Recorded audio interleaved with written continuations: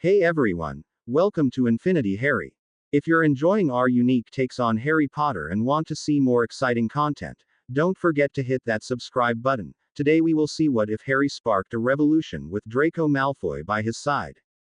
Here is short summary. As war brews and the prophecy looms, Harry rejects the path laid before him. With Draco at his side and the courage to defy everything, ministry, tradition, even fate, they ignite a revolution that could save the world, or tear it apart. But before we start, if you want more stuff like this, then be sure to subscribe and like this video.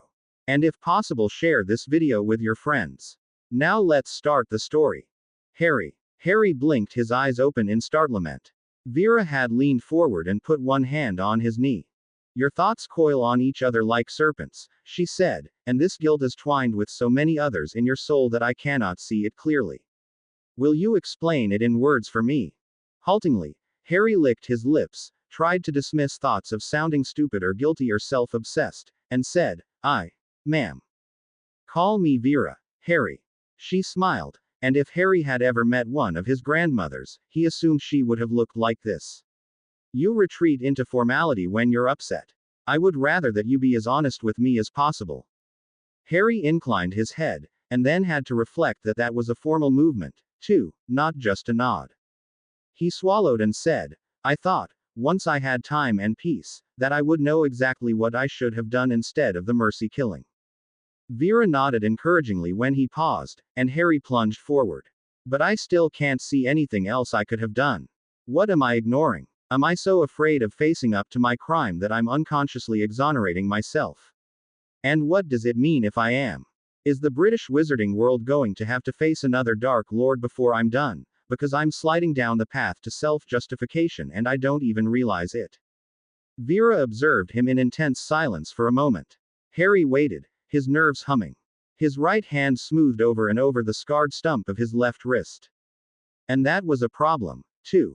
He had decided that, perhaps, it was worthwhile researching the dark curses Bellatrix had used to keep him from getting another hand.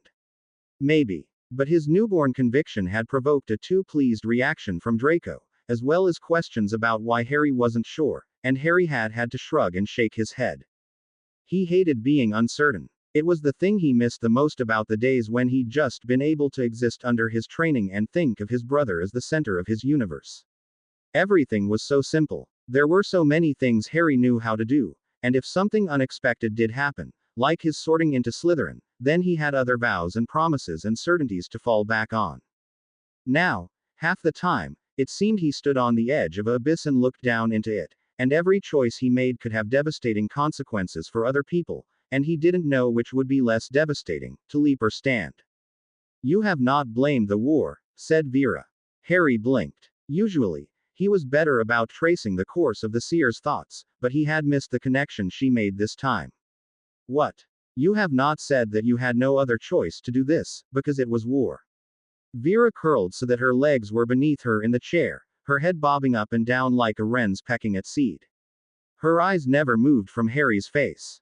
Harry blinked again. Of course not. Why would I? Other people manage to get through wars without mercy killing a dozen children. He shuddered a bit, shaken by his own deep bitterness, and the grief underneath, like black water beneath a layer of ice. Now that he'd started on this, though, he couldn't seem to stop. Even Dumbledore didn't have to do that. The worst he did was set children free who'd been crucified and suffering for days. And he was forced into that. It was Voldemort's doing. And this was not. Vera tilted her head to fix him with one bright, bird-like eye. Harry hissed under his breath and shuffled one foot back and forth. Well, it was Voldemort who set the life web, obviously. And, Vera prompted, voice low. But it was me who made the decision, said Harry. It's not as though Voldemort told me that I had to kill those children myself or he would torture them. He promised that they would live if I went down to him. Did you trust him? Of course not, said Harry, mind calling up images of Snape lying with his right leg unwound into pieces on the floor of the Chamber of Secrets, of helpless muggles lured into the water by sirens, of Voldemort, still looking like a deformed child, biting a piece of flesh out of his chest for the resurrection ritual. But that didn't matter, did it? I wasn't backed into a corner. I still didn't make the choice he gave me. He stopped, with those words ringing in his ears, and blinked. Yes, said Vera softly. And that, I believe, is the difference between you and Dumbledore, Harry, and certainly between you and you know who. If you were already seeking some way to free yourself from guilt, by saying it was entirely the war's fault and people make horrible decisions in war, or by claiming that it was Voldemort who forced you into that precise choice, I would worry more. But you acknowledge your own role in the decision.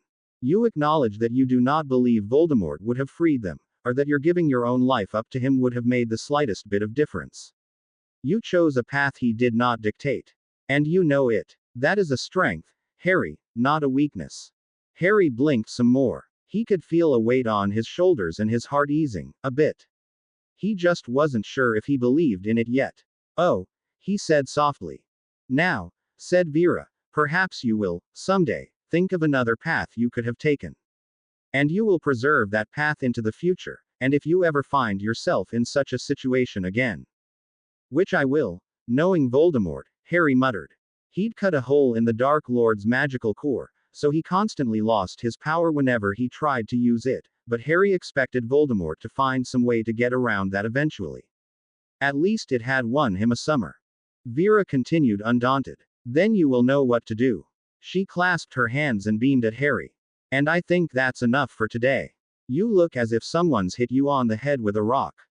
She chuckled. Go find your Malfoy. I think Nina is done with him for the day, as well. Harry nodded, murmured, thank you, and left the room. Just outside the door was a broad, shallow stone step filled with sunlight. Arbutus was basking there, fully 6 feet of shimmering, mirror-colored snake. Harry shaded his eyes against the reflection of the sun from his scales and shook his head. I can smell your doubt. Arbutus's voice was bright, and his tongue flickered out as he lifted his head to look at Harry. What is it this time? Can you not believe how beautiful I am, or how lucky you are that I chose you to be my friend, instead of someone else? Neither, said Harry in Parseltongue, stooping to offer his left arm to Arbutus. The omen snake wound up his arm, around his shoulders, neck, and waist, and stopped when his head was tucked into the crook of Harry's collarbone. Harry stroked his scales as he walked up towards the small house where Draco usually stayed. Sometimes, I am stunned that you're here with me at all, or that I'm here. I wake up and expect to find myself in Hogwarts, or a dungeon where Voldemort keeps his prisoners, and that the sanctuary is a dream. If we were in dungeons, Arbutus disagreed, I would have found a way out by now, reflecting hidden doors in my scales. His body writhed and shifted, nearly blinding Harry for a moment. Harry stumbled on the next step down and reoriented himself to which direction was blue sky and which sprawling roofs of every conceivable color and design. I'm sure you would have, he said. Just don't try to demonstrate it to me while we're walking. Why do humans walk? Arbutus demanded abruptly. Why did you grow legs? We didn't grow legs, Harry said patiently, as he rounded a corner and jogged into the cool darkness of the antechamber to Draco's room. You lost them. A startled pause, and Arbutus said, that's not what the room says. What room? Harry knocked on Draco's door, and Nina, Draco's seer, opened it a moment later, giving him a delighted smile. Draco was just about to send me to fetch you, Harry, she said. If you'll come in. Harry nodded, and listened to Arbutus's reply as he shifted past the slender woman. There is a room that speaks of snake magic, which must still exist somewhere in the world, or there would not be a room that talks about it. It says that snakes were the original creatures in the world. Everyone else comes from us. You grew legs, and you grew skins that you never shed. Why? Ask your room, as I'm sure I don't know, Harry muttered, and then looked up at Draco. He was startled to find him out of bed, and dressed in formal wizarding robes for the first time since he'd possessed Voldemort during the final battle. Draco? He asked tentatively. Draco had not expected to hear such concern in Harry's voice, and some of his pride melted into annoyance. Harry. He echoed the same way, his eyes wide and his mouth round, and saw Nina smile over Harry's shoulder as she shut the door behind her. Draco resisted the urge to smile in return, since Harry would think it was at him. Nina was learning him well in the last few days, especially since Draco could talk to her about Harry as he could no one else, and she would know Draco wanted to be alone with his boyfriend. Harry frowned. You were wounded badly, he said, tugging his hand through his hair. And I didn't know how much progress you'd made in healing the taint. They hadn't seen each other at all yesterday. Draco had slept after an exhausting talk with Nina the day before, and Harry had apparently spent most of the time wandering the gardens with Vera, or sitting in a warm bath and attempting to adjust to the sensation. I no longer need to lie in a bed, said Draco. And there's something we need to talk about, Harry. Harry tilted his head. Really? The word wasn't the most inviting invitation ever extended, but Draco forged ahead. The sanctuary's air tended to wear away at emotional barriers. That was part of the reason Harry's irritation and worry crackled just under the surface, and part of the reason Draco was surer of getting an honest answer when he asked his questions. Yes. You froze when Voldemort threatened me in the Midsummer battle. You couldn't do anything about the sirens, even though you managed to kill those children he held under the life web when his Death Eaters were killing other students, and I don't really think the sirens were less dangerous than the Death Eaters. I want to know what was so different about me. You just want me to gratify your vanity, Harry replied, relaxing. And that's easy enough. I love you, Draco, and you are more important to me than most other people. Even masses of people. He rolled his eyes. Happy. Not at all, said Draco. He had thought this might happen. Harry was misunderstanding the point of his question. What happens if someone else threatens me in battle like that? Aha. He sees it now. Harry had tensed. Then he whirled away and went to look out Draco's window. Draco wondered if he had noticed yet that every mural and tapestry on the walls portrayed a wizard with white blonde hair achieving some triumph or receiving some honor. The seers had chosen well when they gave Draco this room. Harry, of course, tended not to appreciate art until someone ordered him to appreciate it. Draco didn't think he had any idea how beautiful he looked, either. Staring down at the waterfall that cascaded away next to Draco's house, his green eyes narrowed against the sunlight, his arms folded and his back tense enough to break a wall. Then I'll freeze again, I suppose. Draco shook his head and moved closer to Harry's back. Not good enough, Harry. You're going to be a leader most of the time, if only because you'll be the most powerful wizard in almost any battle. And we can't afford to have our most powerful wizard freeze because Karkaroff grabs me. Karkaroff is dead. Draco rolled his eyes. Walden McNair. He's dead, too. Harry glanced back at him over his shoulder. You told me you possessed him and forced him to lead some of the other Death Eaters into a trap yourself. Draco snarled. Voldemort, Harry. If he grabs me, you can't freeze. And no, I am not going to stay behind while you go into battle, he added, when he saw Harry opening his mouth to suggest something. Harry blinked. I would never ask you to, Draco. Oh. Draco had to admit that he might have let his own freed emotions get the better of him there. Sorry. Harry nodded and turned, putting his back to the window and slouching so that his shoulders brushed the stone. Draco hid his delight. There was a point in his life when Harry would never have shown even this degree of relaxation. His gaze on Draco was pensive as he stroked his snake's head. It's all right. I might feel better if you'd stay safe, but you wouldn't. And it's your choice to fight. And I have to admit, Harry went on, a faint smile appearing on his lips for the first time, I like the idea of us fighting side by side like comrades, instead of a soldier out on the lines and a healer waiting behind them. I still stand by what I said after your possession of Voldemort. You were magnificent in that battle, Draco. His gaze was deep and warm, and Draco wished he could bask in it without saying something to snap the mood. Thank you, he murmured. But what about if someone does threaten me, Harry? Can you learn to live with it, to do something besides freeze? Silence, and Harry took his hand away from Argutus and clenched it into a fist. Then he sighed. I'm a leader, he said, and that's not going to change. And you'll be fighting beside me, and that's not going to change, either. I'll have to learn to live with it, won't I? Draco felt a burst of affection and pride and, he didn't know what other emotions were in there, just that they were there. He put out his hand, and Harry stepped across the room to clasp it. Together. Then, he said. In all things, said Harry, and held his eyes, and if he might still flinch away from him when he felt too good, his face showed nothing but sincerity now. Draco grinned at him, and then Harry asked, "How did Nina help you remove Voldemort's taint on your mind?" And they were past the first obstacle that Draco had felt lying between them. There were others, of course. He wondered, even as he talked about Nina telling him clearly what impulses she saw in Draco that were not his own, and what parts of his soul looked like his own to her and which weren't, if Harry was keeping count of the time. They'd been in the sanctuary a week, and it was the early part of July. Harry's birthday was coming up at the end of the month, and so was the second ritual of the 13 in their 3-year courting dance. Draco fully intended to not only have Harry thinking of him and him alone on that night, which had happened on Walpurgis, but to have Harry share in more pleasure than he had managed then. Snape smoothly conjured wooden targets and just as smoothly used his wandless magic to destroy them. He hadn't had any trouble using it since they arrived in the sanctuary. The air, the atmosphere, the very light here ate away his defenses and made his emotions boil to the surface. 2 wooden, human-shaped targets appeared. The next moment, both exploded into splinters, and his magic curved around the room, a fanged beast on a leash. He had dreamed last night. The seers were leaving him alone, as he had demanded, but, as they had promised, dreams came hunting him in their place.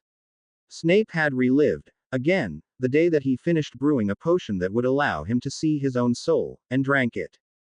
Bang, bang, and 2 more targets were no more. Snape paced to the other side of the room and conjured up a stone basin. It burst apart when he glanced at it. Snape felt a shard sting his cheek, and a small flow of blood appear. A tongue of his magic licked the wound in the next instant, and it flickered and vanished. He had seen what he was. He had seen the knots there, the bitternesses, the absolute and utter tangles of resentment and hatred and envy. It was that sight that had ultimately driven him to join the Death Eaters. What better place for someone with a soul that looked like that?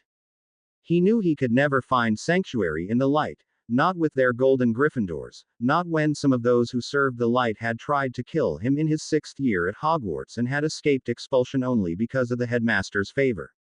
His later confirmation that Dumbledore felt guilty, in part, because Sirius Black had endured childhood abuse that Dumbledore had been unable to rescue him from, did not change Snape's mind. Horrible things happened in other people's lives all the time. But those were attended to. His were ignored. It was the way of the world. He was ugly, inside and out, and the ugly were neglected for the beautiful and the charming. Snape had sometimes wondered how many of Lucius Malfoy's victories were due to innate talent, and how many to the combination of his last name and his white blonde hair. Another pair of targets started to form, but they didn't get more than a few limbs intact before his magic chewed out their hearts. Snape could not cast dark arts spells in the sanctuary, they simply would not work, the peaceful air suppressing them before that could happen, but he could and did use his magic for pure and simple violence that worked against inanimate objects. He paced the room, and then he stopped and leaned his forehead against the wall and closed his eyes. He knew the cause of his latest outbursts. The dreams that had appeared to him so far were in chronological order.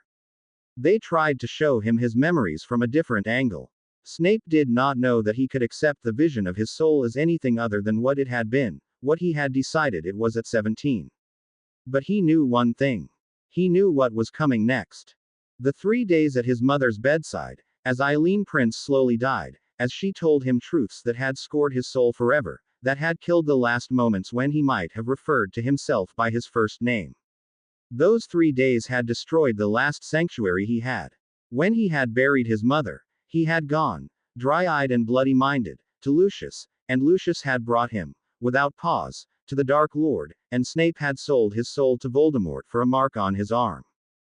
Before those 3 days, he had clung to the idea, pathetic and misplaced though it was, that part of him was worth something. His father was a muggle, a rough and shallow and poor man. But his mother was a pureblood witch, of a line once powerful and even rich. Snape had thought of himself as half pureblood, reared out of their society, knowing almost nothing of their rituals and their dances, forever a stranger in that much, but at least connected to them by blood. A half-blood prince, if he could be nothing else. And then his mother had told him what he truly was. And Snape had gone out to cause pain to others. Why shouldn't he? Pain was the way of the world. He did not want to face those memories again. He would rather hate than fear. He would rather brood on what he had become than remember how he had changed into what he was. He did not want to remember. He rarely did, consciously, another way in which he and Harry were alike. Tobias Snape had left his own scars on Snape's soul, as James Potter had on Harry's. But the scars from both their mothers ran far, far deeper. And both Lily Potter and Eileen Prince had believed they were doing the best things for their sons, in the end. Snape conjured a stone pillar this time. It split down the center, and the pieces went spinning into corners, bouncing off each other with a series of sharp cracks, growing smaller and smaller each time they did so. Snape imagined each one as Sirius Black's skull. Harry opened his eyes slowly. He had not had much trouble sleeping since he came to the sanctuary, and he wondered if only the odd dream, something about a book sparkling as he opened it, with a title that included the word medicamenta, was to blame for his wakefulness now. Someone laughed. Harry sat up abruptly, because he knew that laughter, but it was too late. The bird sitting on the end of his bed, lizard-tailed, claw-winged, red-eyed, tooth-beaked, with feathers that shimmered like an oil slick, had already flown at him and raked its talons down his left arm from his shoulder to his stump. Harry hissed at the pain, and watched as the wounds froze over before any blood could fall, just like every other wound he'd received from the bird. He raised his head to glare as the bird danced gleefully over the end of his bed. "What do you want?" he hissed. "You will not know until it is too late." The words seemed to appear in his mind as if he'd always known them. "I am preparing you, marking you, warning you, binding you." The bird screeched, a more unpleasant sound than its laugh. "We are all bound, you and he and I, and we cannot escape. But I can arrange the bond to my liking. If you would tell me what you are talking about. You could still do nothing. It is not a binding about which things can be done." The bird flew at him, and, as always, Harry ducked. Again came the laughter, and then it faded above him. Harry was left to sit and shake in place, until the steady ache from his arm reminded him that he should do something to heal the wound. He placed his hand on the scratches and closed his eyes, concentrating. Nothing happened, and Harry cursed, voice trembling still. From what he could tell, the bird was a creation of pure magic, and its vicious temper reminded Harry of his own magic just after it had escaped from the Phoenix web, growing to sentience under intense pressure. His magic had been uninterested in anything except punishing his parents for confining it, even though, by then, Harry had not wanted to hurt them. That this creature was interested in hurting Harry. Did I hurt the wizard that it belongs to? Is he imprisoned somewhere, and the only way he can reach me is this? But the bird's been appearing for months. I don't know who it could be. Harry took a deep breath, and sighed. It would mean explanations he didn't like, but he would have to go to Vera and show her the wounds, since his own magic couldn't heal them. They stung like blazes as he slid out of bed, and he tried not to move his arm too much. He did pause on his way out of the room. He had thought he heard a faint scream, as if someone in pain. But it didn't sound again, and so Harry made his way slowly down the terrace steps, wincing as every last one jolted his arm. He frowned as the bird's laughter repeated itself in the distance. The world around him was dark, and close, and hot. The world outside breathed light rain, the coolness of early summer in this part of Yorkshire. But inside, with the fire blazing, and the windows shut, and the deep, sweet scent of sickness in the air, it could have been summer in a jungle. Summer in a fever. Severus waved his wand, and the fire flared higher. He gagged. From the bed came a rattling cough. Severus turned and looked towards it, thinking for a moment that his mother would fall asleep again. A twinge hit his left arm. He rubbed it. There was a black symbol flickering there, smoke and fire, and then it faded. A snake and skull. Severus thought so. And why not? He thought, as he moved to sit on the small collection of pillows not far from his mother's bed. I have thought of that often enough, in the last few days, and the atmosphere in here will affect me. But, there may be no need for that, even now. Lucius had promised him that Severus could be a part of the Dark Lord's inner circle if he desired to be so. But Lucius promised many things, And if there was anything Severus had learned while he was at Hogwarts, it was wariness of promises made with a bright voice, or shining eyes, or, for that matter, half-lidded eyes in which wormwood cunning lingered. Lucius's promises could wait. His mother was dying. It was important that Severus be here, that he see what happened when she did. He folded his arms on top of his legs and breathed in the sickness and the smoke. His head felt heavy. His thoughts drifted. Severus. Severus turned. For a moment, the woman struggling to sit up in the bed, he knew better than to go to her and assist her, made him want to shake with shock. You're dead, he wanted to say, but he knew she wasn't. She was dying. And why did thinking of himself by his first name seem strange? The half-formed thoughts swirled and vanished like the smoke as he watched his mother lean against her pillows.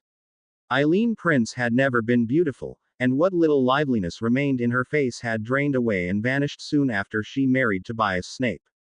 Or so Severus imagined. He only knew what his mother used to look like at all from the 3 old photographs she had shown him.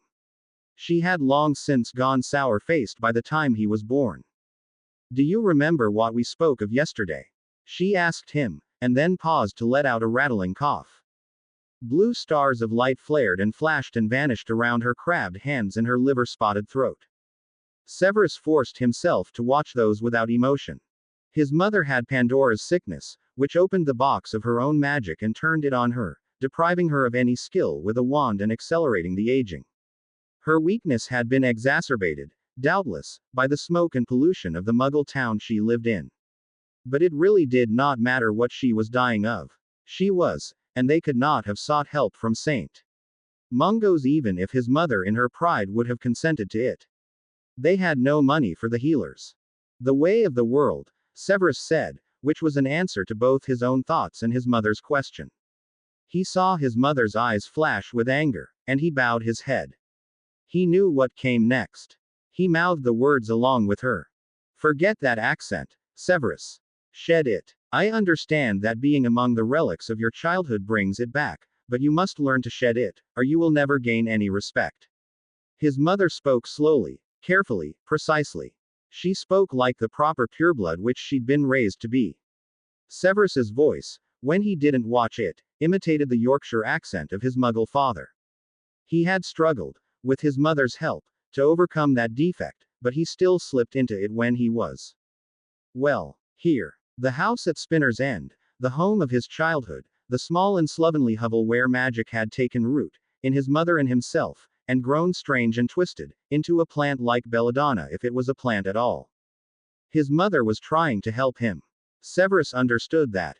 And mingled beneath his gratitude, twined with it, were helpless resentment of the world, that trying to sound different was necessary at all, and helpless resentment of her, that she had never tried to spare him from the harsh truths of the world as other mothers did. She had let him know what he looked like, what his chances were, with his mixed blood, in the wider wizarding world, and how his peers would regard him. He had gone to Hogwarts already knowing what he would find there, though nothing could have prepared him for the sheer malice of Sirius Black and James Potter. And so he had his mother to thank that he had not got hurt more yet, but he also had her to hate for never having any illusions of a comfortable, safe, tame world to lose. She had taught him to see with clear eyes. Hatred was more common than love. Behind all the grand illusions were common, petty secrets that others would kill to keep because of their pettiness. Honey and flattery were the sweetest poisons, and should never be swallowed. I understand, he whispered. Good. Eileen stopped and had to close her eyes for a moment. Severus lifted his head to study her. Her breath wheezed in and out of her lungs. A white star danced on her lips, then burst apart in a shower of sparks, and her coughing eased. By that, he knew it would not be long. Pandora's sickness, like the woman for which it was named, let hope free from the box last of all. I want you to understand one thing more, Eileen continued. You have no claim to being pureblood, Severus. Severus did not know how long it was before he whispered, what? His heart seemed to hang motionless in his chest, like a slug plunged into a jar of salting solution. His memories danced through his head. Memories of his mother telling him that his father could not understand him because he was magic, and because he came from a much nobler, older, purer line than anything a Muggle could dream of. teaching him to write his name as Prince, and not Snape, telling him legends of dark purebloods and implying that he had a place among them. She had taught him to consider himself as pureblood in spirit. They would always scorn him, but he could honor them, and that meant the tie between them was never truly lost. You have no claim to being pureblood, Eileen repeated, slowly, in that manner that said she knew he was stupid sometimes, but there was no excuse for that. It was the voice she had used until Severus finally managed to go cold. You're half-blood, and half-muggle at that. That's as good as being a mudblood to most of the wizards who matter. She let out another loud wheeze, and fell back against her pillows. Severus blinked into the close, hot darkness. You said that I.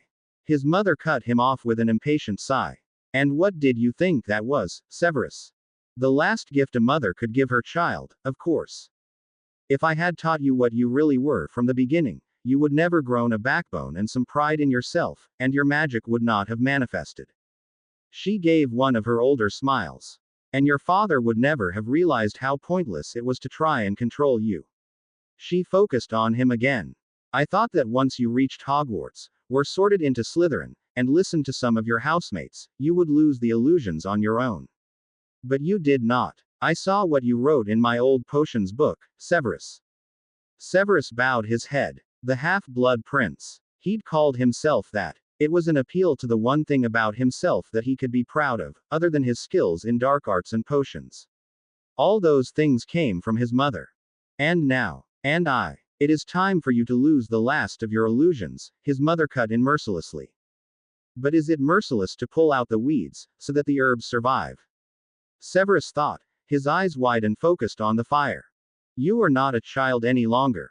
You should have stopped being a child long since. You are not pureblood, Severus, not a prince. Neither are you a filthy mudblood wallowing away in the sty, not even aware of what more there is to aspire to. I taught you to look upward at least, thank Merlin. You are an ugly, wizened, tough survivor. No one will ever care for you for yourself. If they pretend to do so, it is only another illusion, because who can love someone who only possesses useful skills, and not beauty or blood right? But they might pretend to love you and lure you into a trap because of it, out of hatred. You have seen that. You must fight for a place, and never stop fighting. You must never yield. You must never think of yourself as a prince, because then you would go easy on yourself, and begin to believe that you deserve things you cannot have.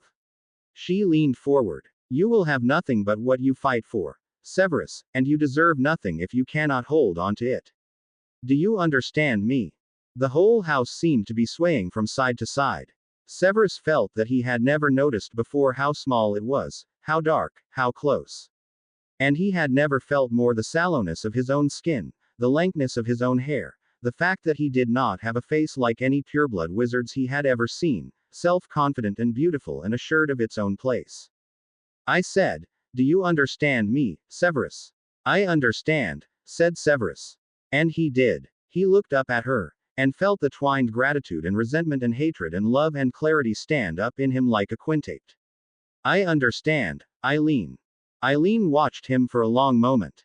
Severus stared back at her. He felt as if he were seeing her for the first time. Cross and sullen she might be, but she was pureblood. The blood flowed in her veins and made her shine. She had a place. It was no wonder it had taken her so long to get through to him. He was a half-blood, and inherently deficient of understanding. But he would have to hide that and gain understanding, wield his intelligence like the double-edged sword it was, in order to make sure that no one pureblood ever found out his weakness and used it against him.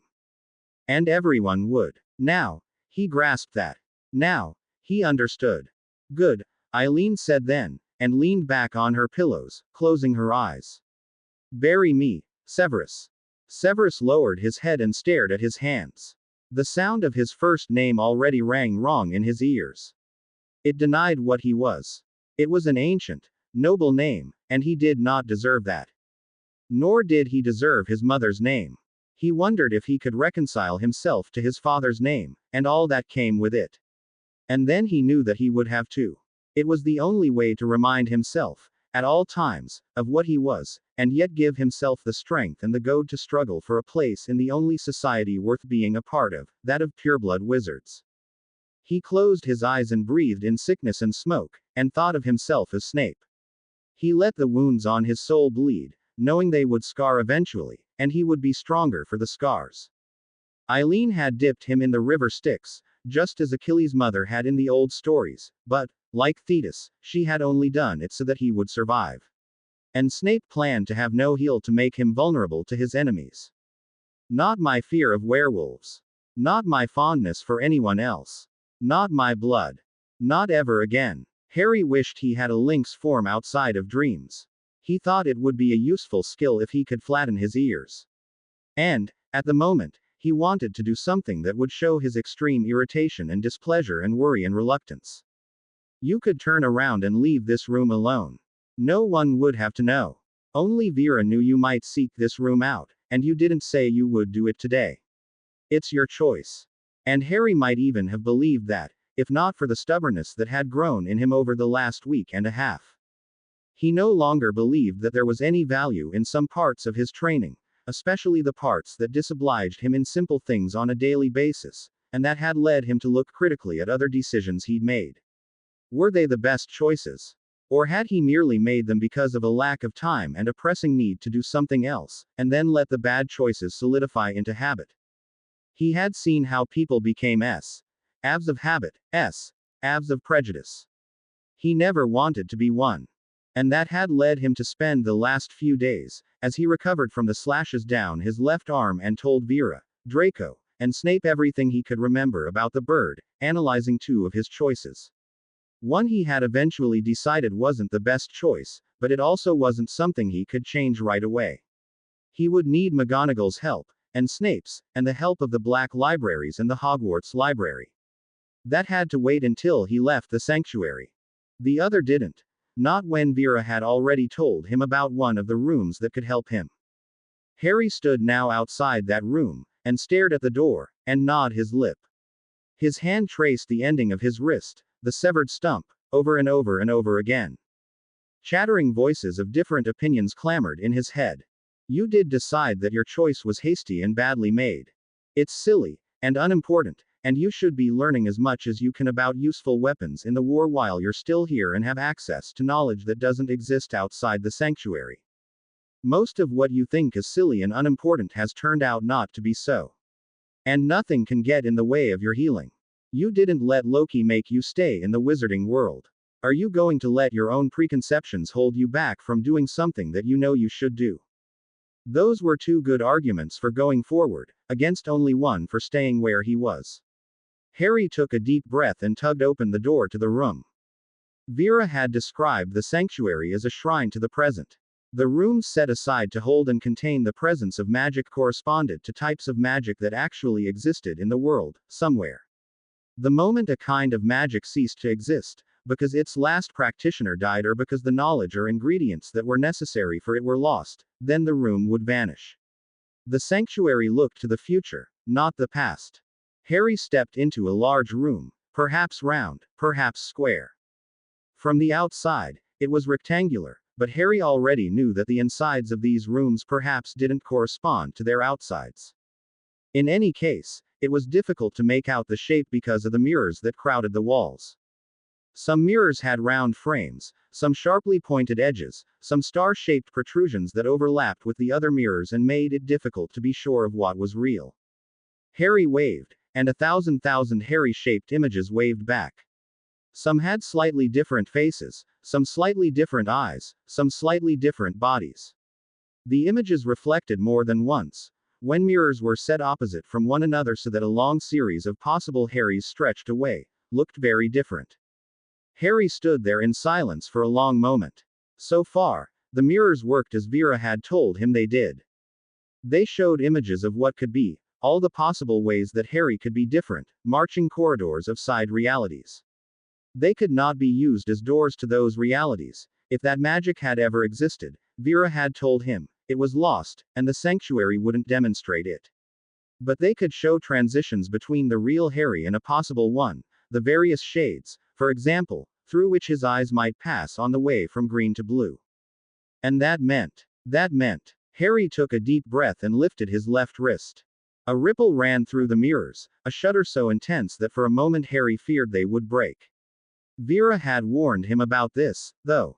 So long as he kept his left wrist low and at his side, out of range of the glass, it might be anything, the possibility was undefined.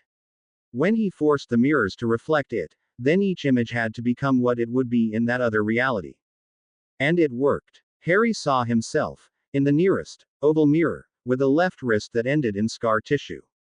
When he turned his head, he saw left hands, left hooks, images of himself with an intact left hand and a missing right one, and, more than once, a wing or a flipper on that limb. He blinked, then forced himself to look away from those strange, beguiling images into one of the ones with the left hand.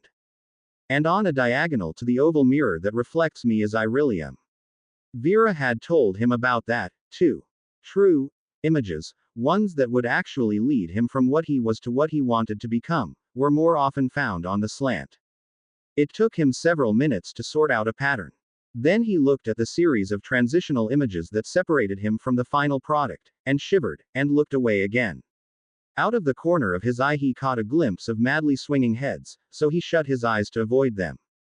There were 10 images between himself and the Harry with the left hand who still looked almost exactly like him. Only 10. Harry made himself look again. Each of the first 3 images had a smaller shimmer of dark magic above his left wrist. The fourth one had a star of dark magic there, probably, Harry thought, the last curse to burst, or the deepest one, which would take more effort to break than the others. The fifth one simply had an ordinary, scarred wrist. The sixth and the seventh one had shadowy images of left hands, and the eighth and ninth possessed hands that they held gingerly. The 10th image looked completely comfortable with both his hands, and caught Harry's eye with a solemn expression that, Harry imagined, did not look completely terrified. It might be the same expression on his face right now. He controlled the impulse to just walk out of the room. Instead, he studied the really important images, the ones that detailed the curses, so that he knew what he could expect them to look like at each stage of the breaking. Arbutus could help, of course, by reflecting the hidden spells in his scales. Harry would just as soon not set out to break one and then have it warp in a different direction, though. And knowing Bellatrix and her insanity, he couldn't say that wouldn't happen. Then he turned and paced quickly to the door, lowering his eyes so that the dizzying army moving with him partially faded from his sight. Only 10 steps, and I can have my hand again. He shut the door of the room and leaned against it. A light, misty rain fell in the sanctuary this morning. Harry could hear birds calling that he hadn't heard before, energetic cries that seemed to praise the rain and the coolness and even the gray of the skies as part of a good life. He had examined his reasons for not trying to regrow his hand, and decided they weren't good ones. He would look weak. There were many other ways that he might look weak to his allies, including the kind of emotional breakdown he'd experienced over the dead children during the siege, and he was working to heal those wounds. He didn't have time. He had time if he made it. He didn't want to make it seem as if that was something he cared about, when many, many other things mattered more. Well, that last was still true. But Harry hadn't been able to say why he felt that way. Why should regrowing his hand be less important to him than making sure that Ignifer, for example, won free of the infertility curse her father had placed on her? He didn't have a good answer for that. His gaping terror of being selfish wasn't a good answer. And he had to be more selfish, to stop himself before he broke down as he nearly had before he came to the sanctuary, or they would lose the war. So here he was. He would try to break the curses and regrow his hand. He shook his head and moved quickly, sharply away from the room. He wanted to go watch Draco eliminate some of the taint on his soul with Nina's encouragement, or help Snape brew a potion. He wanted to listen to Arbutus ramble on about his own beauty, which he was more concerned with suddenly, or listen to the soft hisses of the many snake as she conversed in half-understood fragments. He wanted to do anything that didn't focus on himself. Draco smiled when Harry slipped into his room behind Nina, but didn't take his eyes from her face. Likewise, Nina nodded a welcome to Harry, but the words she spoke next, soft and soothing, were to Draco. I can see your soul as a jeweled construct, with emerald and opalescent wheels. Of course it's jeweled, said Draco, and had the delight of seeing Nina smile back at him. Harry raised his eyebrows in confusion. Of course he would. He tended to respond too seriously to Draco's arrogance, while Nina treated it for what it was, one more game to play or waltz to dance. Draco had often done the same thing with Narcissa when he first began his lessons in pureblood etiquette, and had always enjoyed them more than his father's more formal efforts to drill him in the same things. It would be, Nina murmured, nothing less than the best for a Malfoy. She squinted thoughtfully off to the side, as if she were looking at his left shoulder. Draco hated it when she did that. It reminded him even more forcefully that she could see things he couldn't. That was annoying enough when it happened with Harry, and Harry was at least stronger, magically, than he was. Draco wondered, not for the first time, what he would see if he possessed Nina.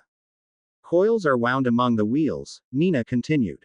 Springs. Clockwork. All of them are dark, the same shade of gray. I can tell you what I think they are, and you can tell me which one doesn't belong. Draco nodded. They had done this before. He had to admit, it was interesting to learn all sorts of things about himself that he would never have suspected before. He saw Harry lean forward, and took the opportunity to set his shoulders back and lift his chin, determined to make both Harry and Nina proud of him. Nina narrowed her eyes now as if squinting against the sun, and said, one is the impulse to prove yourself regardless of what you might have to do in the process. She smiled again, her expression growing brighter. I think I should know that that one is your own. Draco inclined his head, his own eyes and cheeks blazing with his amusement. Harry shifted again, briefly catching his attention. Draco caught a glimpse of a very intriguing emotion in his eyes, but he couldn't take the time to study it, because Nina was droning on. One is the impulse to grow without restraint, to have so much magical power that nothing can stop or check it. Nina lost her smile first, and then the playful tone to her voice. Could that one be a legacy of your encounter with Voldemort? Possibly. Draco could remember times when he had felt the impulse for himself, though. At one time, little had mattered to him but matching Harry in magical strength. He had called on an ancestor to give him that power, with what seemed, in hindsight, perilously little research and horrendous impatience. But, on the other hand, he thought he had subdued that idea. Voldemort would not have. Nina nodded, and went on. Then there is the impulse to cause pain to others. She didn't say anything else this time. Draco squirmed in place, his cheeks flushing. What kind of pain? He asked. Can you tell? There are many different routes to it. The seer folded her hands almost primly in front of her, as if to say, whatever she had seen in her own soul when she looked at it, this had not been there. It might be pure sadism at some points along the coil. It might be the simple desire to irritate someone with a hex who's irritated you with a hex. It might be a wish that someone would go away and stop bothering you or your Harry. Draco nodded. Well, he should have expected that. He would have been more horrified and ashamed if he had a simple soul, one where he could pick the right answer every time Nina had a question. I don't think the sadism is mine, he said. I do want revenge, and I do think my Harry should take it more often than he does. Another shift in his peripheral vision, but I don't take that much pleasure in watching someone else suffer. I take much more satisfaction in knowing that they'll never hurt me again. Very well, then, said Nina, and eased backward on the rug she'd spread to sit on. So, you are ready. I am, said Draco. He braced himself as Nina brought forth a small mirror she'd pulled from one of the sanctuary's rooms. Merlin knew which one, since Draco so far hadn't had much time to go exploring. The mirror had two halves, one that bulged outward and one that rippled backward into the frame. Nina tilted it so that both halves reflected his face and pulled her wand from a pocket of her robe. Vitrum reaps, she whispered, and gestured. Draco's face rippled as if someone had thrown a stone in a pool of water. Draco reached forward with his own magic, his own mind, at the same moment, grasping at his thoughts, pulling them and tugging, using the image in the mirror as a stabilizing point. This was reality, this was truth, and he would make himself into the Draco Malfoy whose image he saw in the mirror. It would have been impossible if he hadn't had the possession gift. But part of learning to possess others had been learning an exquisite consciousness of himself, where his thoughts ended and another's began, primarily. He always needed to be able to tell what was him in another person's mind, so that he didn't accidentally sabotage his own plans. The only reason he couldn't heal himself of Voldemort's taint was that the slime had gone so deep into his soul. He had to look intently at one point of his own mind before he could see the incongruities. Nina had pointed him to the right one this time, he thought. He found a twisting, alien bit of presence in the part of his thoughts devoted to pain and revenge, and he carved it out of himself with relish. As always, he directed it down the path of his thoughts towards his mouth. He had to expel Voldemort from his body somehow, and though, strictly speaking, he could have imagined the dark taint as a mist that would float away and leave him alone, it was easier this way, to think of it as mingled bile and poison he spat out. He opened his eyes as his mouth moved, and saw a splatter of saliva blossom on the mirror. A moment later, it turned black, and he saw the quivering, caught worm of Voldemort's presence. He nodded and sat back, beaming at Nina, who beamed in turn and cleansed the mirror with another wave of her wand. Draco imagined he could hear the worm screaming as it burned. That delight in pain is all my own, he thought. I think it's time that we stopped for today, said Nina softly, rising to her feet. Draco wondered if she was stopping solely for his sake, or for Harry's, or perhaps for her own. You've yanked out 3 tendrils, and it's harder and harder for me even to see a place where others might be hiding. I think you're almost healed, Draco. Draco inclined his head, accepting the glad news, the more glad because he knew the seers wouldn't chase him out of the sanctuary just because he had healed. He could still stay here until the end of the summer, and he could focus more on Harry once his own mind was cleansed. Just don't forget what my soul looks like, he told Nina as she made her way to the door. You won't ever see something that beautiful again, and it should remain to brighten your life when I'm gone. Nina rolled her eyes and shut the door. That confirmed Draco's belief that she'd stopped the soul seeing for her sake. Unless she was deeply tired, she always came up with a witty retort of some kind. Draco went at once to the couch Harry had taken a seat on, capturing him with a key, and an arm around his shoulders before he could stand. Harry blinked, dazed, and then his face broke into a bright grin. Draco, he exclaimed, you're moving faster than you were yesterday. Yes, bloody finally, Draco groused as he sat down. I still don't think bed rest was the cure for me once my headaches ended. He caught Harry's chin and tilted his face towards him. Harry bore it, looking patient. Draco frowned. That unfamiliar emotion he'd thought Harry had expressed earlier was gone, and only entirely familiar affection and exasperation looked back at him. Well, perhaps talking about Nina will bring it back. The way she helps me is wonderful, isn't it?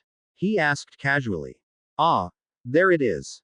The emotion traveled through Harry's eyes like a comet across the night sky, and then he was nodding and agreeing, but Draco sat close enough to him to see what it had been. Harry, he said, and he tried to keep the delighted purr out of his voice, but he couldn't, he really couldn't. Are you jealous? Harry blinked, then said, honestly, Draco, of course not. I don't believe that you'd ever sleep with her. Besides, he added, standing and slipping out of Draco's arms, for all I know, you don't even like girls that way. Oh, I don't mind them, said Draco, leaning back on the couch and watching Harry's tense shoulders. He shouldn't hide from this. We're supposed to be letting down our barriers and showing our emotions anyway. You're the one I like, Harry. But you wouldn't get jealous over bed sharing, anyway, when we haven't even shared one. You're jealous because she can see part of me that you can't, aren't you? I am not jealous. Draco laughed at him. Liar. Harry glared at him over his shoulder. I am not, he said. You need her help to heal, Draco. It would be unworthy, not to mention stupid, for me to get jealous over that. He frowned and trailed his hand over the edge of Draco's bed. Well, jealousy often doesn't have a rational basis, said Draco comfortably. He patted the couch next to him again. Why are you on the other side of the room? Come sit next to me. I don't want to. And now he's pouting. This is wonderful. Draco would have thought it worth coming to the sanctuary, and coaxing a reluctant Harry to come with him and away from a war-torn wizarding world, for the sake of this alone. Yes, you do, he said. Or you did a moment ago. But now you think that you shouldn't be jealous, and you're, what? Punishing yourself by denying your urge to seek out my company. He saw Harry stop moving. Then he turned around and glared at Draco again. If I didn't know that seeing can't be taught, Harry said, I would say that you'd been taking lessons from Nina. Or Vera, perhaps, since she's my seer. You still don't like someone seeing you that well, said Draco, and shook his head. He couldn't name the emotion that welled up in him. He decided to call it protectiveness, because that made a good name. Get used to it, Harry. I intend to know all of you before I'm done. I'll change, said Harry, his voice soft. Draco wondered if he even realized what he was saying as he examined Draco intently. I'll change, and then you won't know me anymore. And the same thing will happen to you, and to Snape. Harry checked himself. Well, I think it'll happen to Snape. Maybe not. I've never seen someone so determined not to change. I'll read you anew, then, said Draco, and stood. He walked slowly across the room to Harry, who stood watching him come. Draco clasped his wrist and rubbed gently at his forehead, over the scar that marked Harry as the real recipient of Voldemort's killing curse. What is it, Harry? Do you really think that I'll wake up someday and just decide to give up on you? No, said Harry. Then what? Harry sighed. I still understand why someone would want to see you and love you better than I understand why someone would want to see and love me. He tugged at Draco's grasp on his hand, then forced himself to stand still even before Draco could ask for it, and shook his head. And that's the truth, he said, sounding half unnerved. No matter how stupid it sounds, there it is.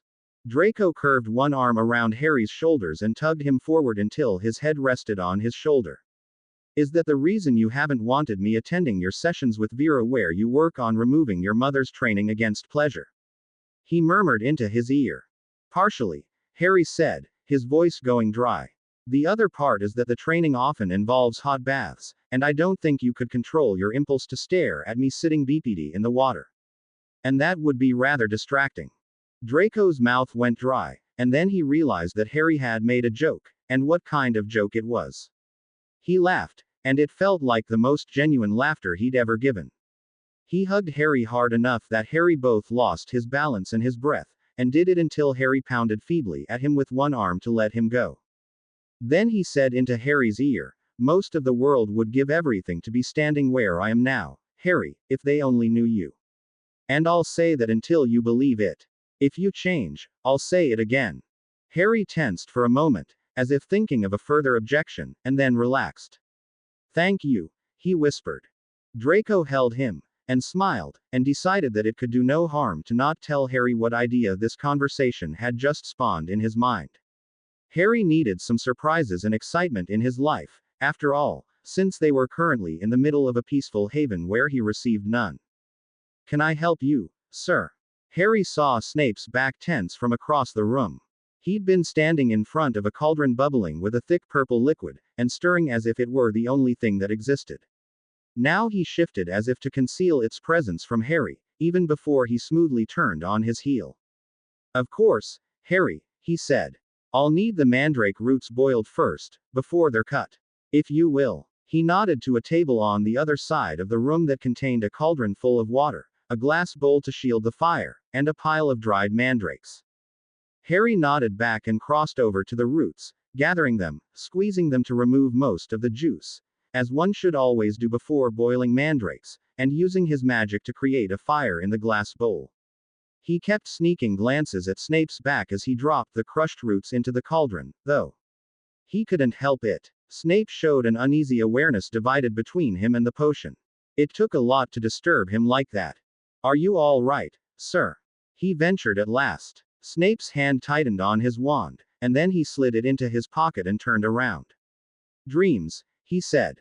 Harry blinked. What? He crushed the latest mandrake root so hard that stinking juice ran out over his fist. He winced. I am healing through dreams, said Snape, voice flat. I refused to allow the seers to help me. The sanctuary sends dreams in that case, images that dig up the buried emotions and memories and make me reflect on them from a different perspective. He laughed. It sounded like something breaking. Or that is what is supposed to happen. In the last nightmare, I lost myself so completely to memory and bitterness that I never knew it was a dream until I awoke. His hand rose and began to caress the sleeve that hid the dark mark, almost absently. And that is less than helpful when healing, he said. His voice was clinical and dry on the last words. Almost, Harry thought. It shook on the last one. That alone made Harry more concerned for Snape than he had ever been. Please, sir, he said quietly. He put the mandrake root he was handling down completely and faced Snape, but didn't try to move closer to him. From the way he was staring off into the distance, and the soft, constant buzz in the air around him, Harry knew Snape's wandless magic would try to open his belly or his throat if he got close now. And Snape had enough emotion to carry, that was plain, without adding guilt to the mix. I think you should talk to the seers. If Joseph is too much like Sirius, he didn't think the man was, personally, and it was just Snape's blind hatred and bias talking, but Snape had fastened on an insistence that yes, he was. I'm sure there are other seers who would talk to you. Snape abruptly blinked, and the buzz in the air died down. Harry hardly had time to draw a breath of relief before Snape was shaking his head. What, sir? Harry asked. I should not have told you, said Snape, voice and face empty. You are healing. You should think of your own soul and thoughts, not mine. He turned, and the way he swept towards the cauldron moved the air so much Harry caught a faint whiff of the purple liquid inside. He wrinkled his nose. It smelled awful, and completely unfamiliar, which meant Snape was probably inventing something new. I will bear the dreams alone. Thank you for your advice to talk to the seers. It makes sense. Should the dreams overwhelm me, I will seek their assistance. Harry narrowed his eyes. No. Snape glanced at him over his shoulder, face still blank. No. What? No. I think what you're doing is unreasonable. Harry folded his arms and scowled at Snape. This is the exact kind of thing you're always warning me against doing, concealing my wounds until I have no choice but to get help because I'm drowning in my own blood. You scolded me out of it when we had to coordinate the battle at Hogwarts. I would scold you out of it now, but I think you could find an answer for every one of my taunts. So I'm just telling you that I think it's reckless, stupid, and hypocritical of you due to this. He paused, just long enough to let the impudence have the most impact, and added, Sir. Snape's eyes burned with something wild and dangerous. Harry had not seen this before, but he had felt it. When Snape came to rescue him from the storm his own magic had raised at the end of his second year, when his mind had been broken in shards and Snape had had to use legilimency to help him rebuild it, his own magic had unfolded around him in response to the dark power Harry was calling. This was the Death Eater's edge, the man Harry thought had prepared himself to kill, and, before his crisis of conscience, had enjoyed every second of it. I will handle my healing on my own, Snape snarled. I am an adult, Harry, and fully aware of my own beliefs and choices. Harry snorted. Of course you are, sir, he said. That would be why you carried a childish grudge forward 20 years. You still don't see my brother for who he really is, thanks to living in the past. You still hate Sirius and compare people to him who are nothing like him. You still carry a fear of werewolves that you've transmuted into hatred, rather than overcome. And I think that you only struggled to overcome your hatred of my father because you knew that, otherwise, I would see what you did for me as revenge on James instead of justice for me. All of those are absolutely lovely examples of adult behavior. As he watched Snape's face flush with rage, Harry had to reconsider his idea of whether he possessed enough sarcasm to taunt his guardian out of his childish obsessions. Get out, Snape said, and one of the knives he'd placed beside his own cauldron whizzed across the room and buried itself to the hilt in the wood beside Harry's head. Harry glared at him. Do you really think that impresses me? He asked. One nice thing about being a Lord-level wizard is that magical temper tantrums pale next to what I can do in battle. Another knife flew. Harry doubted that Snape was seeing him at the moment. He was panting, his face livid, his eyes staring into another time and place. Harry conjured a shield that bounced the knife, and cocked his head. Talk to Joseph, sir, he said softly. I don't blame you for this, not any of this. But I've finally decided that healing is important, you see. That means everybody's healing. I'm going to be just as stubborn about this as I am about the issue of forgiveness and reconciliation, or rights for magical creatures. Do you really want to be on the opposite side of an issue from me that I'm that determined about? Get out. The words were low and ugly, and this time Snape's cauldron rose from its base, slowly revolving. Harry rolled his eyes and did. The determination remained in his head as he walked down the steps towards his own room. Idiot. He taught me those lessons. And now he claims that he'll hide and rage and scream but refuse to seek help. Idiot. No, he won't. Snape knew he should apologize to Harry. But it took him hours to work up the barriers with which to do it, to make sure that the rage lay down, tamed and still, to wrap his emotions with rocks and sink them to the bottom of the occlumency pools, to forget the urge to snarl when he thought about Harry's words and what they had done. He made himself cool and composed, as he had been when he was a spy among the Dark Lord's ranks, and went to Harry's room. He found Harry reading, alone, unless one counted the tiny gold and green cobra coiled around his throat and the silvery omen snake dozing at his feet. Snape did not, knowing neither of them could understand English. The many snake did lift her head when he came in and give him an unfriendly hiss. Harry hissed back, and the cobra at once wound into place again, as motionless as a metal ornament. Harry stared at him expectantly. Snape stared back, narrow-eyed. This wasn't the boy he had been expecting to find. He knew Harry had not understood his outburst and what drove him to speak as he did earlier, and so he knew Harry's words to him could not have been planned. He had expected contrition, startlement, perhaps a demand for an explanation. Harry just waited. Snape snarled, at both himself and Harry, and said stiffly, "I apologize. I should not have thrown objects at you, no matter how angry I was. It is inexcusable treatment when dealing with an abused child." He inclined his head, feeling as if his neck were physically objecting to the movement. "You shouldn't have," said Harry. "But you have a reason for it. The air of the sanctuary is wearing away at you. What are you feeling? What events are you reliving in the dreams?" He leaned forward, and though his searching green eyes did not carry a Legilimens's probing touch, they were intense enough otherwise that Snape felt unnerved. "I do not need to tell you," Snape said. Despite his best efforts, his voice was descending into a growl again. "Nor should I. You have your own healing to concentrate on, and receive assistance with." Harry uttered a dry laugh. "And because of that, you think we should simply play the roles we always have? I heal, or try to, while you herd me along and retain your own implacable, frozen stillness." He shook his head. "It isn't working, sir. Can't you see that? If you had quieted the ghosts that haunt you, you would never have lost control this easily. I know how thick your walls are. I don't think they're simply weakening in this place, whatever the seers may believe. I think the emotions that are rising are so powerful they can't be dealt with any other way." Snape folded his arms. "So he thinks he knows me." He ignored the uncomfortable twinge that said Harry probably did know him, as well as anyone living could claim to. Dumbledore had known more, but he had scoured Snape's mind for evidence of his motives when Snape came to the light. And his mother.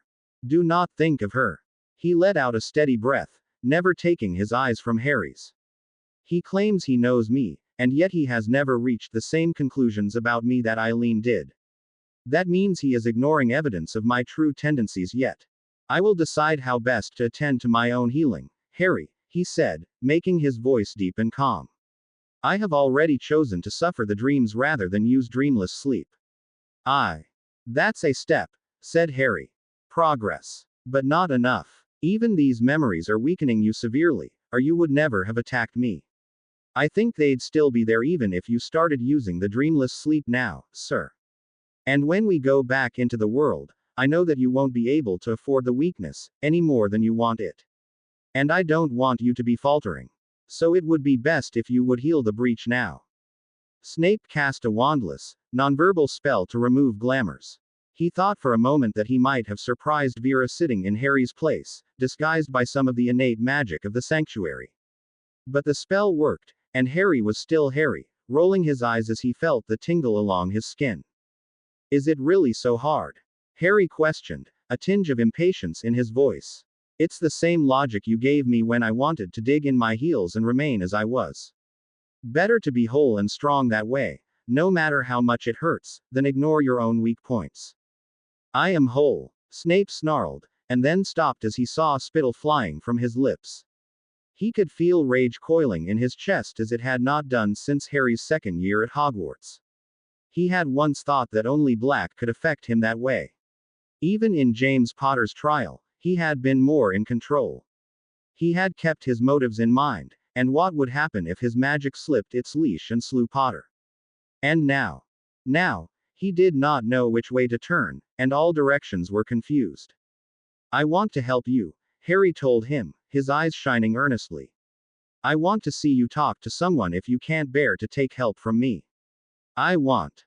And it is not fair that you should be playing an adult role, shouldering adult burdens, Snape said, in what was not quite a shout. Harry actually snorted at him. What the F? Does fair have to do with any of it? He asked. We live in the world as it is. No, perhaps I should have been coddled and cuddled and spared any responsibility, but as it is, that didn't happen. He shrugged, never taking his eyes from Snape. So I'll do what I have to do, and that includes both healing and helping you. What makes you think that you have to do it? Snape could feel the world around him tumbling faster and faster, as if he were on the blade of a sword a master swordsman were spinning in his hands. Harry blinked. Because I love you. Obviously. In Snape's state, the words were not ones he could hear and not react. His magic made the walls of the room shake. The omen snake raised his head and hissed, his long body flexing. The many snake actually slipped down Harry's shoulder before he spoke to her in Parseltongue and she stopped. If you really want to do it that way, Harry said. And his magic answered Snape, with a jolt that welled up out of the stone under Snape's feet and shook him back and forth, touching nothing else in the room. It felt like a springtime river in flood, bold with an impatient power that Snape had never encountered even in the Dark Lord. I'm stronger than you are, Harry reminded him. You can't convince me to back off that way. His tone was sharp, but it was affection that made it so. And the world was a mass of dizzying light and emotion. Snape turned and ran. Harry nearly rose to go after him, but then checked himself as he heard the hissing, like a hive of hornets, that accompanied Snape. His magic would lash out wildly now, and once again, he would only blame himself once he returned to sanity. Harry did write a swift note to Vera, advising her to keep guests and seers out of Snape's way for the evening, though he thought they would probably know if they were at all magically sensitive, and Snape would probably return to his room and conjure things to destroy soon, and waved it in the air. A white dove appeared in moments, holding out its foot, to which a message tube was already attached. Harry smiled at it as he slid the note into the tube. The doves were the sanctuary's owls, condensed out of the pure magic that filled the air and given many similar duties. Take this to Vera, if you would, he said. The dove flapped its wings and gave a bob of its head and a quick coo, and soared away. Harry watched it go, then sank back down in his seat, shaking his head. Why is he being stupid? Arbutus demanded, flowing up and sitting beside Harry, which meant several silver coils overlapped the couch with another two to spare, holding Arbutus's head at the height of Harry's face. Because he's afraid, said Harry. Ah, Arbutus turned and looked along his scales. Well, I am not often afraid, but you are. So it must make sense to you. It did, Harry thought. But he no longer felt like letting fear control his life.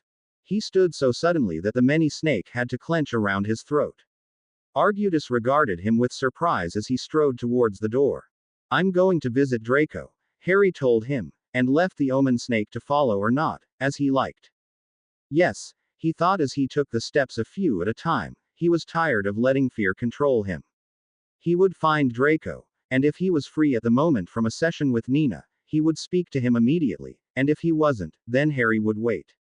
Either way, he wanted to talk to him. He wanted to tell Draco he was going to regrow his hand. Harry sighed. Yes, I promise I'll close my eyes and try to enjoy this like a good little boy. He met Vera's gaze and held it until she gave him a slow nod. Her bare feet made soft slapping noises as she walked around the rim of the pool towards the door. You might want to think, Harry, she said calmly over her shoulder, why it is this part of your training that you resist overcoming, more than almost anything else. I know, Harry muttered, as the door shut behind Vera. I don't like it because it's silly, both to think about and because I have to put so much effort into overcoming the smallest parts of it. The more effort I have to exert, the more frustrated I get, and the more likely I am to give up. But he'd said that to Vera already, and she had simply watched him with serene eyes and asked if he wanted to stop trying to overcome his training. Harry had told her no, and so they'd progressed through childish, in Harry's opinion, reports of what a pear tasted like, and whether Harry liked a cool breeze or a warm one on his face better, and what chocolate actually tasted like to him, when he was forced to slow down and think about it carefully.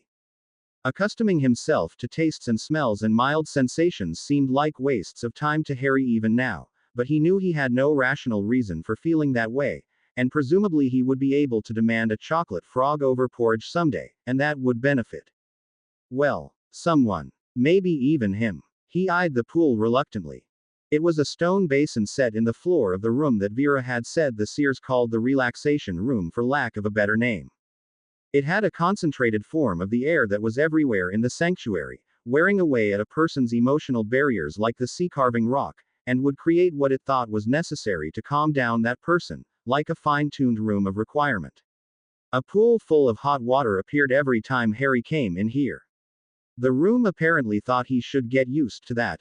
No, more than that, take pleasure in it, before it would give him anything else. Harry was still having the most problems overcoming the training his mother had given him to avoid touch. He could tolerate a few minutes of hugging, or the light touches from Draco that he had grown accustomed to.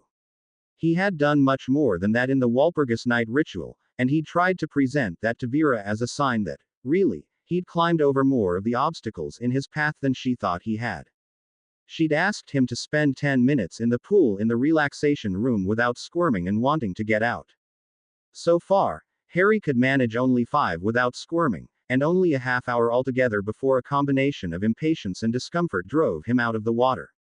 There were so many better things he could be doing, not least seeking out the kinds of rooms in the sanctuary that centered on magic he wanted to know and studying that. He was going to try for a full hour this time, though. So he promised himself as he unhooked his robes with the help of his hand and the semi-permanent levitation charm that always hovered around him. He'd make it a full hour, and talk to Vera about it without rolling his eyes. Then she would let him do things that were actually useful. He shrugged out of his shirt and trousers, as well, trying to ignore the shrieking in the back of his head. He felt far too vulnerable this way, especially in a strange place. He'd almost grown used to it in the Slytherin bedrooms at Hogwarts. He wanted to ward the door, or, better yet, collect his discarded clothes, put them back on, and make a dignified exit. Well, I can't, and I won't, he thought, as he finally lowered himself into the water. The pool was more than big enough to let him stretch out.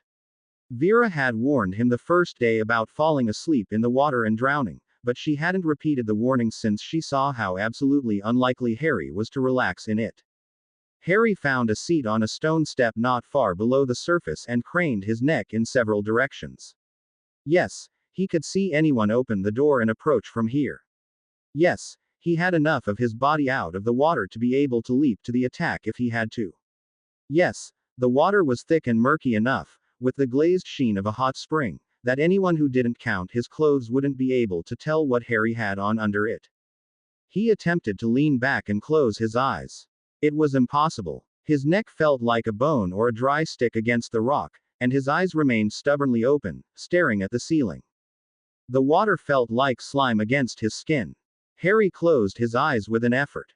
He forced himself to remember how Lily had trained him to this, creating a warm sensation and then a disgusting one right after it, or soaking him with cold water and then having him dry out slowly, rather than with a charm or by being wrapped up in warm blankets and bustled to bed.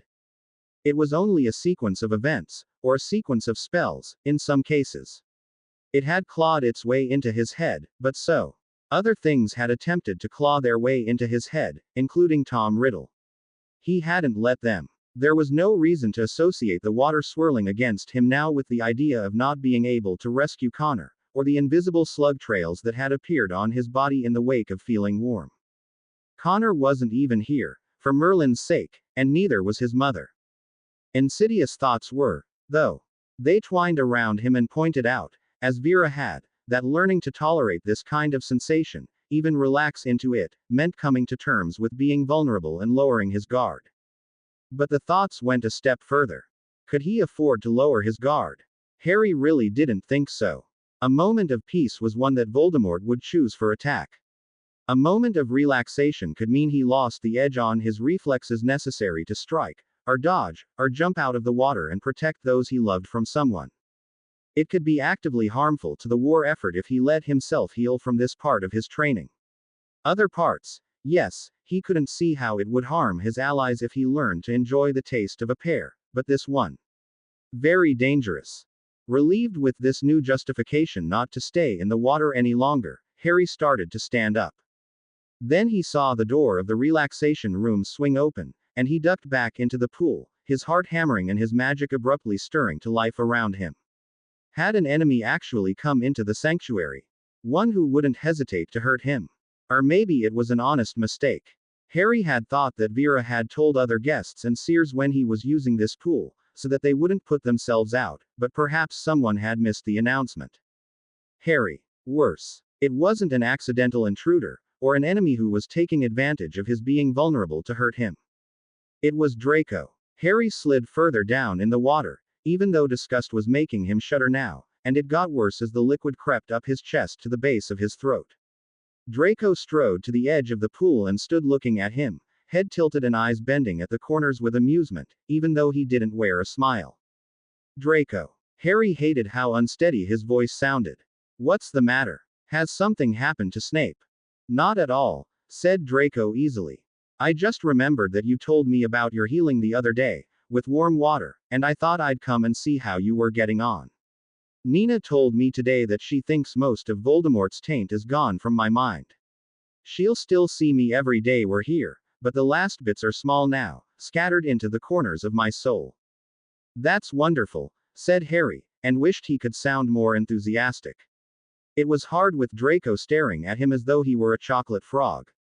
But, Draco, I'm not comfortable with having you here.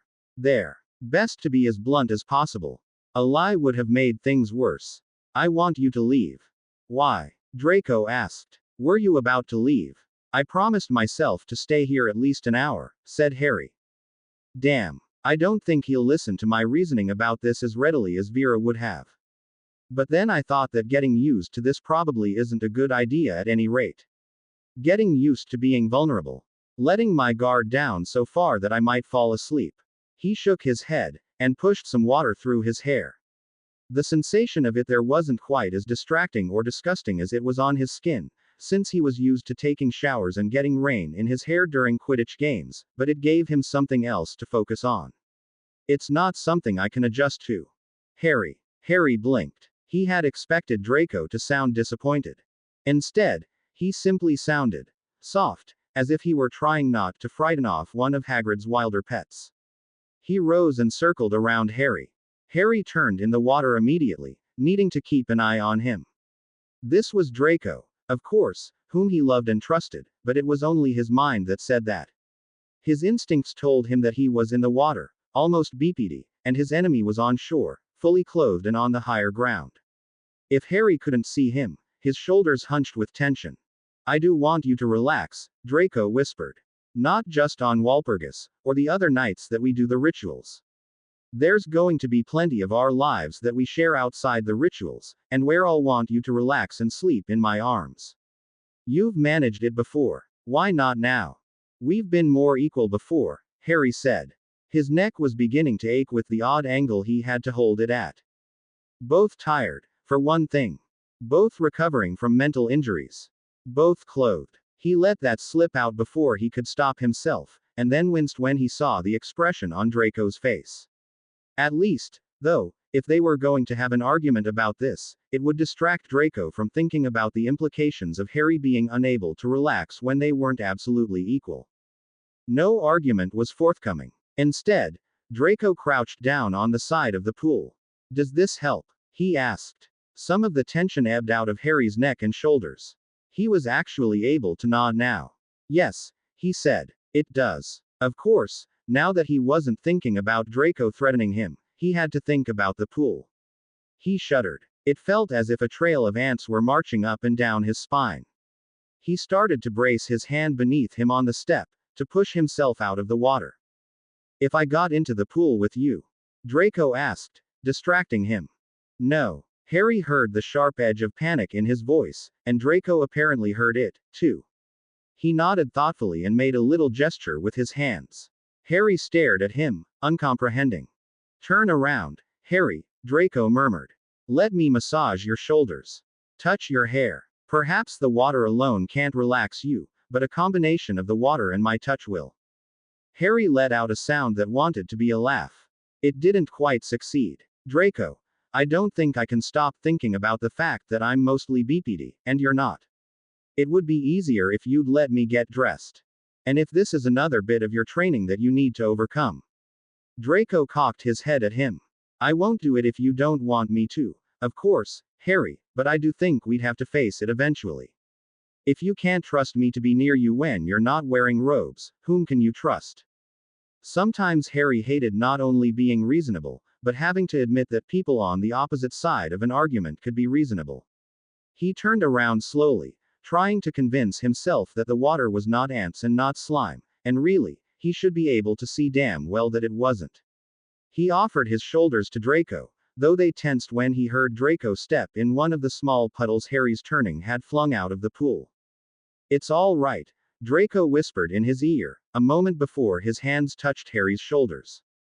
It occurred to Harry that if he got his left hand back, he could do this kind of thing to Draco, too. He snorted in spite of himself, in spite of the fact that Draco's fingers rubbing over his bare skin only felt rough, strange, not good. There's a new motive for wanting my hand back. Revenge on Draco. You're at an awkward angle, Draco complained. Could you move? Harry turned and glared at him, though that was hard. He mostly caught a glimpse of blonde hair and bowed head. You could move, he said. Draco glanced up at him and waited. Harry realized, then, that shifting position would bring him higher on the step and show off more of his bare skin to Draco. At least, it would if he moved to the right. He could always shift to the left and pretend that he thought that was the direction Draco meant. He beeped in his breath through his nose.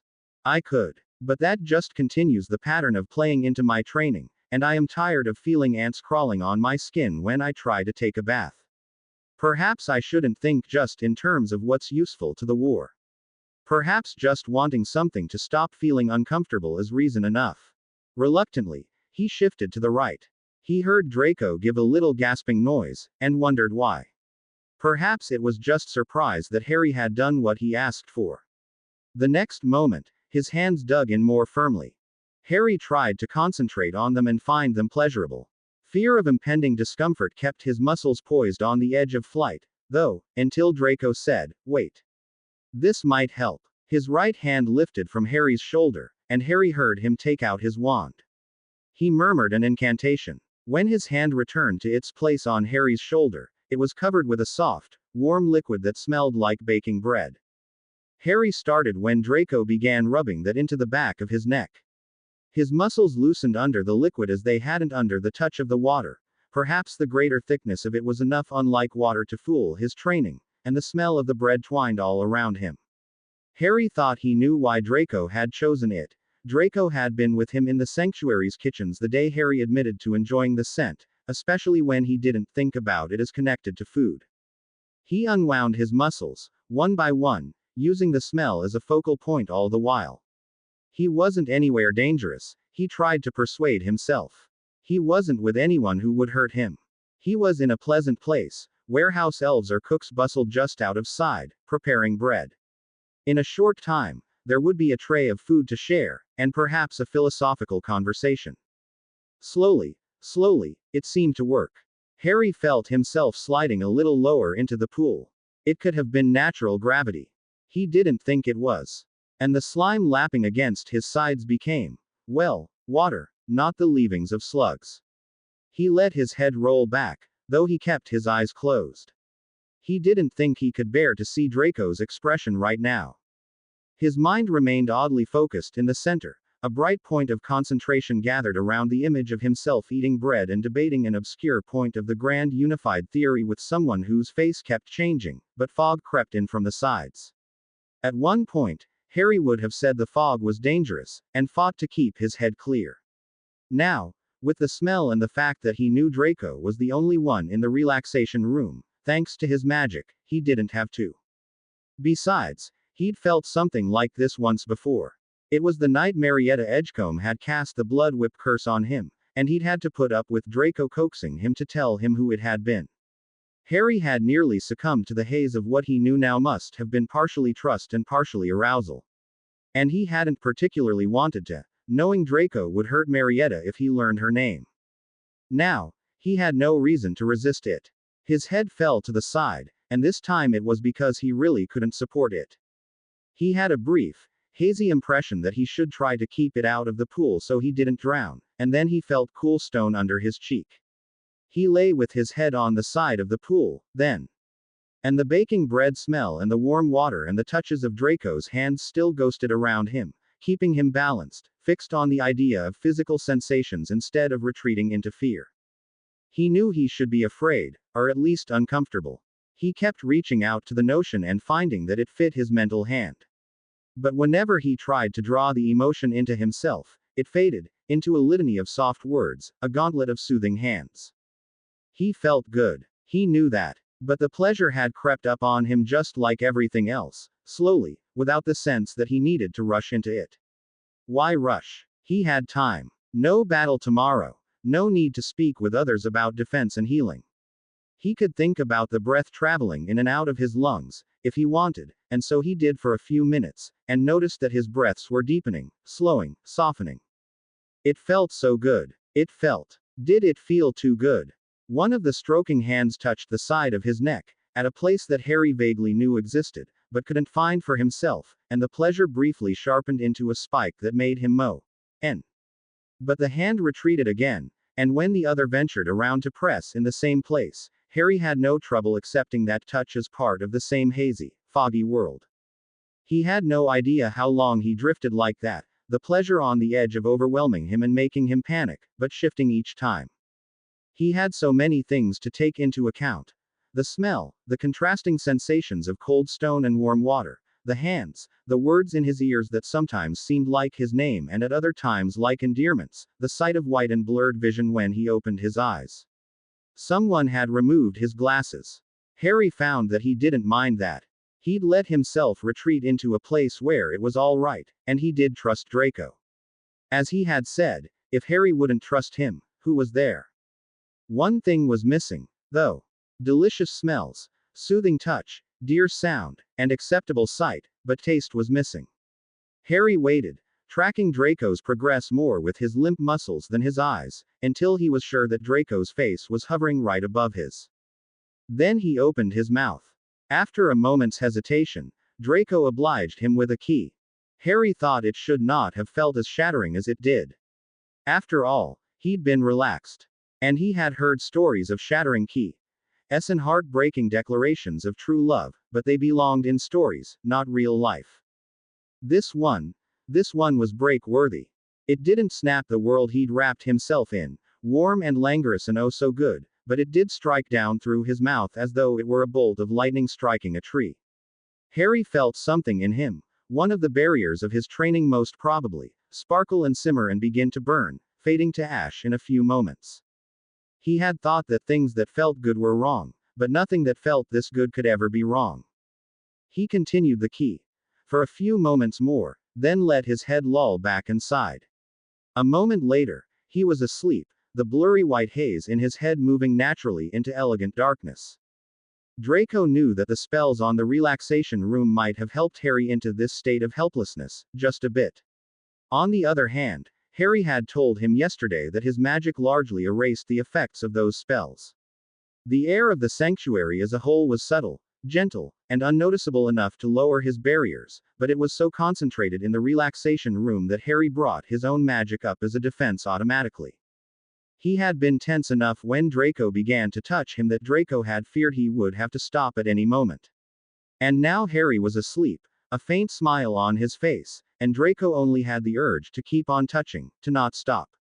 He reminded himself sternly that it would be much more fun when Harry was awake to share in the touching that didn't stop, and gently pulled Harry out of the pool, casting a lightening charm on him when his body dragged with unexpected weight. Then he stood up, letting himself notice those details Harry ordinarily frowned at him for noticing. The soft way he drew in his breaths, the way his hand sagged to the side as if he didn't need it ready to cast a spell or hit anyone, the quiet darkness of the lightning bolt scar beneath his fringe. Draco hadn't seen that scar a bright red since the day of Voldemort's defeat, very nearly a month ago now. He took that to mean Harry really was healing, the sanctuary's distance from the rest of the world cutting off the Dark Lord's attempts to reach him. If he can reach him, at all. If he's trying. I wouldn't want to try and reach the wizard who cut a hole in my magical core. Draco made his way gently towards Harry's room. And he let himself remember that, too. The wizard in his arms right now was also the one who had willed a werewolf out of existence because that werewolf was attacking Draco, and had cut a hole in the core of the most powerful Dark Lord to exist in centuries. Draco didn't know if that was a contradiction, or if he was just lucky that Harry could embody both those extremes and not explode. He tucked Harry into bed just as he was. He thought Harry deserved to have the sensation of cloth on bare skin, for once. Then he wrote a swift note to leave on the bedside table, detailing some things he'd planned to tell Harry about the next courting ritual but hadn't had time to give him before he fell asleep, and went to fetch Harry's robes, shirt, and trousers. He felt a deep, quiet satisfaction that seemed to leak into all his limbs, and his head was up, and the morning air smelled fresh and sweet in a way that had nothing to do with the sanctuary's last 3 days of heavy rain. Draco wondered if this was what it was like to be in love, and used to it. Harry tapped his fingers against the sleeve of his robe, and wondered if Draco would come. Then he told himself not to be an idiot. Draco wouldn't have let 2 broken legs and a broken arm keep him from attending the next ritual in their 3-year courtship. Harry hated to admit, as he paced back and forth in front of the room's golden doors, that he needed this ritual just as much as Draco did. It would make a nice holiday from endless rounds of reasoning with Snape that just pushed him right back into the same corner. Harry was fairly sure the dreams were becoming worse, and that Snape hadn't spoken to anyone about them. That just made him more irritated and defensive, though, and the more he lost control of his emotions, the more determined he became to keep them under lock and key, and the more he lost the ability to do so. It had exploded today with Snape trying to tell Harry that he never wanted to see him again. Harry had had his own magic repeat the words back to Snape when he was done yelling, and Snape's face had turned the color of old cheese. Harry had told him, quietly, that he knew Snape didn't mean it, and then turned around and left. It was his and Connor's 16th birthday, the 31st of July, and, perhaps not coincidentally, Harry thought Draco's selection of this particular form of courtship depended greatly on the dates. The day before the old holiday of llamas, a quarter of the way around the year from Walpurgis. Harry had noticed a peculiar shine to the sunlight today. Given what Draco had told him about this particular ritual, that didn't surprise him. And he had chosen a room in the sanctuary to celebrate in, since the choice of place was up to him, which reflected the importance of sunlight. There you are. Harry turned with a faint smile. Draco was hurrying down the stairs from the terrace above, fussing and adjusting the collar of his robe. He wore dark blue, the color of starry night, outlined with silver, the color of the moon. Harry wore dark robes as well, but the hem trailed and flashed with gold. Draco paused and studied him. He nodded. Good, he said. Then his voice adopted a formal cadence. We bring the light of stars and moon into our celebration with us, but on this day, perfectly poised between midsummer and Mabon, both bow before the sun. Harry saw a faint tracery of fire spring to life in the air next to them, like a lighted candle. In a moment, it raced around them both, enclosing them in a golden circle, away from the rest of the world. He inclined his head to Draco, and stretched out his hand. We can celebrate in the light of the sun, he said. But we can also celebrate by taking the sun into our hearts. Will you come with me, Draco, and bring the sun inside 4 walls, where it belongs? Draco's smile was unexpectedly tremulous. He clasped Harry's hand, and said, I will. Harry turned, and raised an eyebrow. The golden doors of the room he'd chosen swung open before them, and he guided Draco inside. Draco hadn't been in this room since Harry had chosen it. That was part of the agreement. In fact, this part of the ritual was under Harry's guidance and control, both because the courted partner had to control it, and because it was his birthday. He didn't know what he had expected. A room full of mirrors, perhaps, the ones that Harry had told him had helped him find a way to heal his hand. That would be worth their ritual, Draco thought. They would see their true selves reflected amid a myriad of other selves. He was curious to see what kind of worlds his presence standing beside Harry guaranteed or made possible. Instead, they stepped into a room that at first seemed long, low, and dark. Then Draco realized it probably only felt that way because of the light that shone in the center of it. So intense was its radiance that everything outside it seemed cramped in comparison. "Come, Draco," Harry whispered, words which weren't part of the ritual but which didn't disrupt it either, and drew him forward. "What?" Draco broke off as the source of the light came closer. A pool of golden liquid lay in the floor. Draco didn't know why it should have impressed him so much. After all, he'd seen something quite similar, and larger, at Silver Mirror, the Black family home Harry had inherited when Regulus Black went into the family's portraits. And that pool had bled golden liquid down chains to light lamps, no less. This pool, though, was wilder. Draco could see that from the curving arcs that leapt from it and fell back down as soft, hot rain. Or perhaps not so soft. The pool's surface parted under their impact, and the drops themselves appeared to sink into deep wells. And dark spots flickered and danced on that surface, too, randomly appearing and disappearing, and Draco could feel the warmth increasing as he approached, so that sweat ran under his formal, heavy wool robes and made him shift uncomfortably. "What is it?" he whispered to Harry. Harry gave him a keen glance. "The ritual said you were supposed to trust me." Draco shut his mouth, and let Harry leave him on the near side of the pool as he paced around to the other. He eventually halted opposite Draco. At that moment, the pool became aware of them. Draco gasped. He had felt something like this only once before, with the courting room at Hogwarts that would show a couple their happiest possible future. There, though, the room's magic had simply reached out to their minds, drawn forth a possibility, and reflected it.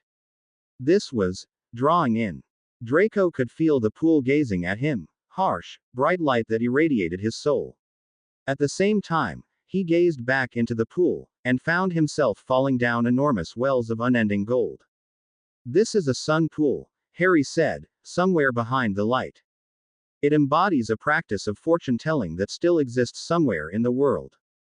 Vera told me the seers think it's among wizards in Canada. The seers are blind to everything except the sun, but they can see the future accurately reflected there, in images instead of prophecies. More accurate than what Trelawney does. And it reflects the actual surface of the sun as it exists, sunspots and explosions and all. I thought, when you told me that we needed to come to a place that would let us see the light and dark within ourselves, that it was perfect." Draco let out a harsh breath. He still saw nothing except light, so brilliant that he feared what would happen to his eyes when he looked away from the pool. "And does it make us blind to everything except the sunlight?" "No." Harry's voice was gentle, amused. "Look at me, Draco."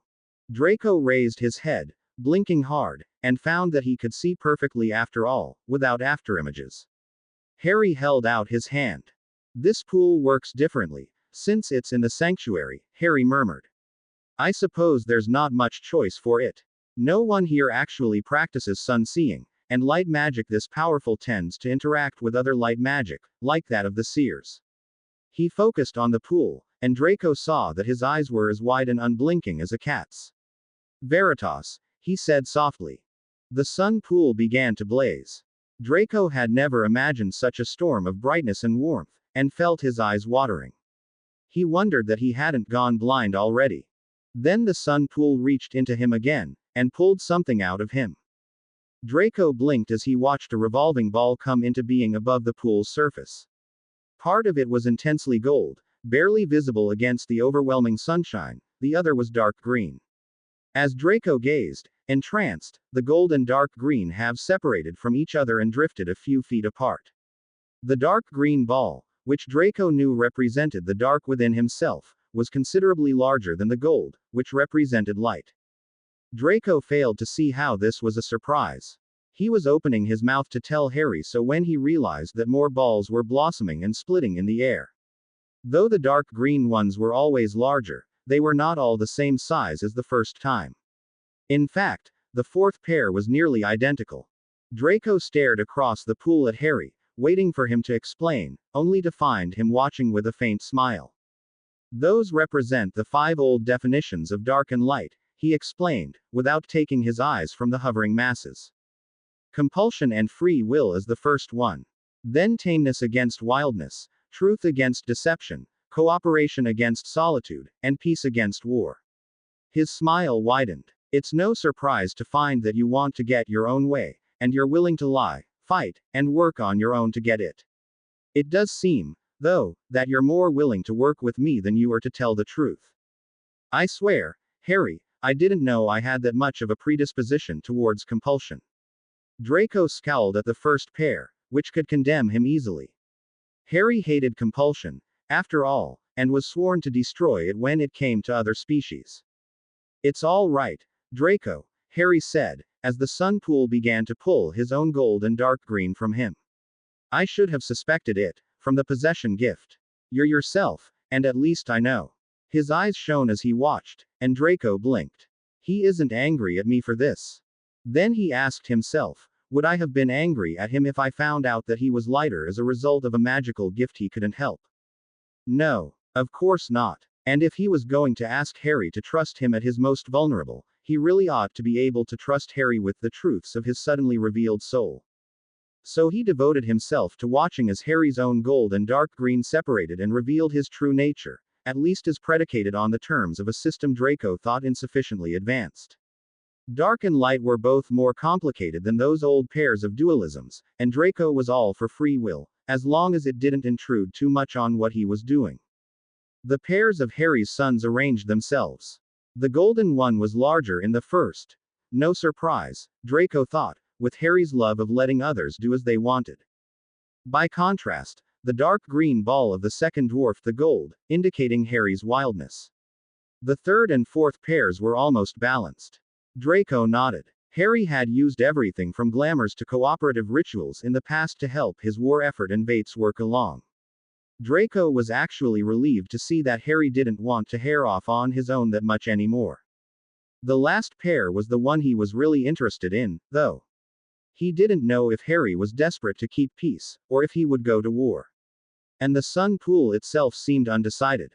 The pair of gold and dark green orbited each other for a good 2 minutes before they broke apart. The dark green ball was slightly larger. Draco blinked at Harry, who nodded back to him, his mouth set in a thin line. That's another decision I made and thought you should know about, said Harry. I don't like the idea of it. I would much rather accomplish everything I have to do by peaceful methods. He cocked his head at the sun pool. But that measures not only intent, but emotions, rationality, and will. And it knows that I have the will to carry a war or a revolution forward, if it's the only way. He let out a shuddering breath. And I think it is. Draco shook his head, and then walked around the pool with rough steps. They had seen each other as they were. Harry had done his part in this ritual, arranging that Draco could hug him if he wanted to, and he did, burying his face in Harry's neck and breathing deeply of his scent. Harry embraced him back, sounding a bit bewildered. Draco, are you well? I didn't know if you would find it in you to go to war again, after killing those children, Draco whispered. The scent of sweat tickled his nose. At least he knew Harry hadn't been entirely unaffected by the heat inside the room. I thought you might be broken, and I'd have to coax you along. Harry let out a heavy sigh. I still hate the idea of it, he said. That's a wound that will never totally heal. But I have to work on healing it while pushing the war forward at the same time. And I've decided that I can't let myself be pushed by fear of anything, Draco, not when fear is the only driving motive. That means that if, say, the Ministry uses violence against the werewolves, and they aren't only trying to imprison those who bit others or defend innocents, I have to push back. They can only go so far and no further. Do you know how long I've been waiting to hear you say those words? Draco whispered into his ear, working his hands beneath Harry's robes. Why those words? Harry's voice had gone slightly breathy. Because, Draco said, lifting his head to catch Harry's eyes, it means that you finally trust yourself enough to use your power the way it should be used. Not to rule the world, No, and not to manipulate everyone the way Dumbledore tried to do. But you can fight for what you believe in, and you don't think it's unfair anymore that you're a Lord-level wizard and most of your opponents aren't. Harry smiled faintly. No, I don't. He tilted his head. I'm ready to fight, Draco, and ready to use my magic to back up what I say. Draco laughed aloud. There was still some of the ritual left to go, a few promises to one another, and of course he had to give Harry his birthday gift, but he was thinking more, at the moment, about the sensation lifting and expanding in his chest, a soaring sunrise or a phoenix. Finally. King finally he'll be what he always should have been. Not a lord in name, but he'll fight for what he wants. And he'll change the world if people insist on being stupid and not changing it themselves. And he'll show anyone who underestimates him what he really is. He met Harry's eyes, and grinned. He knew it was a vicious smile, but Harry seemed to take it in the spirit in which it was given, because he returned it. Draco barely contained the urge to howl like a werewolf. And I'll be right there fighting at his side. June 30th, 1996. Dear Harry, I won't send this letter to you, because you need to heal without being troubled by the outside world, as Peter puts it, and anyway, the owl would take weeks to get through the shadows. But I wanted to write it anyway. It smooths me out, gives me a sense of balance to be able to pretend I'm talking to you, even if you can't talk back. I can imagine you nodding and watching me, and that helps. I'm all settled into Lux Eterna now, and Peter came with me. I can't believe how different the wards are, now that the house is linked to me instead of to, the earth. I think it's calmer. It doesn't snap at everyone and have wards stalk everywhere the way it did when it belonged to James. I can be angry and not have the house get angry with me. I think that's a huge improvement. The first day here, I explored some of the hidden corridors and the doors we couldn't open when James owned the house, and I showed Peter the room I'd found the sword in. You remember, the sword I used in the battle that talked to me and muffled my thoughts so I could kill. You didn't like it. I still think it's useful. But Peter didn't like it, either. He frowned and shook his head at the room, and asked me why I thought our ancestors, whoever they were, blocked the room off. I told him I didn't know. Maybe they just wanted to keep the sword from falling into the hands of anyone unworthy. Peter said, the sword's dangerous. Well, of course it is, I said. It can kill people. Peter turned and looked at me. You know me, Harry, I don't have the best memory, I leave that for Hermione. But I remember the way he looked at me, and the exact words he spoke. And that's the reason you think it's dangerous? He asked. His voice had gone all soft, like he thought he had something to tell me. I scowled at him and said, I remember the exact words because I was so angry. If you mean that I should think it's dangerous because of the compulsion, then yes, I also think it's dangerous for that reason, too. I had Tom Riddle in my head for 5 months and Voldemort himself teaching me compulsion, even if I didn't know. I know that things like that are dangerous. But it could kill people both ways. It stabs them with its blade, and it could kill their free wills by putting its compulsion in their heads. I know what's that like, Peter. I might not have seen physical battle very much yet, but I've seen lots of mental battlefields. That's something I've never really tried to describe to anyone, Harry. The 5 months I spent trapped behind my own eyes because Tom Riddle was in my head and I couldn't tell anyone about it.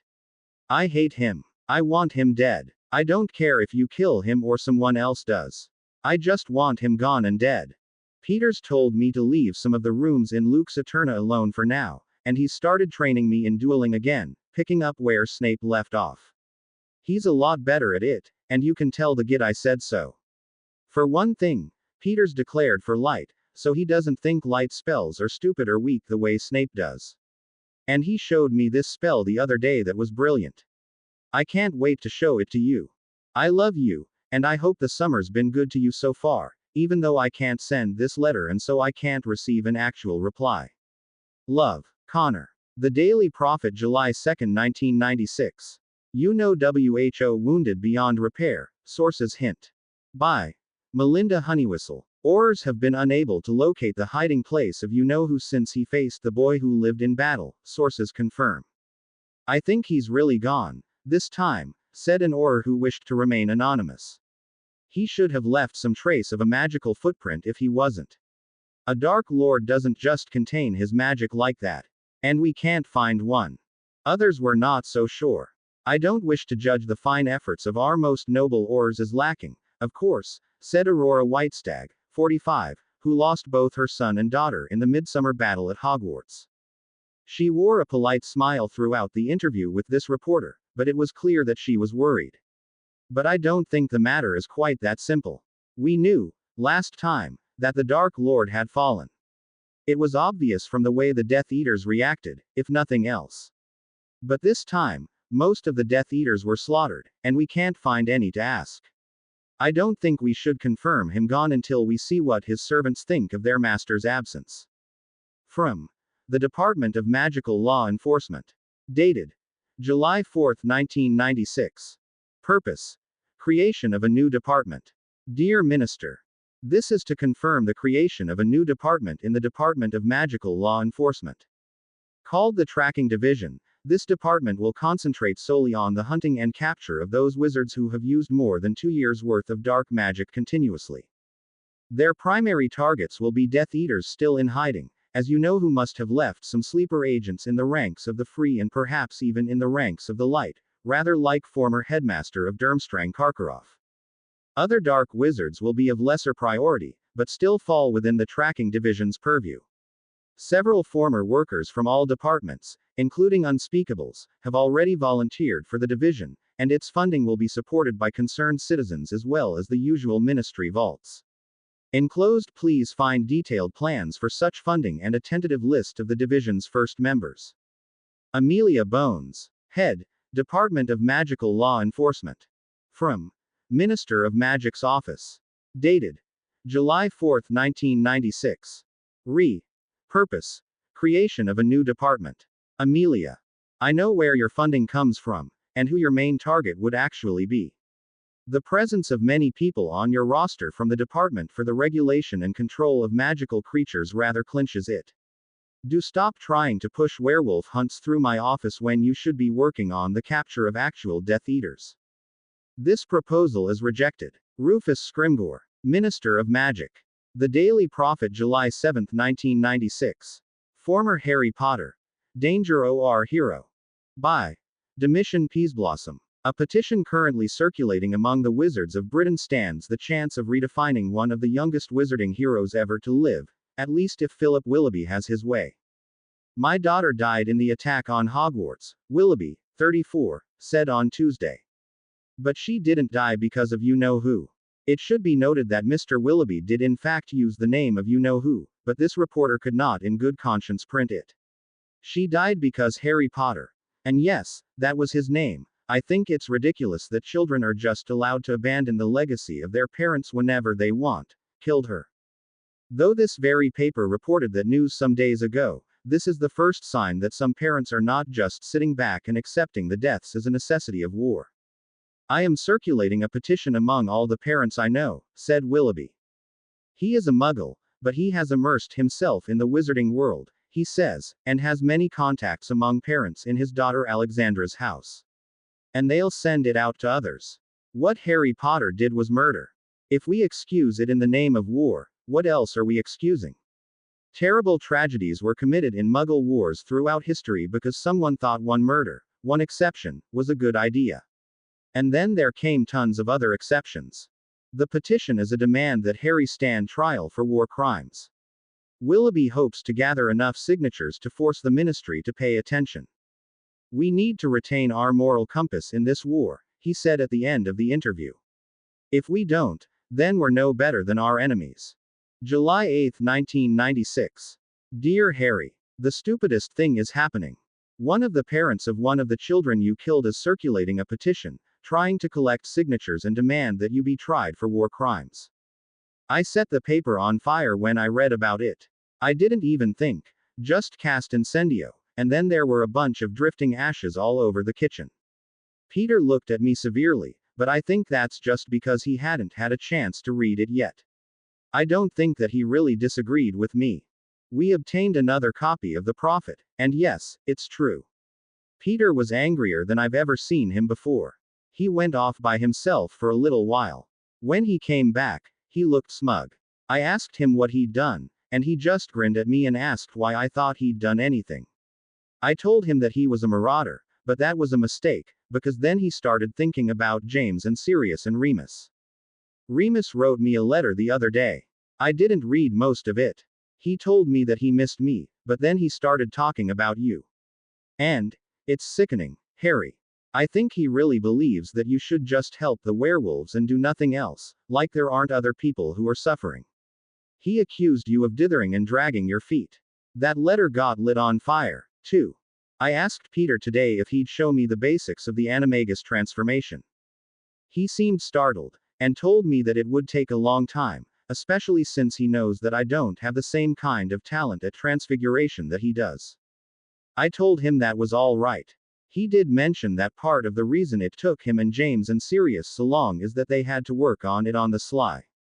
They didn't want anyone finding out why they were trying to become animagi, after all. They couldn't just collect ingredients for the potions openly, and it took them months to learn some of the meditation techniques that you could pick up in just a few weeks if you were working with an instructor out in the open. So it might take me 2 years, but Peter thinks I can master it, since I have him as a teacher. He did insist that I talk to Headmistress McGonagall when we went back to school and tell her what I was doing. Well, of course. He started me on the meditation techniques today. I asked him what I should think about. He told me that I need to know my own soul first, and that will guide me towards my form. Once I know what my form is, then I can aim at it and achieve the transformation that much faster. He added that I have to accept the form, too. It took him longer to learn to change because he hated being a rat, at first. He hated what that said about him. I thought about what a dog and a stag said about Sirius and James, and decided that animagus forms aren't always right. I don't know my own soul yet. This is going to take a long time. Parvati came and visited yesterday. We spent hours talking about nothing, and ing, and other things that you probably don't want to hear about, I'm sure, because, let's face it, they're things that I wouldn't want to hear about if you and Draco were doing them. I know you don't know her very well yet, Harry, and she doesn't know you very well. But I can tell you this here, since I won't ever send you this letter, and there's no way in hell she'll ever know I'm writing it, either. I really like her. She's so normal. She chatters and giggles about her clothes and her friends, and sometimes she has a tantrum, and she doesn't understand Hermione any better than I do most of the time. Though I think I understand Hermione more often than she does. And she hugged me when she heard about the battle and what I did, and she owled Lavender Brown with sweets the other day because she heard that she was sick and wanted to make her feel better. And she fights with Padma all the time. She's real. I think my life's gone mad sometimes, and then she's there, and I'm sure she likes me, too. She wouldn't tell me she did if she didn't. She's not that kind of girl, and she never even blinked when she found out that I wasn't the boy who lived. I just really like Parvati, Harry. Maybe you can get to know her better this year at school. I have to stop writing now. Peter wants to talk to me about something. See you at the end of August, I suppose. Love, Connor. The Quibbler, July 11, 1996. Rats invade Daily Prophet offices. By Julian Lovegood. In incontrovertible evidence of the Daily Prophet's involvement in the Rotfang conspiracy, rats invaded the newspaper's offices yesterday. They appeared to come from nowhere, and the Daily Prophet's owners claim that there was no effort to summon them. They simply appeared. Was the common wail. They caused great damage, including eating all printed copies of the newspapers ready for today, before departing as mysteriously as they had come. Alert Quibbler readers, of course, will realize that the involvement of rats points directly to the Prophet's entanglement with the Rotfang conspiracy, which already includes Aurors, Raxpert Deniers, and hunters of Crumplehorn Snurcax. The Daily Prophet, July 13, 1996. Are you looking for excitement? Are you tired of being told that you can't have a voice in the world as it is? Do you have things to say and no one to hear you? Owl Dionysus Hornblower now. The Maenad Press is gathering interested writers. Whether you write letters, articles, reports, memoirs, or simply opinions, contact us and lift your voice. July 15, 1996. Dear Harry, I'm just writing another quick note that will never go to you, of course, because I'm frightened and can't go back to sleep. And actually, I'm not sure of the dating. It could be the 16th now for all I know, it's so late at night. I woke with this itchy feeling on the back of my neck. It took me a minute to realize it was the wards. Someone was outside Luke's Eterna, leaning on them, trying to find a way to slip through. I went and woke up Peter at once, of course. I might have gone after it on my own 2 years ago, but I've learned better since then. You've been a wonderful example, big brother, both of what to do and what not to do. Peter went with me to the edge of the wards. We saw a figure in a dark cloak there. I thought it was a Death Eater. Peter reminded me that most of the Death Eaters were dead, and anyway it would be stupid for someone to wear robes that would make people think, Death Eater, if he really was. He thought that he had his hood pulled up so that we couldn't see his face and recognize him. He thinks it was Remus, Harry. He really does. This wizard was trying to break the wards down, and get to us, and probably harm us, and Peter thinks it was Remus. I think it could be another werewolf. Peter's absolutely convinced, though, and I've never seen him both so sad and so angry. He's been locked up in his bedroom writing since we came back inside. I don't know if it's a letter like this one, that will never get sent, or whether he really intends to owl Remus. I feel kind of strange about that. I mean, Remus is my godfather, unless he's not allowed to be anymore, with the new ministry laws against werewolves having any kind of custody over children. I don't think he would hurt me. But Peter does. He's absolutely convinced of it. Nothing happened though, really. The wards flared for me when I tried to see the wizard's face, and he immediately apparated away. No word, no familiar gestures. If we know him, I couldn't see it. It does make me think of an odd owl I got the other day, though. It didn't have anything with it but a silver snitch. Peter wouldn't let me touch it. It was a portkey. Where would it have taken me? I have no idea. Peter thinks someone's hunting me. He thinks Remus wants to take me and hold me hostage, to use against you. I think Peter's paranoid. Other than that, I don't know what to think. I can't see straight anymore. I'm going to bed. Good night, Harry. Love, Connor. The Daily Prophet, July 17, 1996.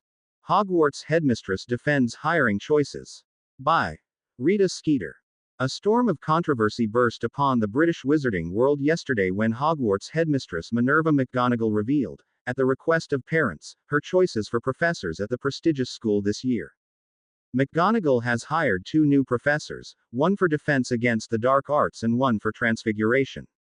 Aces Merriweather, the last defense professor, changed into a dragon and vanished rather spectacularly, continuing the tradition of defense professors not lasting longer than a year at Hogwarts, which some whisper is a curse. Many, however, do not find her choice of formerly accused Death Eater Peter Pettigrew for new defense professor very reassuring. It's a disgrace, is what it is, Peter Willoughby, 34, said. His daughter Alexandra died in the attack on Hogwarts in June, and since then he has been circulating a petition trying to bring Harry, the boy who lived and the young hero, to trial for war crimes. How much danger is she going to put our children in? Other criticism was more measured, but still audible. As long as the Aurors are certain he's innocent, of course, said Sita Patil, 36, yesterday. Her twin daughters, Padma and Parvati, 16, both attend the school, and Padma fought in the Battle of Hogwarts on Midsummer Day. I'm terribly proud of my daughters and what they've accomplished so far, but that was against outside threats. Experience has shown that threats coming from inside the school are much more insidious. Headmistress McGonagall has stood firm in her decision to hire Pettigrew, who was already acting head of Gryffindor House at the end of last year. Peter was a Gryffindor himself, she told this reporter. And he was a soldier in the First War against you-know-who. He's a fighter, and he's a fine teacher. I've seen him working with students myself. I have no doubts whatsoever about my choice to hire him. It's about time that more of the British wizarding world acknowledged his innocence, as a matter of fact. Her second choice has not stirred as much disquietude, though the selection of a relatively young and inexperienced woman for the post, Hilda Bellispersona, has inspired some questions. Once again, Headmistress McGonagall is firm in her principles. I can recognize transfiguration talent when I see it, she told this reporter. I ought to be able to, since I was Transfiguration professor at Hogwarts for several decades. I would not endanger my students, especially in a time of war, by giving them less than a competent teacher. Bellispersona, who is said to be preparing busily for her first year in such a demanding job, was unavailable for comment. The Bird Gazer, July 21, 1996. Your weekly eye on the magical skies since 1957. Increased sea eagle sightings over Britain's coasts. We report with pleasure the return of a magnificent bird to our shores, the sea eagle. This raptor can be distinguished from others by its wedge-shaped tail and immense size, as in the photograph immediately below this report. Sea eagles have traditionally rarely nested in magical areas, as they are in direct competition with several other species, but so frequent have the sightings been of late, though always of a solitary bird, flying alone, that some readers have begun to hope that is changing, and British wizards might soon see some nesting pairs. July 23, 1996. Dear Minister Scrimgeour. Once again, this must be short. I apologize, but snatching time for writing these letters, and doing the necessary research, has become more and more difficult lately. I suspect my father is arranging a marriage for me, or otherwise hatching a plan that involves me. And if I dare to show any defiance to him, then he will break my wand and stuff me full of dreamless sleep potion until he can locate a potion that will break my mind and put me under his control permanently. I asked you in my last letter if you had ever heard of Falco Parkinson. I asked that for a very good reason. Falco Parkinson was the mentor of Albus Dumbledore. He was also, at one time, the headmaster of Hogwarts, and several other things. Many well-researched books report that he died, and the authors all think each other wrong in their reports of how. Many more think him nothing but a myth. He is not a myth. He is alive. I overheard my parents speaking of him more than once. He is the one who began the Order of the Phoenix, or at least gave Albus Dumbledore the idea for it. I fear it is to him that the members of the Order are turning in the wake of Dumbledore's fall, hoping to gain prominence for the light. I have managed to learn little about him other than his age and his power, both immense. However, this I can tell you, he is an animagus, and his form is a sea eagle. It may be possible to prevent him from spying on you with that information, as I know there are wards that can be tuned to sense the presence of a single feather of a certain kind of bird, or even to shut spying animagi out of conversations altogether. I hope that you can find a use for this information. Once again, please do not try to owl me back. My father is a fanatic for the light. That I have managed to write you 2 letters so far and not get caught is a miracle. But fear has kept me silent long enough. I will continue to write, as long as I can, and hope to see my family be of true benefit to society, instead of the tangled tree of obsessed light zealots they currently are. Sincerely, The Liberator. July 28, 1996. Dear Headmistress McGonagall. I am sorry for writing this letter to you, but I did not know where else to send it. I had not realized that having Harry out of contact with us for 2 months would prove to be such a problem. My name is Gerald MacFusty, and I assist my clan in managing the preserve of Britain's native Hebridean blacks. Harry approached us for information about the British red gold dragon who has suddenly come into the world, the immense female who used to be Aces Lestrange, in late June. She had settled on an isle not far from our dragons, apparently drawn and soothed and calmed by their presence, and gone into what we thought was a starvation sleep. We expected this to last 2 to 3 months, after which she would wake ravenously hungry. It appears that our information on British red golds was spotty. It has been centuries since this breed went extinct. She has woken and flown. Her flight was out to sea, and slow, as though she were searching for something. We believe that her hunger will drive her to feed on the largest prey she can find, likely whales, but we do not know where she will go after that. If you are in contact with Harry, please tell him the news. A few of our dragon keepers approached her as she woke, and could not hold her. Her mind is wild, like a surging storm at sea, beyond anything we have encountered. We will pass the warning along the coasts of Britain and Ireland, and hope that will suffice. Yours in hope, Gerald MacFusty. July 30, 1996. Dear Harry, I wish there was a way I really could send this letter to you. I'm so frightened right now. Yes, I admitted I was frightened. That's fine. This is a private letter that no one else is ever going to see, rather like a private diary. I can say that I'm afraid here, and as long as it doesn't paralyze me and prevent me from doing what has to be done, then it's all right. We received the daily prophet this morning, the way we always do, and Peter got it first. He spat his porridge out. I asked him what the matter was, and he passed the paper over to me without a word. Harry, they're hunting werewolves. The ministry got a department formed somehow, on a technicality, that's allowed to do it. They've killed 2 of them already. The photograph on the front page of the prophet was of a hunter holding up 2 scalps, one of them white and one of them brown. That's when I realized that no matter how angry Peter is at Remus, he still loves him. He conjured a Patronus. His is an image of a shining tree, and sent it out as a message to Remus. He explained to me, when I asked, that the Order of the Phoenix used to do that all the time when they had to speak to each other, fast, and owls wouldn't do. Then he started pacing around the kitchen. My throat hurt. I wondered what would happen if no message came back, and then I wondered what would happen if we received an owl saying that Remus was dead. I sat with my head in my hands for a while. That's all I really remember. Then a Patronus came back. It was a wolf, which I suppose shouldn't have been a surprise. It ran in a circle around Peter, and his face grew calmer as I watched. He let out a long sigh and looked at me. He's all right, he said. I nodded, and then went upstairs so that I could write this letter. It started, Harry. The storms started. It's strange that I never really felt that way before. I mean, there was the storm of light at Hogwarts, and the storm of the dark on Midwinter when the light came up and asked that I give you some power if I was loyal to you. And Voldemort came back even before that, and tried to come back 3 other times. There have been all sorts of times when the world could have changed, at least for us if not for everyone in the outer world.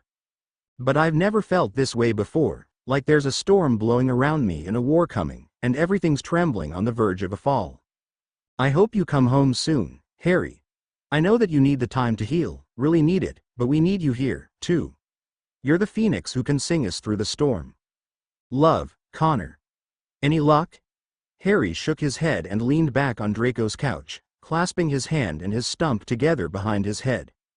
He tried to concentrate on his wrist, to determine if there really was less of a feeling of magic there after he had broken the first of Bellatrix's curses, but his irritation distracted him.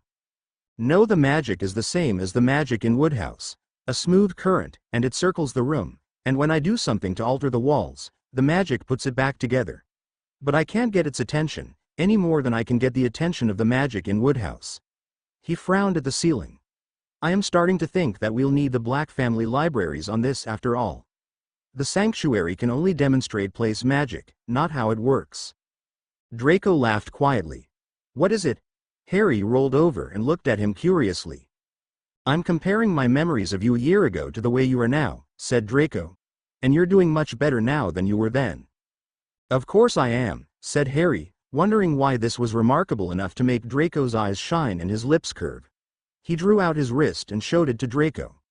I haven't just had my left hand removed, and my parents haven't just been arrested by my git of a guardian whom I no longer trust. Do you trust him now? And the humor was gone from Draco's face, his eyes narrowing. Because I'm not sure I do. Harry sighed and pulled his hand out from behind his head to pinch his nose. That's a complicated question. No, it's not. Draco leaned forward on his chair and drummed out the words on his knees, an impact of fingers for everyone. Do you trust Snape? Yes and no, said Harry, tilting his head to look up at the ceiling again.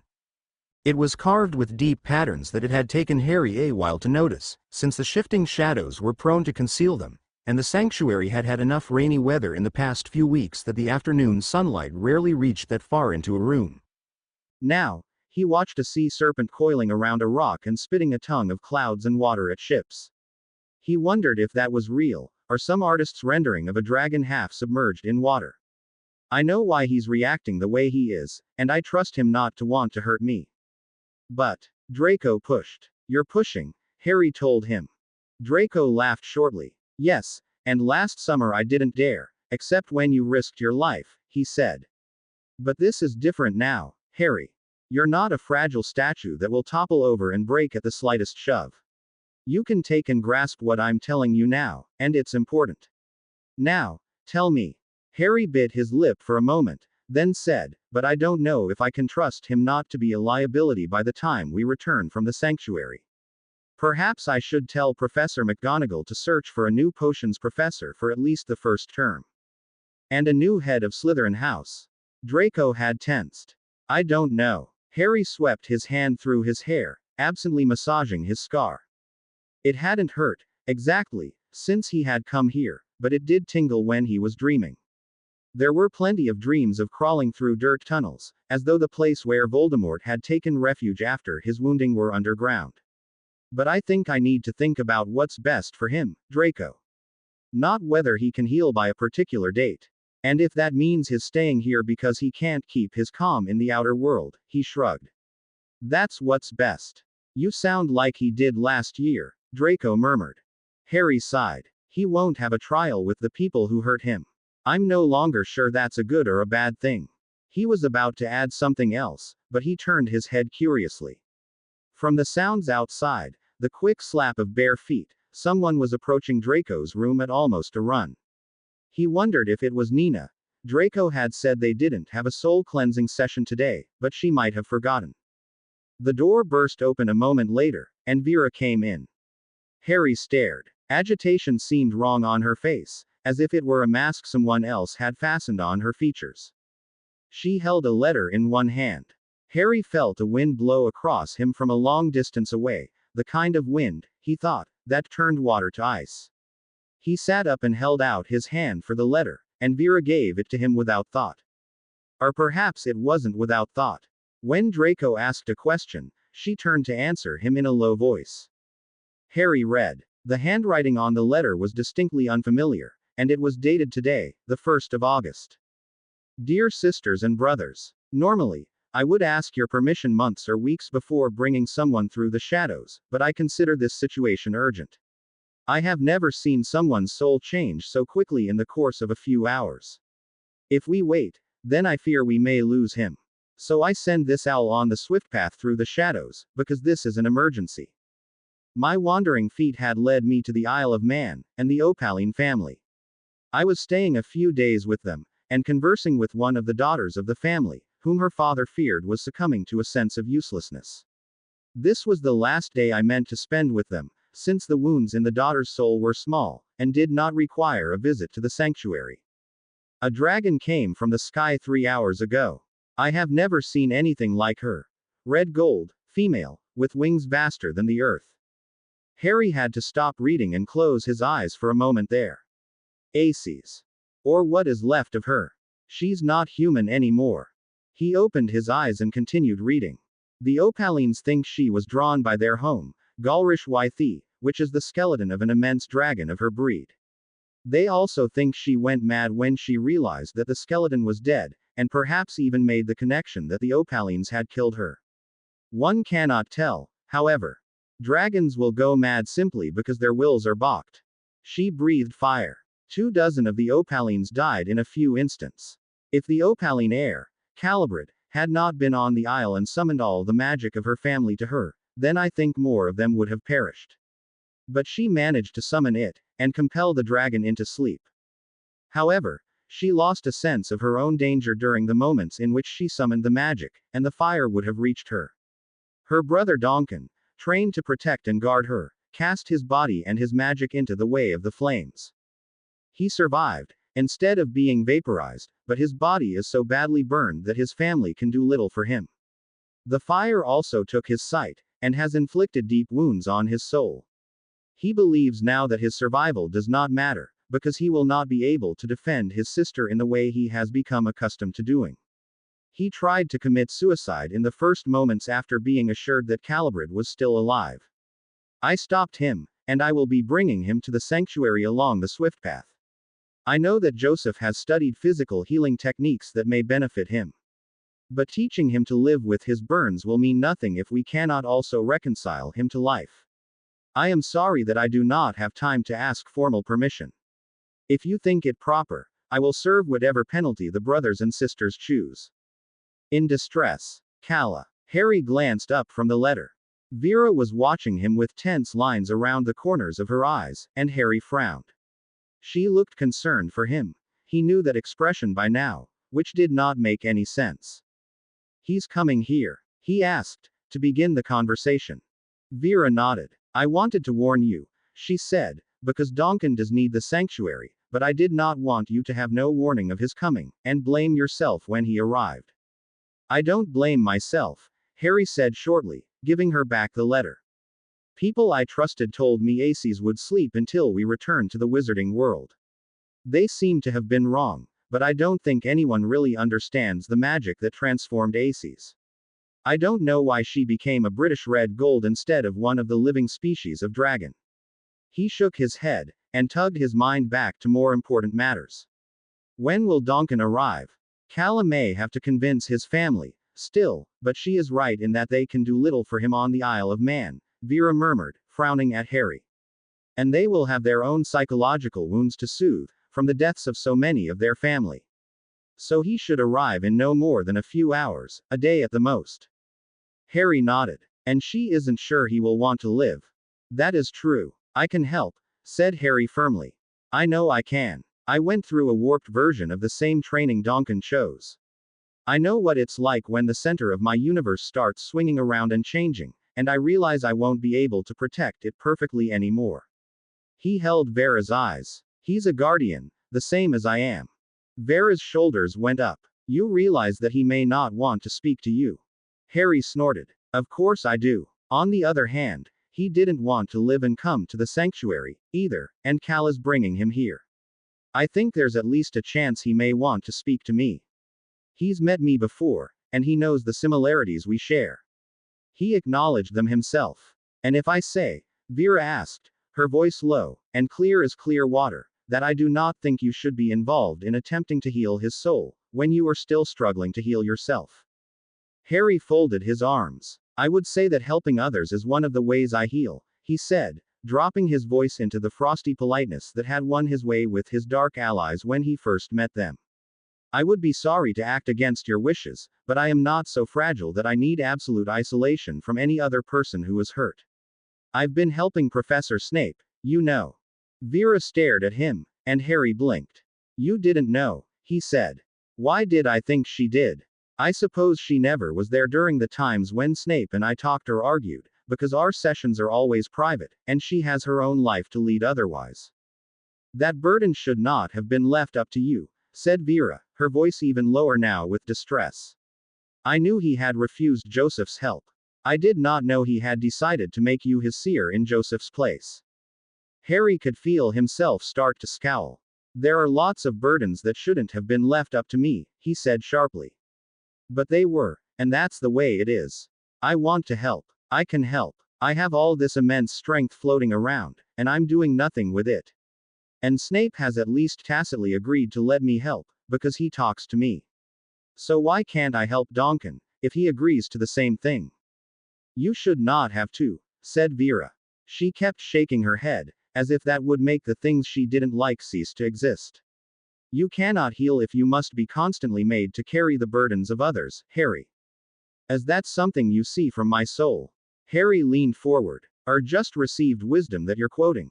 Vera stared at him. I thought so, Harry said. I know it probably does sound strange to you, Vera, because you help lots of other people who do need absolute isolation from the world around them, and peace, to heal. That's not me, that's all. He shrugged. I wasn't raised normally. And I haven't had a normal life since the time I was 11. Why should I be normal in this, either? I wanted to give you a chance to be normal. Vera's eyes were bright with grief. I did not want to force you to help others who should be able to survive with the help of seers, or on their own. Harry let himself soften, because he knew from her words that he had won. It's not fair, he said. I'll grant you that, but I don't really think there's such a thing as fair unless people make it up and defend it. So I can help with Donkin, if he agrees that he wants my help. If he agrees, said Vera, still staring at him. Of course, said Harry, puzzled and a bit offended that she would think he would barge into Donkin's room to speak to him if Donkin refused to see Harry. And perhaps we will speak tomorrow about whether you will ever think of yourself first, instead of others, said Vera, and strode for the door. Harry watched her go, thoughtfully. So she doesn't understand everything, even after seeing my soul. I suppose she thinks there's no way I can work on my healing and the healing of someone else at the same time. But that's not true. And she was pleased with my progress until now, and I've been helping Snape for part of that progress. Harry. Warily, Harry turned to face his boyfriend. He was not sure whether Draco would approve of this or not. Of course, Draco was not actually in a position to enforce his will on Harry, either. Will it ever end? Draco asked, his voice tired. Harry knew the answer to that. He went over to the chair and leaned down, wrapping his arms around Draco's shoulders and pressing a key to his temple. No, he whispered. I told you that after Greyback and Whitebeak, remember? It doesn't end. Life doesn't stop moving while you try to learn to live it. I was foolish to think that I could retreat for 2 months and nothing would happen. I tried to arrange things so that nothing would, but that's not the way the world works. But you don't feel guilty for Donkin's getting burned. Draco held his hand and searched his eyes. Harry let out a surprised little laugh. No, I made the decision to leave based on good evidence, or what I thought was good evidence. You don't need to worry about that, Draco. I'm not doing this to punish myself. Guilt doesn't help as much as genuine determination to aid someone else. He started to pull his hand out of Draco's. Do you know? Draco began, and stopped. Harry waited. Do you know? Draco continued after a moment, his voice even lower than Vera's had been. I thought that someday, this would be done with. I was picturing us living in an isolated house. Not in Britain, even, because people would never stop seeking you out to help them as long as we were in Britain. Maybe Ireland. Maybe Australia. Or America. Or some other place where they spoke English. Just living there. And our biggest concern would be about fights we had or whether the meat we bought was spoiled. He laughed. That was stupid, wasn't it? Harry smiled. That wasn't stupid, Draco. Just unrealistic. And dreams are supposed to be unrealistic. He gently laid his hand on the back of Draco's neck until he tilted his head to look up, and then at him, slowly and thoroughly and with as much love as he could muster. He still didn't think he was normal enough to convey all his emotions through his body, not the way Draco could, but he was good enough at it now to leave Draco more than slightly dazed when he pulled back. It won't end, Harry said quietly. But someday, we might be able to have that isolated house, and we'll even spend a few days there in between saving werewolves and working the downfall of the Malfoys, political enemies. Draco laughed again, and this time the sound was much better, much clearer, than the last one. Can I ask you one more question, Harry? Of course. Harry half-draped himself around the back of the chair. Ask me all the questions you want. Why do you care so much about helping other people? Draco was staring directly at him, as if he, too, were a seer and could read the soul with a casual glance. The seers can help Donkin. You don't doubt their ability. Harry shook his head. Then why are you volunteering? Because, said Harry, if I see a problem, and I can ease it, I should. Or I should tell someone else who can ease it. Draco was quiet for another moment. Then he said, I don't think I could live that way. I'm not asking you to. Harry cocked his head. I'm not asking anyone else to. After all, it would be stupid of me to demand things from others that would require Lord-level magic to accomplish, when they don't have that magic, wouldn't it?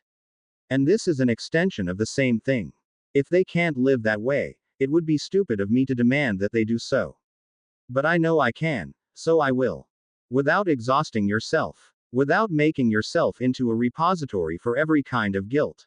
Draco spoke that as a challenge, and Harry met it the same way.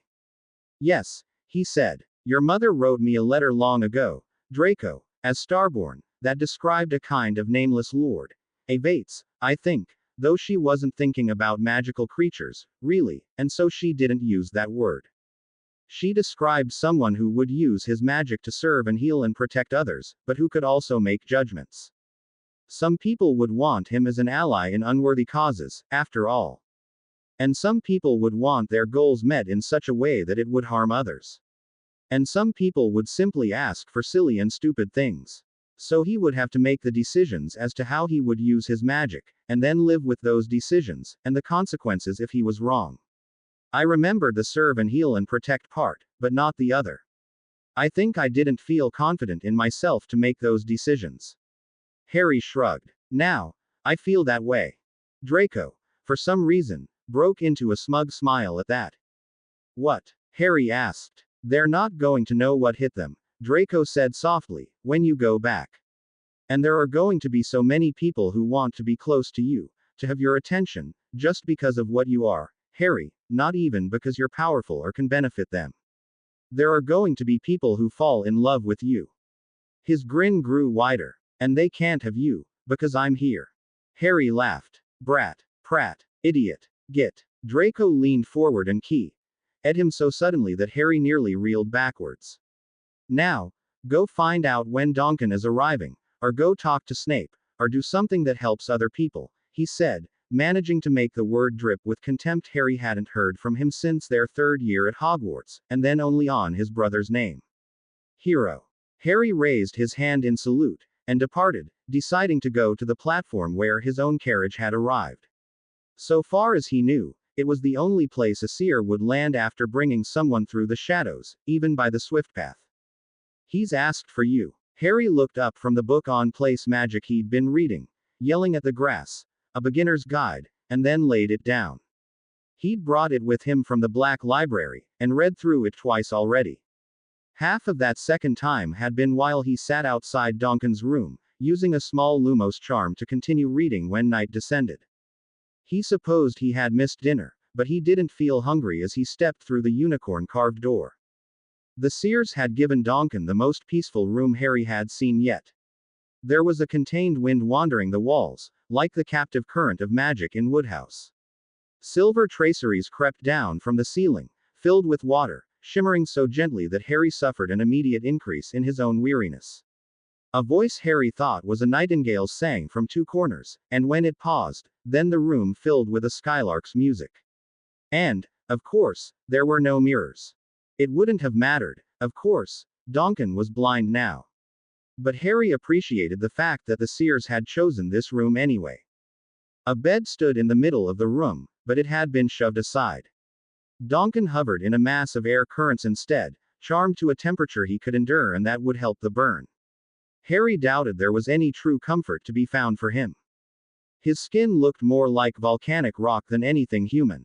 Black and leathery, it shed a faint smell of cooking meat even now. Harry took a deep breath and stepped closer to him. Aces's flame had caught him across the chest and the face, before curling around his arms and legs.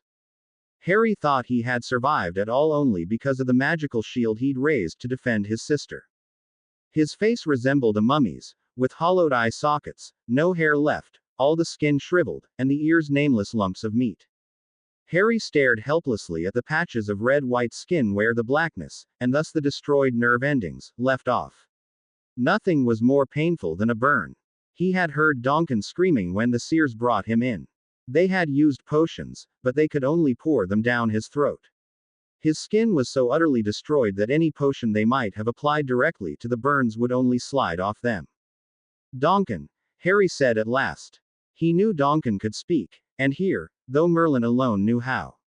Perhaps his magical shield had managed to spare his hearing and his throat more than it had his eyes, or it was a result of the magic Calibrid had used on him immediately after the flames struck. It could even have been a combination of his magic and Aces's fire. Almost no one knew anything about the effects of a British red gold's flames. Donkin twitched against the currents of air, turning his head towards him. Harry pushed aside the racking pity. He didn't have time for it right now, and neither did Donkin. As Calla, a young, thin, exhausted-looking woman whom Harry had met briefly before she vanished into this room with her charge, had said in her letter, healing him meant little if Donkin would only commit suicide the moment he was strong enough. Harry winced. Donkin had taken smoke and fire down his throat. His voice scraped and wheezed and expired at odd moments, like puffs of steam. But he continued on beyond that one word, giving Harry no chance to ask questions. It's gone, he said. Everything is. I may not walk again. They can't tell me how completely I'll be able to recover, and even if it's completely, then I won't have my eyes back. Never? Harry asked. No magic. No. Donkin's voice was flat and empty. There are some things magic can't put right, Harry. The fire burned out my optic nerves, and there is magic in that flame, too, power meant to destroy. Nothing will ever grow there again. Harry thought of ground scarred by fire, and winced at the thought of human flesh with the same thing done to it. And because of that, you don't want to live? He asked. Donkin snarled and rolled against the air currents, with what effort Harry didn't like to imagine. Blue and green light shielded his body for modesty's sake. Cloth could have rested on the black, burned skin without paining him, but not on the places where the burns ended, and that was in irregular patches. Of course not, he said. You changed your mind, Harry, about protecting your brother. But I chose to protect my sister, and to do it, I need all my senses. I know blind fighting, but that's not enough. An enemy who came near enough without my hearing him could finish her. Harry nodded. He had expected something like this. He pulled a chair close and sat down in it. And you think there will be no shortage of enemies after her? Of course there will not, Donkin whispered. Did you know that a few people from dark pureblood families tried to kill her when she was a girl, Harry? They are not light. They had no reason to care what the Opalines did, except that they didn't agree with a pureblood family, of whatever allegiance, treating their squib child like a human being, much less making her their heir the way my father decided to. And since then, people have tried to kill her for the same reason, and people tried to kidnap her when we were traveling. And when she begins her revolution, bridging the magical and muggle worlds the way she wants to do, then more people will hate her. Harry nodded again, then remembered Donkin could not see him and said, Has it occurred to you that if you die, you can have no part in her life whatsoever? Donkin might have frowned. It was impossible to make out any movement among the leathery folds of his face. Of course it has. But my part in her life is finished in any case. It is not, said Harry crisply. She needs you still. What do you think you have become to her, with the burning? A uselessness, Donkin whispered. A liability. Not so. Harry stood, pacing nearer to him and staring down, forcing away his own horror. That wasn't important right now. A symbol, Donkin. A symbol of what power costs. Leaders might not get hurt, but the people around them frequently do. Have you ever been injured in your defense of her before? No, Donkin said. Each time, I saw the threats in time, and either got her away or defended her. The bitterness in his voice was stronger than the scent of cooked meat. That's right, Harry said. So she's never had it slam home to her this way before. She's going to understand being a leader in a way she never would have if her family remained unharmed. And on top of your burning, she's got 24 more of the dead to deal with. Doesn't she? Calla had told Harry, briefly, that Patton was not on the Isle of Man, but visiting some of his relatives in Italy. He likely would not hear of the news for some time, or, if he did, would not have been able to travel back to the Isle of Man in time for Calla to consult with him about removing Donkin. She does. Donkin stirred restlessly, and rolled over again, almost hanging upside down. Harry used his own magic to tug gently at him, righting him. Donkin grunted his thanks. She'll be remembering you, said Harry. Thinking of you. Missing your presence at her side. Wishing she could turn to you for advice, and then remembering that you burned. She might have thought of you as a shield before, or a guardian, her wise older brother. Now she has to think of you as a victim. Are you trying to make me feel worse? I am trying to make you see the reality, said Harry. He knew this was the course the seers would never have taken, or not taken until long months had passed and they realized there really was no other way. Vera's reaction when she heard of Harry helping Snape showed it. They were too focused on the individual. Vera thought Harry should heal for himself, and Calla, from what little Harry had heard from her mouth, thought the same way. They wanted Donkin to make the decision to live solely for himself, and would not think him non-suicidal if he didn't. But that wasn't the way to approach a guardian. When I broke free of the web that had bound my loyalty to Connor, he couldn't depend on me to coddle him anymore. And he actively fought me, because he thought I was trying to kill my godfather, whom he loved. It took him months to realize that I'd been a victim, and that he had to be strong on his own, but once he managed it, there was no turning back. Harry paused a moment. If I had committed suicide because my sense of purpose had changed, it would have broken him. I can only imagine what your suicide would do to Calibret, since she hasn't had months to get used to your gradual disappearance from her life. Donkin's breathing rushed in and out, fast and labored. Harry wondered for a moment if he should summon Joseph, but it calmed again, and Donkin said, "But I won't change my mind about serving her." "I don't expect you to," Harry said. "I am counting on you not to, so that you will decide to live. But she needs you now, and not in the role that you used to play. She needs you so much, Donkin. You can't protect her anymore, or so you claim, but you can still advise her. You can still be a symbol, an inspiration, to her, of the people she needs to be strong for, if you survive. Can you imagine what will happen if you die? She'll plunge down an abyss. Won't she?" "She can't," Donkin whispered. "She has too many people depending on her." Exactly. This was the point Harry had wanted to lead him to, but he had wanted Donkin to be the one to say it. "She's a leader, Donkin, but she's never had to stand entirely on her own. You've always been there. You said it yourself. She can struggle through this loss, I think, because she knows it'll be only temporary. My eyesight is never going to come back. And is your eyesight you?"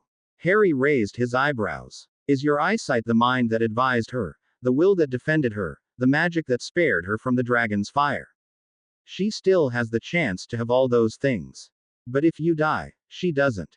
"She'd survive," Donkin said, voice gone fretful now. "She would have to. She would pick herself up and go on.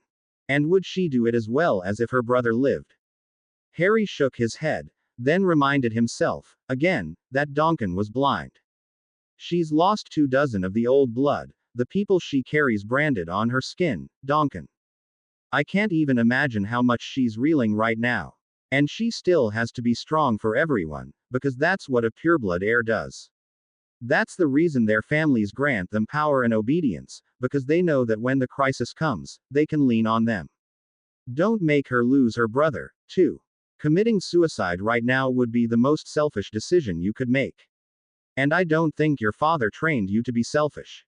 Silence. Donkin breathed. Harry waited. His magic explored, gently, swirling around Donkin's face, and returned to him with an image of the burned eye sockets. Harry winced. "He's right. Nothing will grow there again. The seers won't like it," Donkin said at last. "They want me to say that I want to live just because I want to live. The carriage only took an hour on the swift path, and it was all Calla chattered at me about." "They can like it or lump it," Harry said. "They're not the ones making the decision. You are. Did you ever listen whenever someone whined about your not having individuality because you chose to protect Calibret? Of course not. Then don't listen now," Harry said. "I think you should live, Donkin, because it's the only way left to you to fulfill your vows. You can advise her. You can inspire her. Your role has changed, but you haven't left her side." Silence. Again. Then Donkin said, "I made the right decision, by speaking with you. You have given me back her to fight for, Harry. I cannot change my mind all at once, but I must take this under consideration." Harry bowed, his hand over his heart, a fierce gladness filling him. "Good," he said. "Would you like me to carry any message to her, or send one? Tell her I'll hear her soon." Harry dipped his head one more time, and then turned and left the room. Calla, standing by the door, stared at him as he passed. Harry ignored her. She probably couldn't imagine what he had to be happy about. Of course, he didn't think the expression on his face was precisely a happy one. Fierce, it felt like, and feral. He stopped on the nearest terrace and took a deep breath of the fresh air. Overhead, the moon, just waning from the full, sparkled with a breadth of light that made shadows dart around Harry. He relaxed the barriers on his magic, an easier task than it had been before he came to the sanctuary, because the gentle, wearing air had attacked even the webs inside him, and let it rise around him. A moment later, blue overcame his vision, and he blinked. Phoenix fire was burning through his skin. He knew arguments lay ahead of him. He would certainly have to argue with Vera and Snape. He would probably have to argue with Draco. Other seers might add their voices in, if the way Calla talked to Donkin was any indication. He did not care. He had made his decision. "I must go back. If nothing else, There were the Opalines, reeling in the wake of their loss, suffering. He wanted to go to them, carry Donkin's message, do what he could to soothe the hurts of those left behind, and speak with Calibret and Patton. He did not feel himself bound to do so. He was not torturing himself with guilt. He wanted to. And he did think that Ace's flight was a warning bell. One thing had not remained static and stable in the outer world while he sojourned here. What else had changed? Harry's gaze drifted to the moon again, and he pursed his lips. He doubted the werewolf situation had remained the same. Why did I think it would? Because I convinced myself that needing the time to heal was the same as everyone else freezing while I wasn't paying attention. And that wasn't true. I needed the time. The conclusion didn't follow from that. He could hear Snape and Vera now, telling him that he hadn't taken the full 2 months yet, that he should remain longer, that the outer world should be able to handle itself better without him. If he encouraged people to rely on him, what would happen if he were killed in battle? The wizarding world needed to stand independent of him. Exactly. It does. But just removing myself from the equation isn't enough. I have to show people how to follow the principles and not the person. Show them that I won't let them become my own personal Order of the Phoenix. That would be true no matter when I went back. And I want to go back now. He formed the Phoenix fire into wings of shadowy blue light that beat around him, rising up against the stars and sending strange shadows spinning across the sanctuary. His magic prowled and snarled and longed to do something. And Harry could think of plenty for it to do. I don't think I could heal fully in 2 months, now.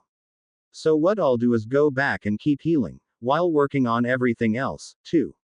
I'll break the curses on my wrist, and I'll study place magic, and I'll study how to become an animagus, because that should be useful in war, and I'll work as a Vates, and I'll play politics as I have to.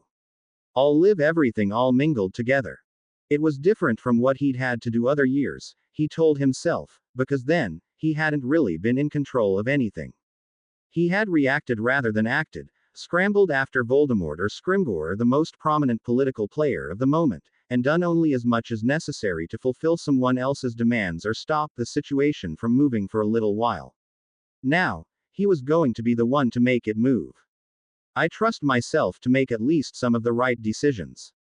I trust the people around me to tell me when I'm being an idiot and making the wrong ones.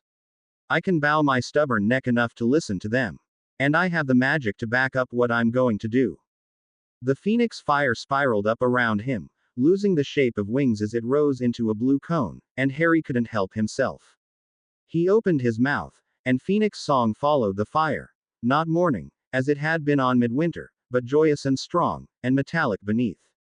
A fitting song for a bloodless war, Harry thought, or a war he was going to try and keep as bloodless as possible.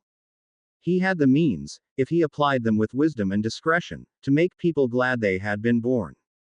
He startled himself, when the song ended, by feeling an intense moment of pity for both Voldemort and Dumbledore, not to mention all those ancient lords and ladies who had started out with good intentions and then fallen into the path of compulsion. They could do this. They could do such wonderful things. And they didn't. Well, I will. He went to retrieve his book on place magic from outside Donkin's room. It wouldn't do to have what he owned lying about everywhere, when he intended to depart from the sanctuary tomorrow. No. Harry rolled his eyes. Snape stood with his back to him, brewing the purple potion he seemed to work on exclusively these days. An eye roll had a fair chance of going unnoticed. He had expected this opposition, and that made it easy to keep his voice calm as he explained again. You don't have a choice in whether or not I leave, he told Snape's back. I've already decided that I will. And not spoken with the seers about this, Snape cut in smoothly, leaning over the cauldron to scoop up a handful of powdered moonstone, which he feathered out like falling stardust. Harry watched the potion royal for a moment before it swallowed the silver flecks. He wondered what Snape was making. The potions that required moonstone were relatively rare, at least when the stone was that fine. Do you think Vera will simply let you leave? Come to that, she doesn't have that much control over me. Harry stretched his arms over his head and leaned against the doorway again. But I spoke with you first because I knew this would be the hardest battle. He paused, but Snape still didn't look at him. Harry shrugged, and continued. Not only do I want to leave the sanctuary, but I think you should stay here. Snape spun with a snap of his robes so hard that it almost knocked the cauldron from its base. Harry saw him put out a hand to rescue the tipping potion without taking his eyes from Harry. His face was sallow, his eyes so marked by sleeplessness that it was impossible to miss the gray around them in the ferocity of his expression, and he looked as though someone had been wearing him down, scraping him down, by magical torture for nights. Harry checked his pity. The last time he had asked to know what the dreams were about, Snape's magic had flared and nearly wounded him before he controlled himself. And why is that? Snape's voice was low and ugly. Do you not trust me to control myself around your enemies? Harry fought against the urge to lower his gaze. It wasn't visible on the surface, but he knew there was a spark of betrayal in Snape's eyes. He could not be as close to his guardian for as long as he had been, and not see it. And he had to be honest, too. He had to show Snape that he wasn't playing guardian to an abused child any longer. He had become more of the person Snape had always wanted him to be, but Harry suspected, just as had happened when he'd been forced to go with Evan Rosier and free Durmstrang, that Snape was unlikely to see how much he had grown until he was forced to. I don't trust you to control yourself at all, he said quietly. You are having temper tantrums at me. And that's in the privacy of the sanctuary, where you know the headmistress isn't going to walk around the corner in the next moment and reprimand you for your behavior. What's going to happen when we go back to Hogwarts? The first time someone makes a mistake in potions. The first time you have to comfort a first-year Slytherin who misses her mum.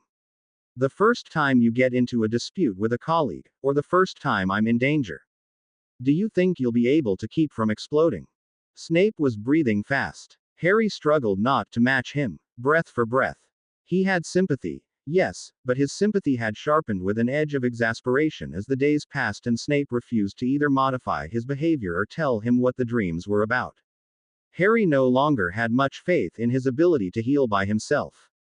He showed no improvement after a month, only a steady decline. And the other day he had raged both when Harry asked about the dreams and when Harry ignored him. He wants something from me that I can't give, absolute attention, and permission to just do whatever he wants. And that will be disastrous if he comes back to Hogwarts with me and can't act like an adult. You cannot force me to stay here, Snape said at last. Harry kept himself from throwing his hand up, but it was a near thing. I know that, he said. I would never force you to stay here. I will tell you that if you come back with me, I won't let your temper tantrums. Snape's mouth cracked open in an ugly snarl. They are not temper tantrums, he said. They are relics of a suffering that you cannot comprehend. Because you won't tell me. Harry didn't mean to roar the last words, or to let his magic rattle Snape's ingredient jars on their shelves, but that was what happened. And at least it shut Snape up. He went quiet, staring at Harry as if he were a stranger. You won't tell me, Harry went on, when he was sure that he had control of himself. And what I'm walking back into. I can't tell what the situation might be with the Ministry and the werewolves from this distance, and I know that I'll need to play a role when I visit the Isle of Man that doesn't include hurting them further because my guardian can't control himself. You'll ruin delicate diplomatic missions so easily, sir. You'll put people off before they can ally with me, because they'll wonder why I indulge you to the point of threatening and hurting others. I can resist you, because of the strength of my magic. But others can't. I cannot tell you, Snape whispered. I have been broken in ways that you cannot understand. When my mind's collapsed under its own weight. Harry made his voice as skeptical as possible. When I've mercy killed people in war and faced the wild dark. Yes. Harry cocked his head and studied Snape more closely. That might be true, he said. But I still can't tell that if you won't tell me. I do not wish to. Harry nodded. Then the best thing for you is to stay here, and stew in your dreams until you do come to terms with it. When you think you have, you can rejoin me. I'll tell Headmistress McGonagall that she needs to find a new potions professor and head of Slytherin House 4. I am coming with you, Snape said, his voice like a desert wind. To rage and destroy my reputation. Snape glared at him, angry, wordless. You're uncontrolled, said Harry. You're not acting like a Slytherin, you're acting like a Gryffindor. And I can't have you close to me if you do that. As I said, I have no intention of restraining your free will if you must come back with me, but I won't allow you close to me in political contexts, and I'll warn the headmistress about you. She doesn't need to deal with upset parents wanting to know why you've injured their children because you want to indulge your temper. You speak as if. And Snape pulled himself up again. Yes. Harry nodded. Go on. You speak as if you do not care about me. Snape turned and stalked back to his cauldron, in a perfect show of how much it had cost him to say those words. He cannot even look me in the eye in the wake of them. Never, Harry said. You can think of the way I've talked to you for the past month and decide that. He paused, but Snape did not turn around. Harry shook his head. The simple fact of the matter is, I can divide sympathy from action now. I can care about you and know that it would be suicide for me to let you curse someone you thought was threatening me. I can understand an enemy's motivation and still oppose him. I can long to help someone, and resist the urge, because she's set herself up as my political enemy. He couldn't help the way his voice rang with wistful frustration. Isn't that one of the lessons that you wanted me to learn, back when you thought my forgiveness and compassion might kill me? Snape said nothing. If you come back with me, said Harry quietly, I'll exile you from my immediate surroundings unless you're thinking. And if you insist on being around me anyway, then I'll have Joseph come with us. Snape stiffened this time, his hand freezing on the ladle with which he was slowly stirring his potion. His voice hissed like a newborn basilisk. You would not dare. Yes, I would, Harry said. He hasn't been in the outside world in a long time. He has no other guests who are especially in need of the talking he can provide. He's done all he can for Donkin, and there are others in the sanctuary who know enough to keep caring for him. He'll come with us and be your personal seer if I ask him. And I've already asked him, he added. You cannot do this to me. Yes, I can. Harry restrained the temptation to stalk into the room and shake some sense into Snape. That's the point. You cannot bear for someone to cross your will, but you are trampling on the free wills of others. I am Bates. I will not permit that because you are continuing on with childish grudges you ought to have won free of 20 years ago. Snape whispered in the wake of his words. You think that is the only reason I am suffering? Because of the Marauders. How would I know? Harry folded his arms and stared at his back. You haven't told me any differently, remember. You ought to know it is more than that. Harry felt disgust snap like a broken twig inside himself, and he drew his lips back from his teeth as he hissed. Snape stared at him as he said, like it or lump it, Snape. Those are your choices. Come with me with Joseph at your side to act as your seer, or stay here, or go and keep away from me. That is all.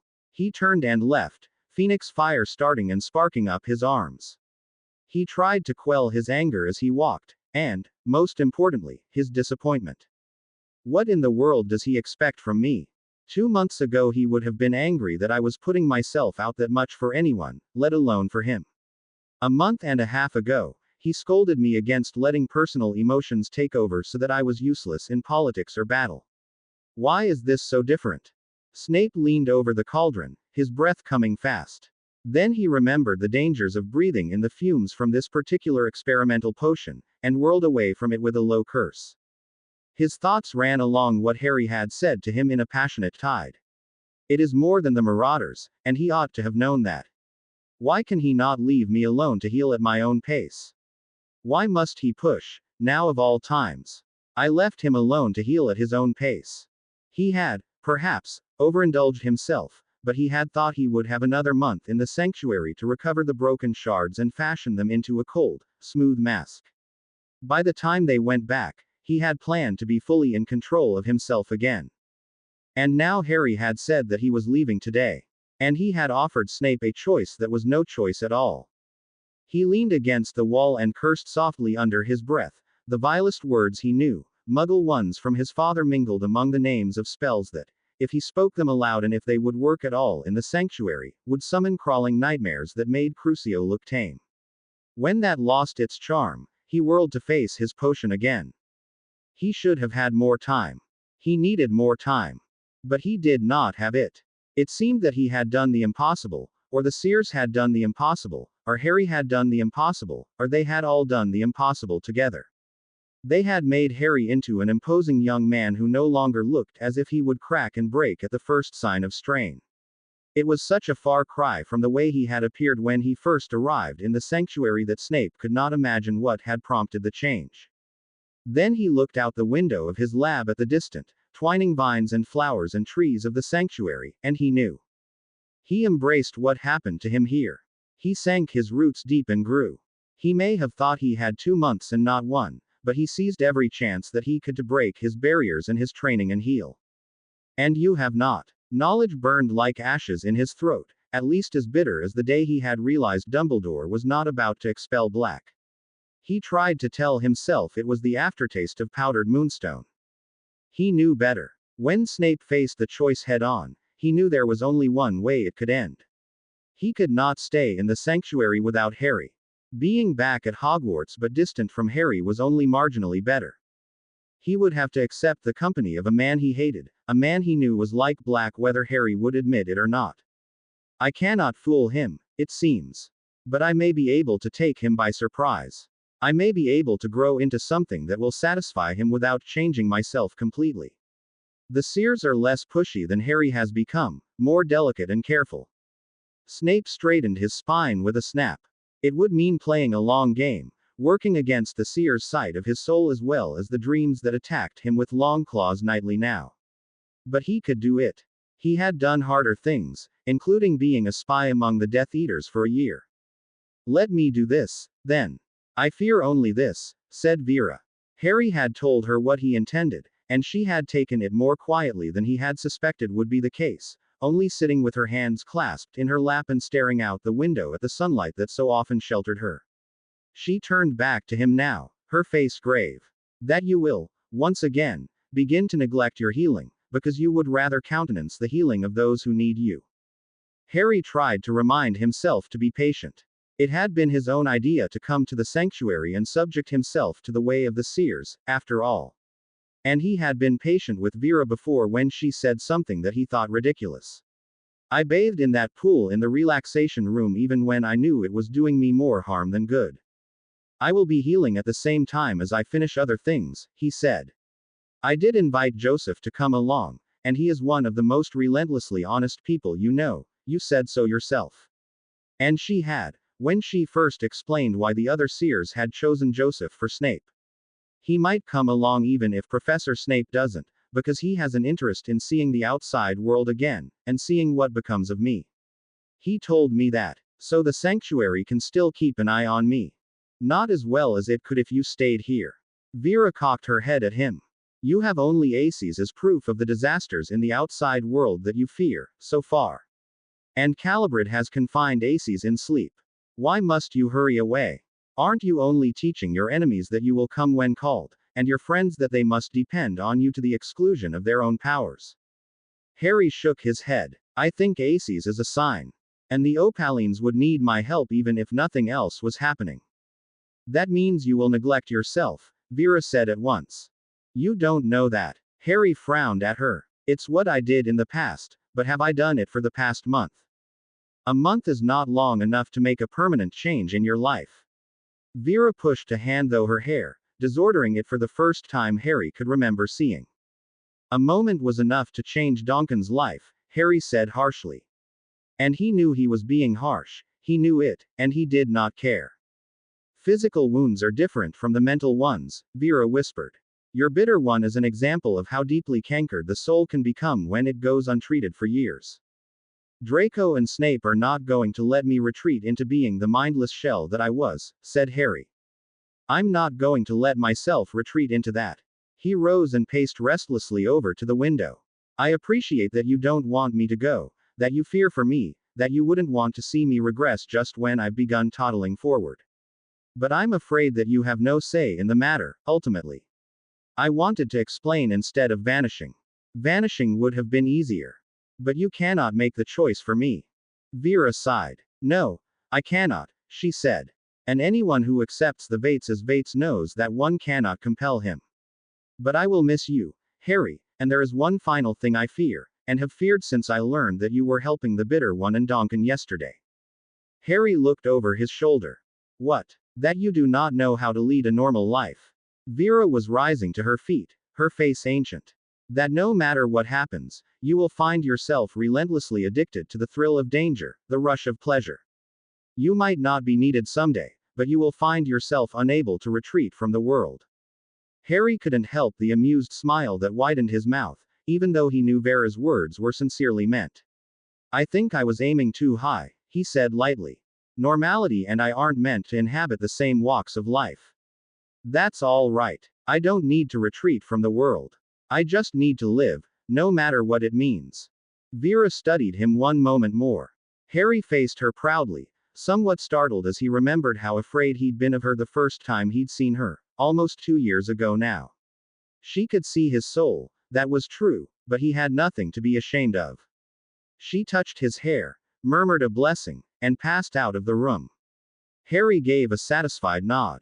Now to tell Draco. He made sure to collect Argutus from his favorite sunbathing spot just outside the room. He planned to leave directly after his talk with Draco.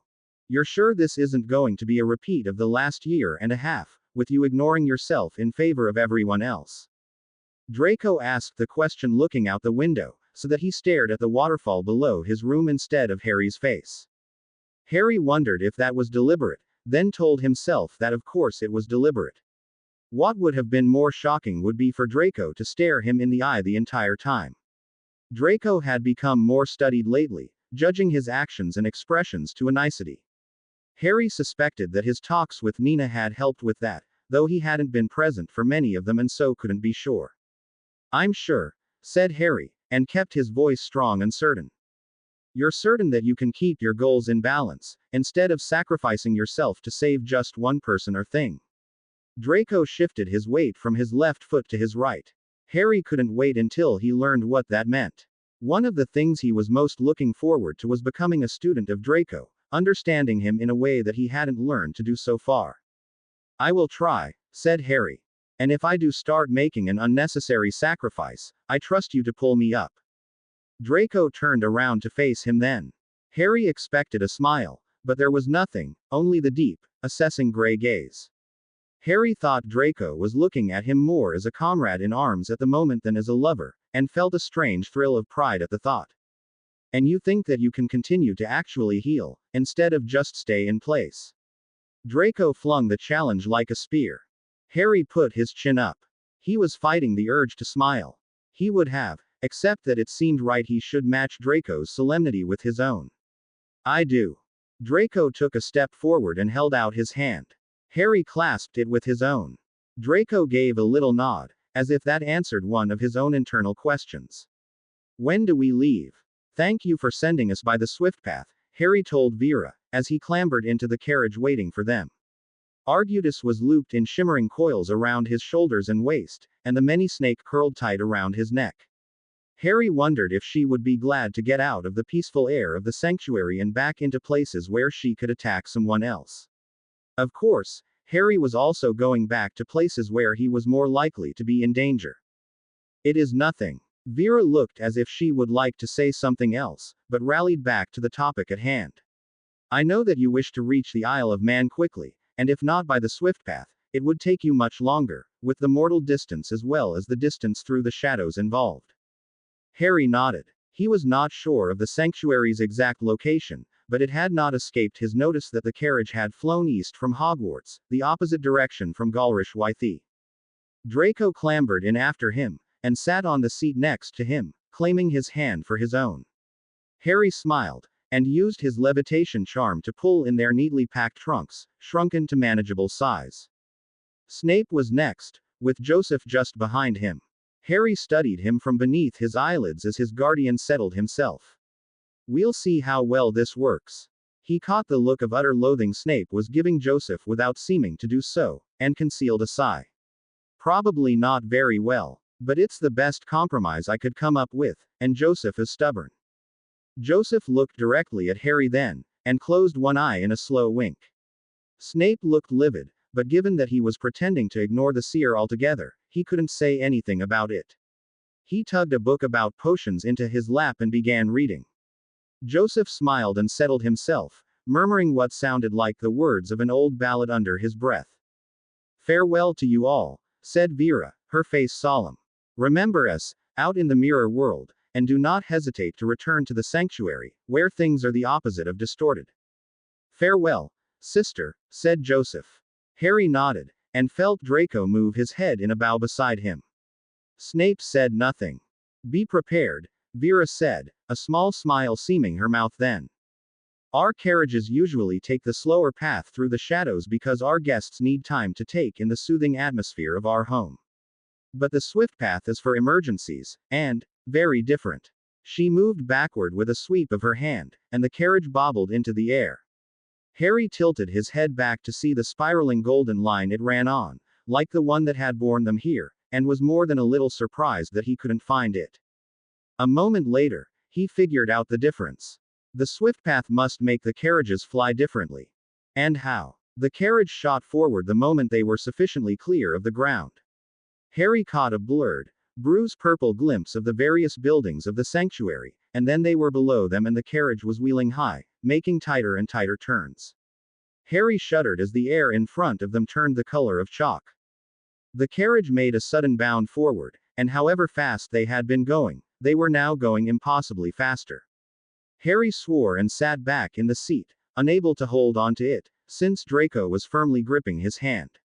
Draco's grin, Harry noticed when he looked over at him, was more than a bit maniacal. Nothing like riding a firebolt, is it? Draco said. Harry shook his head dazedly. On a firebolt, he was always in control, and he could tell the broom where to go.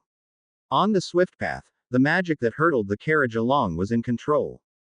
They jolted then, and appeared to rise. Harry looked out their windows, but could see nothing remarkable. They were in the shadows, he supposed, as they had been when they came to the sanctuary, but this time he could see the edges of the shadows whipping past like gray curtains. Now and then, their path flashed from above them, glowing like diamond dust. Harry felt something strike the carriage's wheels, but it only made them spin. It didn't stop them or slow them down. Do things live in the shadows? He asked Joseph. Snape was apparently absorbed in his book. Sometimes, said Joseph. Some of us think the ghosts of the Shadow Weavers are still with us, wandering in the last product of their magic. Did they have souls? He shrugged. We don't know, but it makes a nice story to scare someone with the first time they take the swift path. Harry opened his mouth to reply, and then the carriage fell. Draco let out a loud whoop and grabbed his hand harder than ever. Harry heard Snape snarl out an instinctive shielding charm.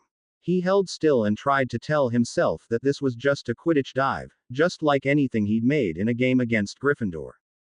What was that? He asked Joseph, when the carriage had righted itself and soared upward again. The swift path is hung on various hooks, Joseph, who didn't appear at all discomforted, said. Strung across the sky and among the shadows, if you will. That was our being tossed to a hook that was lower than the rest. Harry turned his head to stare out the windows, but still could see nothing but the shadows and the occasional flash of diamond from above. It would be something to know how to do this, myself, he said softly. I don't think anyone now alive knows how to do this, said Joseph pleasantly. There's certainly no room in the sanctuary for it. And the Shadow Weavers weren't human. They were the ones who made the swift path as well as the rest of the shadows. You'd have to ask them. His eyes gleamed. That would be an interesting question for a necromancer, if you wanted to approach one. The only necromancers I know of are with their kin, said Harry quietly, his mind reciting names. Dragonsbane. Pansy. Dead, he added, when Joseph looked at him. Oh. Joseph was still, and Harry wondered again if the sight didn't tell him about specific memories, or if he was simply too polite to use it all the time. Battle? He asked a moment later. Yes, Harry said. Both of them. Then he turned his head and stared out the window at the shadows again, with Draco squeezing his hand reassuringly.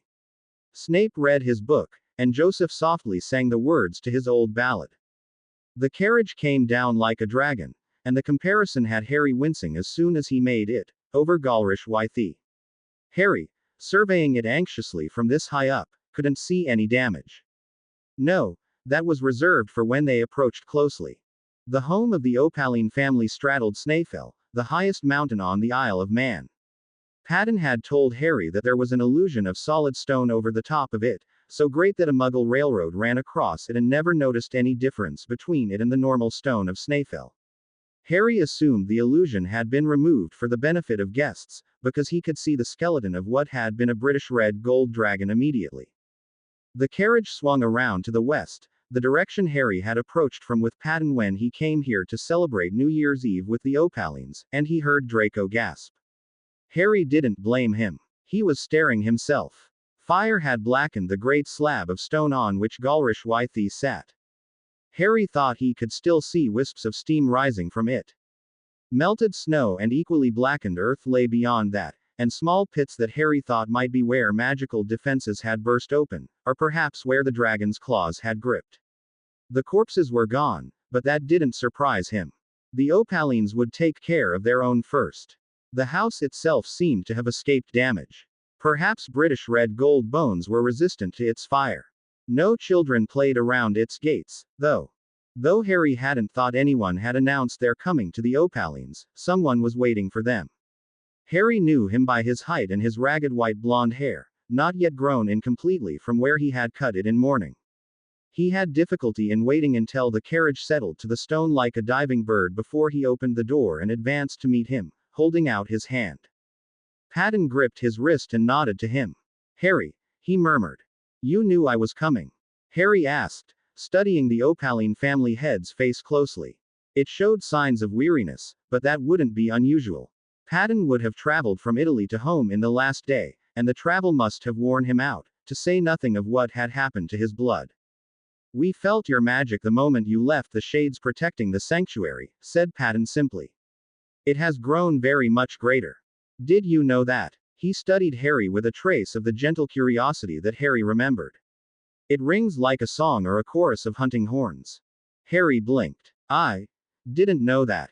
It was true that most of the last webs he'd put on his power had been released in the sanctuary, webs of distrust and insecurity about his own magic and his right to hit other people with the strength of that magic. He hadn't realized it would make that great a difference.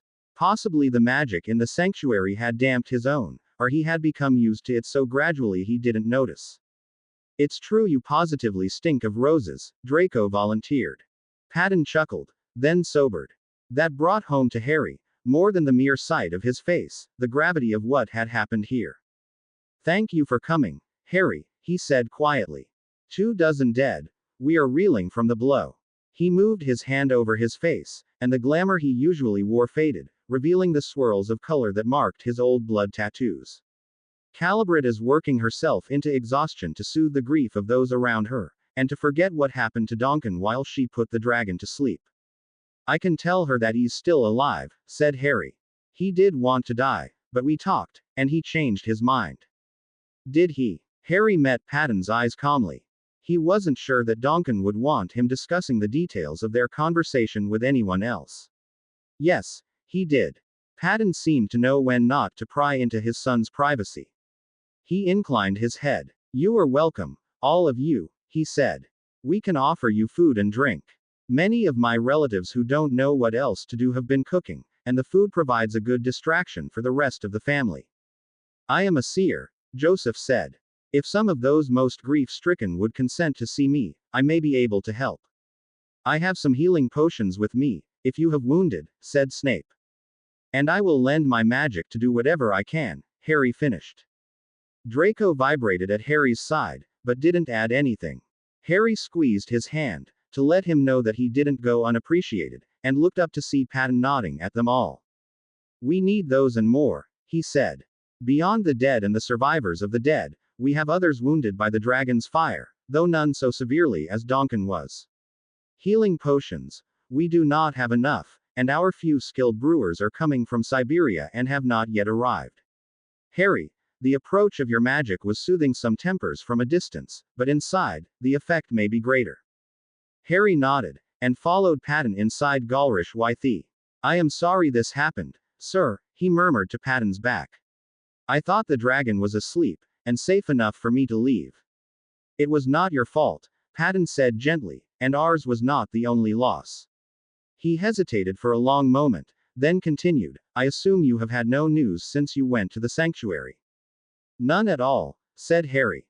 "What has happened?" He was already bracing himself for a blow. Anything from the Wizengamot passing a resolution to make dark magic illegal to Philip Willoughby, one of the parents of the children he had killed, successfully bringing him to trial. Patton sighed through his nose. Many things, but the most urgent to your particular cause is that the ministry has managed to form a department for the hunting of werewolves. Harry jerked to a stop. What? Patton turned and faced him, his eyes grave. Yes. Apparently, it had been tried before, and rejected. Then Amelia Bones, who is, after all, head of the Department of Magical Law Enforcement, approached the heads of the other departments within the ministry.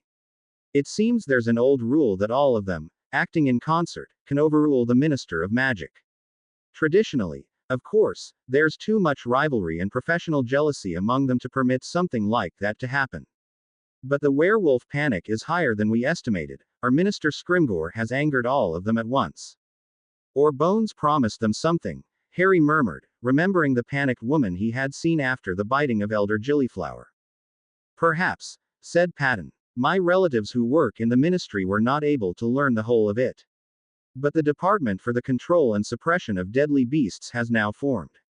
They sent out hunters a few days ago, with the full moon. 2 werewolves were killed, according to the Daily Prophet. Did they say where? Harry's throat felt tight enough to constrict his breathing. London, said Patton, as Harry had almost known he would. A pack in London, one of the fringe ones who live close to the Muggles. The charge was that a rogue werewolf had attacked a department hunter, and when they killed him, another leapt at them, so they killed her as well. Harry finally managed to swallow. And did they happen to give a name of the pack, or a name of the pack leader? Loki, said Patton quietly. Shock swept through Harry in a windstorm, though in one part of his being, the one that expected bad things to happen, he was not surprised. And then came rage like a firestorm, such that he was hard put to keep his skin from burning. You've pushed me too far, he thought, aiming the condemnation in the direction of the ministry. I wanted to remain poised between both of you, taking neither side, but now I have to take the werewolves. Good luck to you in weathering this war now. He felt the boy's magic the moment he returned to the world, because, of course, there was no way Harry Potter could ever be quiet. Falco was meditating in his sea eagle form on top of a church steeple, most of his mind tucked and wandering in contemplation while a small shard floated on the surface to alert him to happenings in the world, including a gun going off anywhere close at hand. One disadvantage of having a large and noticeable animagus form was that Muggles were likely to choose to shoot at him, for no greater reason than the pleasure of bringing down something unusual. He felt Harry's magic as light, a fiery star rising in the east. Falco spread his wings and gave a little hiss of displeasure when the sentry shard summoned him. No sense of decorum at all, he thought, as he took off and turned east. No sense of quietude. He is a child. Lord-level magic ought never to go into the hands of a child. Falco mourned the fate that had made it so. He had been to Godric's Hollow, to study the twining magical signatures there so that he could better understand his opponent in the fight for the balance of the world. What he had found had puzzled him, but he had understood it after some study. Most wizards had natural barriers on their magic, walls blocking off the deeper parts of their magical core, beyond which they could not press. Some wizards could not become animagi after years of study, for example. Others could not cast the unforgivables, or could not cast dark arts pain curses, or could not stay seated on a broom well enough to play a game of Quidditch. Most people accepted their talents and their interests as limitations, but those barriers played their part. And a good thing, too. When a wizard pushed beyond them in a tide of extreme emotion, he might wield lord-level power, but only for approximately 2 moments. Then his body, unused to accepting such a flood of magic, would destroy itself. These days, most wizards only breached the barriers when they were trying to both commit suicide and take a hated enemy with them. Falco would have considered what happened at Godric's Hollow the greatest of coincidences if not for the fact that a prophecy was guiding it. That Voldemort's killing curse had been strong enough to smash Harry's barriers but not strong enough to dominate the magic that lay beyond them, as it was in most cases. That the magic had defended its host the only way it knew how, by forming into a mirror and reflecting the Avada Kedavra back at its maker. that the rebounded killing curse had struck Voldemort just as he was casting the second one at Harry's brother, and that second curse had penetrated enough to leave a curse scar but no other mark, sparing Connor Potter's life, had Falco shaking his head. It was what the prophecy had demanded. It was what fate said should happen. But it still made Falco think that the whole thing was so unlikely that it should not have been allowed to happen in the first place. He would certainly have arranged matters differently if he had been in charge. He had read the magical signatures, and used a spell that would pull images of the past from the walls and allow him to see what had happened. The magic that saved Harry's and Connor's lives should then have killed them immediately afterwards, as it roared through Harry's body in an unstoppable flood of fire and then consumed Connor. But instead it had swirled into the shadowy image of a serpent and coiled around Harry's cot, guarding him. The child in the memory had smiled and put out a hand to stroke the serpent's head, giggling when it flicked its tongue out to touch his cheek. Falco could only surmise that Harry's barriers being broken so young had given him a chance at survival. It was not, for obvious reasons, something that happened to children normally. His body wasn't used to containing any usual amount of magic, the way that adult wizards' bodies were. So it had adapted itself to carrying Lord-level magic, and his power, strong enough that it had almost a personality of its own for those first few years, had helped, madly glad to be free from the walls that would otherwise have imprisoned it forever. Falco had seen, and could feel pity for, the terror that had consumed Albus and Lily Potter when they realized what had happened. There was even the chance that Harry himself could have been the fulfillment of the prophecy, if they did not chain it so that it would not shift. And, of course, they had hated the dark edge of Harry's magic, surmising rightly that it came from Voldemort, that the Dark Lord had given some of his abilities, most dangerously the Absorber gift, to the baby. He did wonder that they had not ever sensed the other dark edge of magic lingering in the house, but he understood why they might have ignored or denied it. Or simply not felt it. The overwhelming evidence was that Harry's magic had blanketed it from their notice. But now he understood, and other than wondering if this prophecy might yet end in a tumble of coincidences unlikely as that which had produced its beginning, Falco had no reason to wonder about Harry Potter's beginning anymore. He did know that the child's birth was natural, but his sudden acquisition of magic was unnatural, and he really should not have been cluttering up the world, still.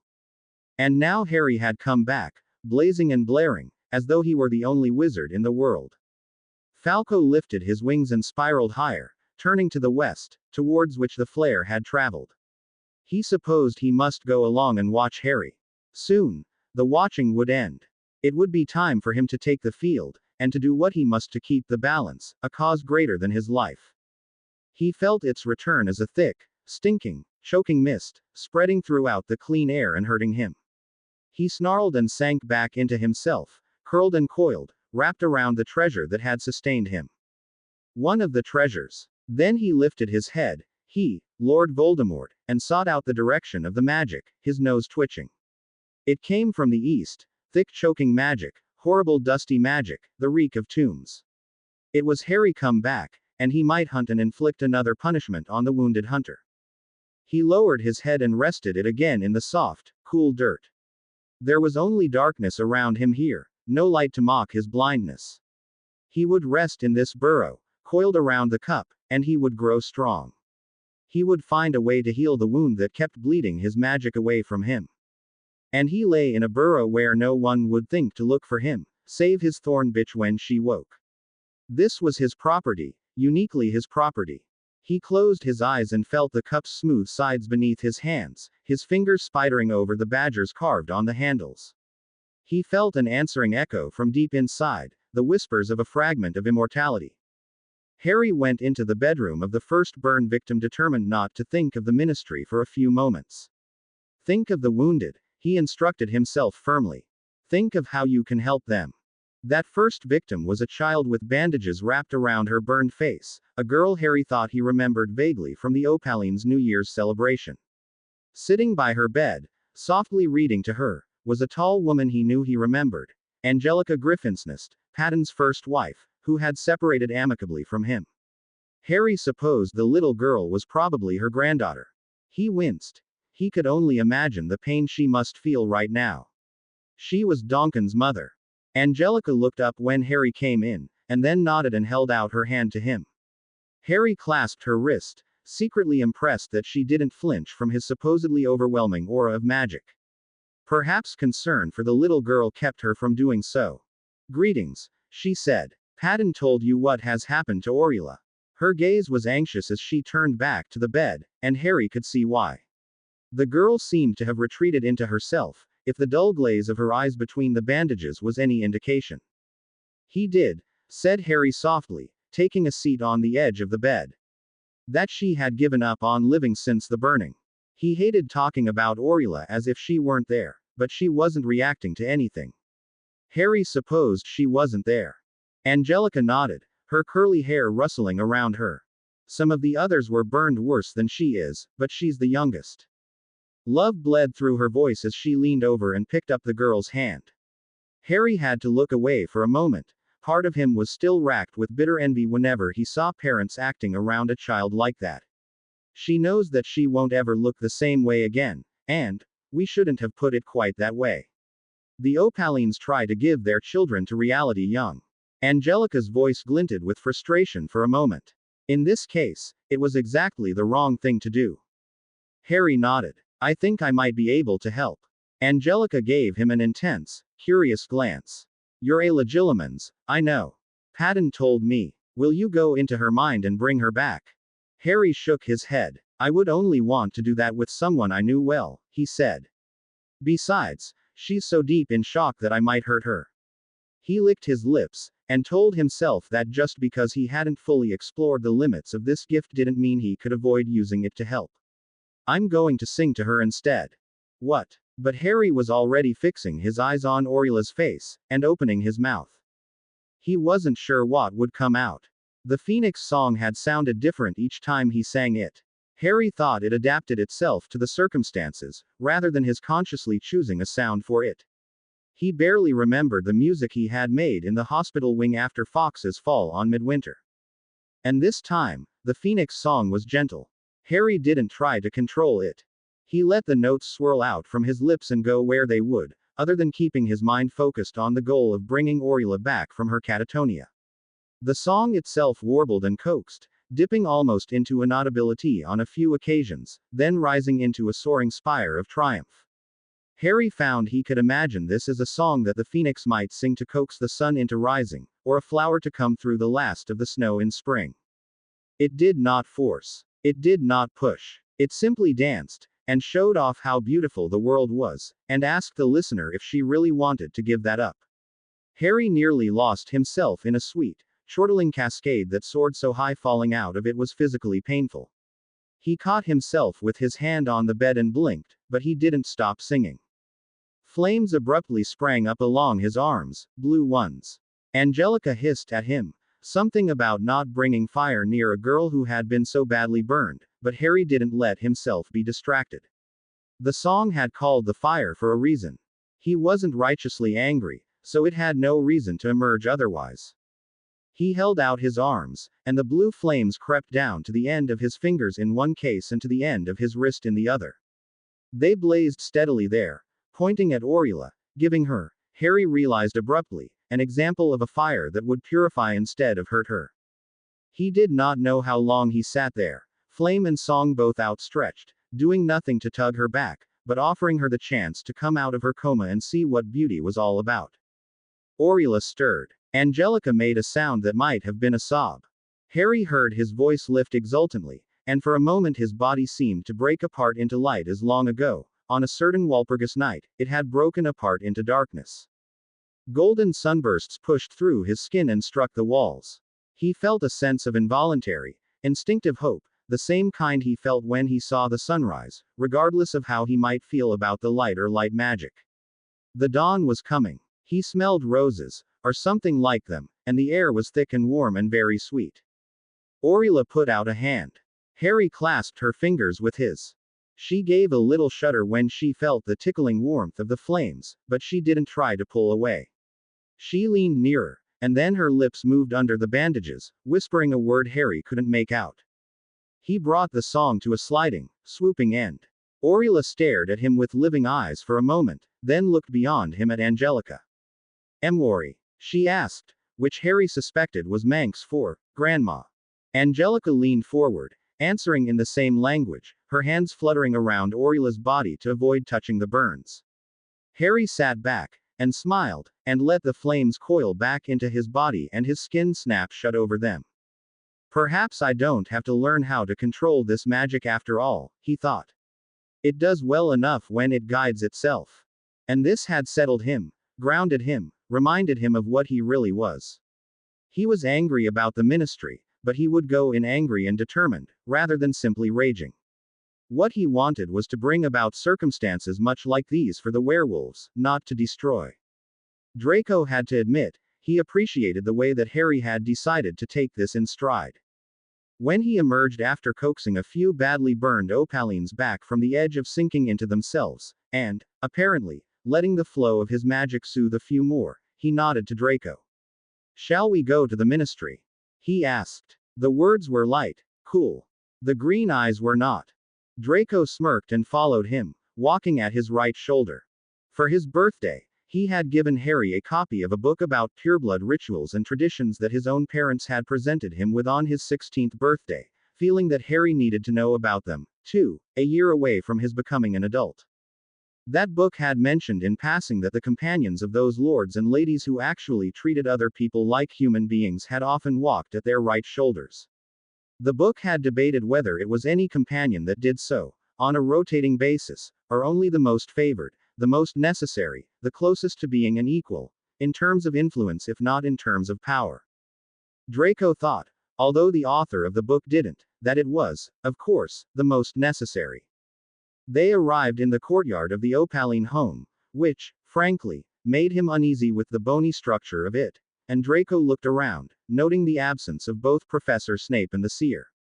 "We're leaving without them?" he asked, trusting Harry to know who he meant. Harry walked ahead without looking back. "Yes, we are." He turned to face Draco then, one eyebrow raised. "Unless you really think that I can trust Professor Snape to behave in the ministry." Silently, Draco shook his head. He was surprised and dismayed to note the changes in Snape. Only Lucius had taught him more about self-control. Draco had seen his head of house walk through many trying circumstances and not lose his temper. He supposed his losing it now had something to do with the sanctuary, but if he couldn't control himself, he had to expect to be left behind. Harry nodded. "We'll go alone. But first, I need you to tell me what my magic feels like. I can't feel it, myself." "I'm not the best person to ask," Draco mused, his eyes fixed on Harry.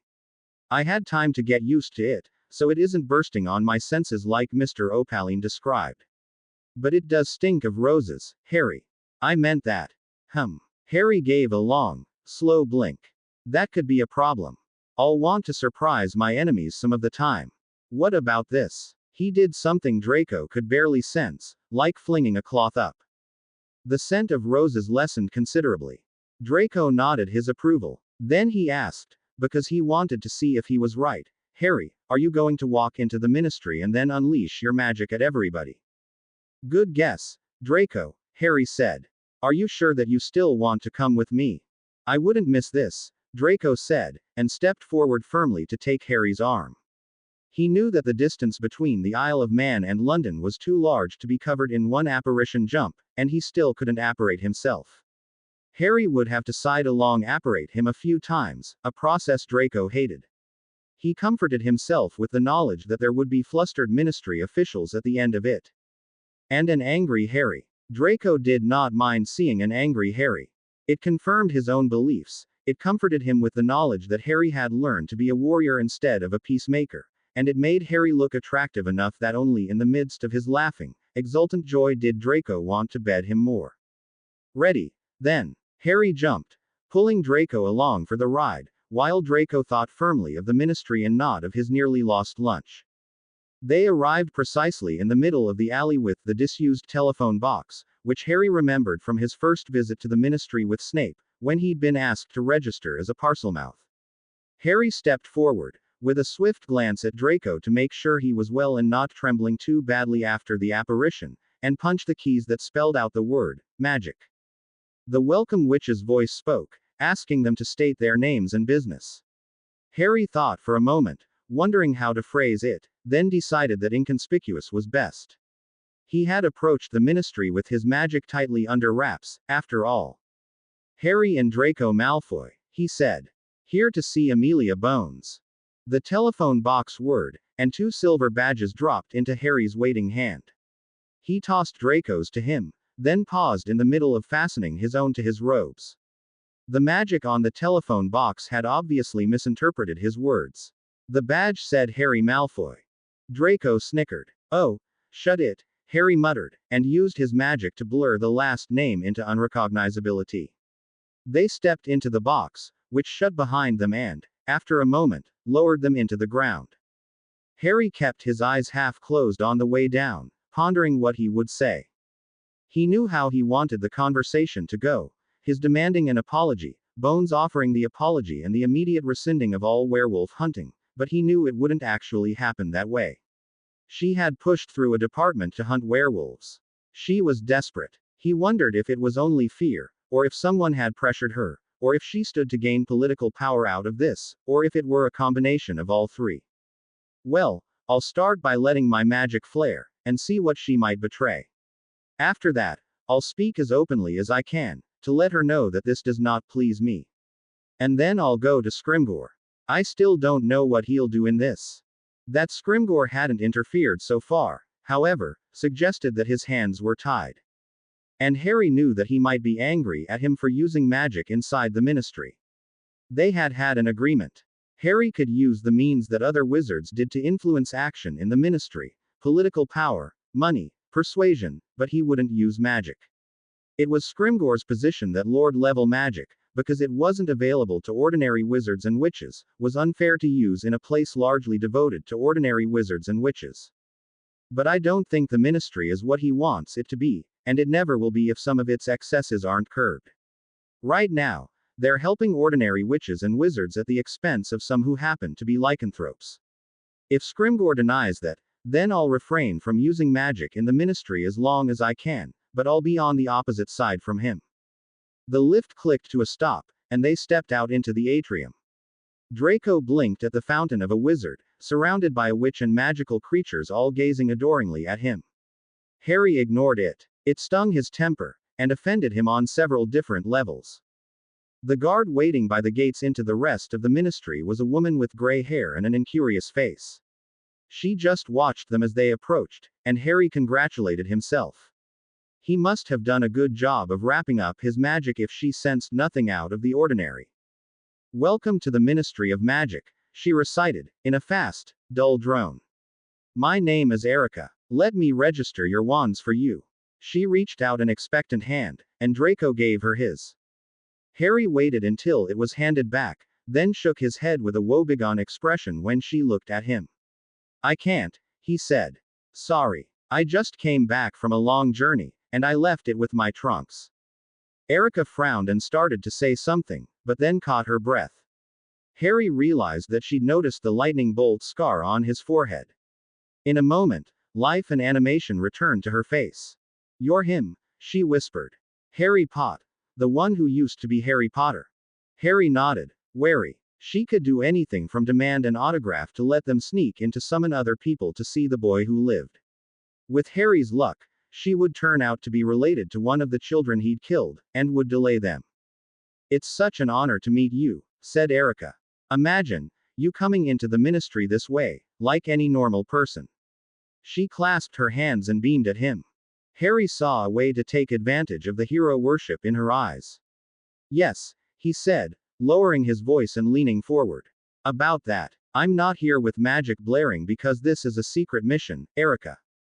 Really? Erica's eyes shone. It is. She looked like a young girl, and Harry wondered if he had misjudged her age. On the other hand, being on the gates into the ministry and having nothing to do but register wands all day might make any excitement enough to reduce her to babbling. Harry nodded seriously. No one can know that we're going into the ministry right now. We have enemies. He stressed the word, and saw Erica's eyes widen in delighted comprehension. So can you let us through, and not tell anyone that I don't have my wand? He stared up at her from beneath his fringe, and waited. Of course. Erica opened the gates for them with shaking hands. This is wonderful. You're wonderful. This is so wonderful. I promise I won't tell anyone. I promise, I promise. Harry managed to incline his head and look grateful, or, at least, grateful enough to satisfy her. They were through the gates in a few moments, and making for the lifts. Draco was chuckling at his back. Someone has a worshipper, he said. I could have a lot more, if I wanted to try, said Harry, and shook his head to get rid of the uncomfortable prickling sensation that Erica's fervent gaze had given him. Now, let's get to the second floor. Harry let Draco go in front of him when he got to Amelia Bones's door, and chat and flirt and laugh with the Auror standing guard there, enough to get him to lower his guard and at least ask Bones if she'd see them. Harry himself remained behind Draco, head bowed as if shy, his trainer scuffing the floor to add to the image. Tell her that it's very important, Draco said, near the end of the conversation. I'm acting as my father's messenger in this. I'll tell her, the young Auror promised, and then opened the door to speak to Bones. Draco wandered back to Harry. It was no surprise to Harry to glance up and see him looking pleased with himself, though his smile lessened a bit when he looked at Harry. You could at least look as if you were jealous of me for flirting with someone else, he muttered. But you don't mean anything by it, said Harry, wondering why Draco wanted him to be jealous. Neither did Nina, and you got jealous of that, Draco pointed out. Harry flushed. He hadn't liked feeling that way. She could see your soul, he said, and help you in ways I can't. That isn't true this time. Draco, who now appeared extremely smug, had just opened his mouth to reply when the Auror leaned back around the door again and said, Mr. Malfoy. She'll see you now. Excellent, said Draco, fitting the haughty pureblood mask to his face so fast that Harry blinked in surprise, and he led Harry through the door and into an office that seemed, to Harry, to be even more crowded with wizarding photographs than Scrimgeour's old office had been. In this case, though, they were mostly Aurors posing with captured criminals, who seemed to be fighting like mad to get away. Amelia Bones herself sat behind her desk, a formidable, gray-haired woman Harry had only seen in the Wizengamot before. She had a straight back and direct eyes that fixed on Draco the moment he entered. What do you want? She sounded wary but interested. Has Lucius Malfoy actually sent his son to make peace with the light elements in the ministry? That would be a first, for him to work with us instead of trying to corrupt us. Draco shook his head. I think you misunderstand me, madam. I do have a message, but it's much simpler than that. Look behind me. He bowed and stepped away. Harry looked up at Madame Bones and released the muffling cloth on his magic. Bones gasped and sagged back in her seat. Harry himself didn't feel much difference, other than the removal of the barrier, but Draco put out a shaky hand. Harry turned to look at him. His face was pale, odd, his eyes wide with something that might have been desire. Harry told himself that was natural, the reaction of many wizards and witches to Lord-level magic, and turned back to Bones. She obviously didn't feel his magic as a pleasant sensation, like the scent of roses. She had her hands clenched so she wouldn't cower, Harry thought, and she was striving to keep her chin up while she shook. What do you want? She whispered. I came to tell you that I'm angry about this department for the control and suppression of deadly beasts, said Harry, his voice so steady it surprised even him. It was stone on the surface, but the cold anger beneath that stone was obvious to anyone who listened. Out of the corner of his eye, he saw one of Bones's office walls slowly icing. I have not taken a single side so far because I think that both the Ministry and the werewolves are wrong in how they go about waging this conflict, and while I am bound to help the werewolves, I am not bound to violent revolution. But now, you have done this. What am I to think? It seems as if you are playing right into the hands of the werewolf packs. You're hunting them, making the dead into martyrs and giving the live ones the idea that they must strike back, because you will give them no mercy, and they should at least die fighting. There will be people who might have used political means against you but will grow angry now. Laura Gloryflower, for instance. Her niece is a werewolf, and she is Quellaris, sworn to defend her children whatever comes. Do you really want a lioness breaking your neck for what you have done? How could you be so stupid? He asked in his head, but he was being diplomatic. Do you want to tug the wizarding world into another maelstrom, divide us with Voldemort still out there?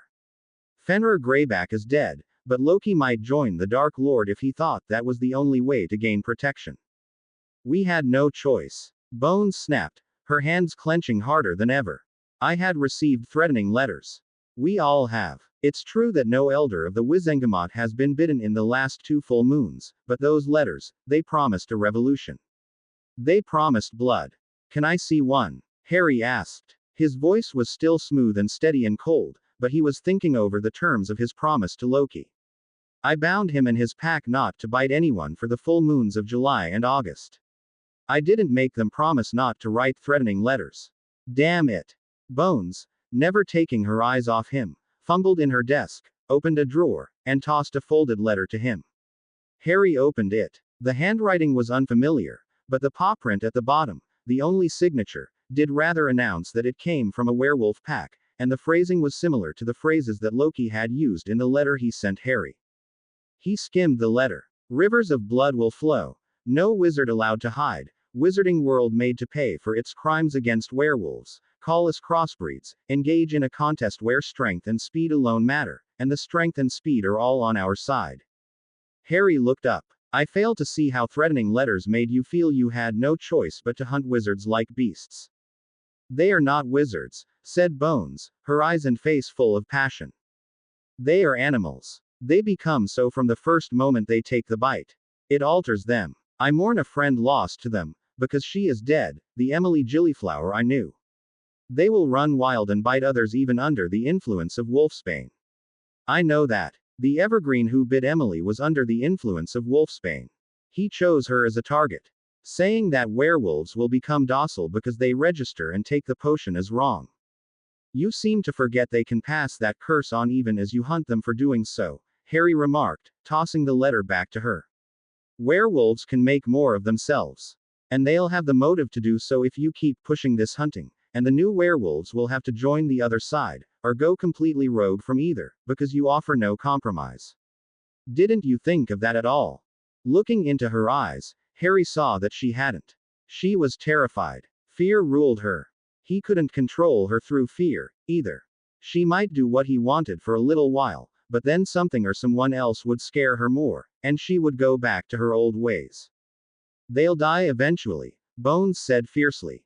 There's been no evidence that the curse can exist apart from a werewolf, if it ever could. We kill them all, and there's no one to pass the curse on. If you had remained away like you were supposed to. She cut herself off, but Harry had heard it. He leaned forward. If I had remained away like I was supposed to? He asked mildly. What?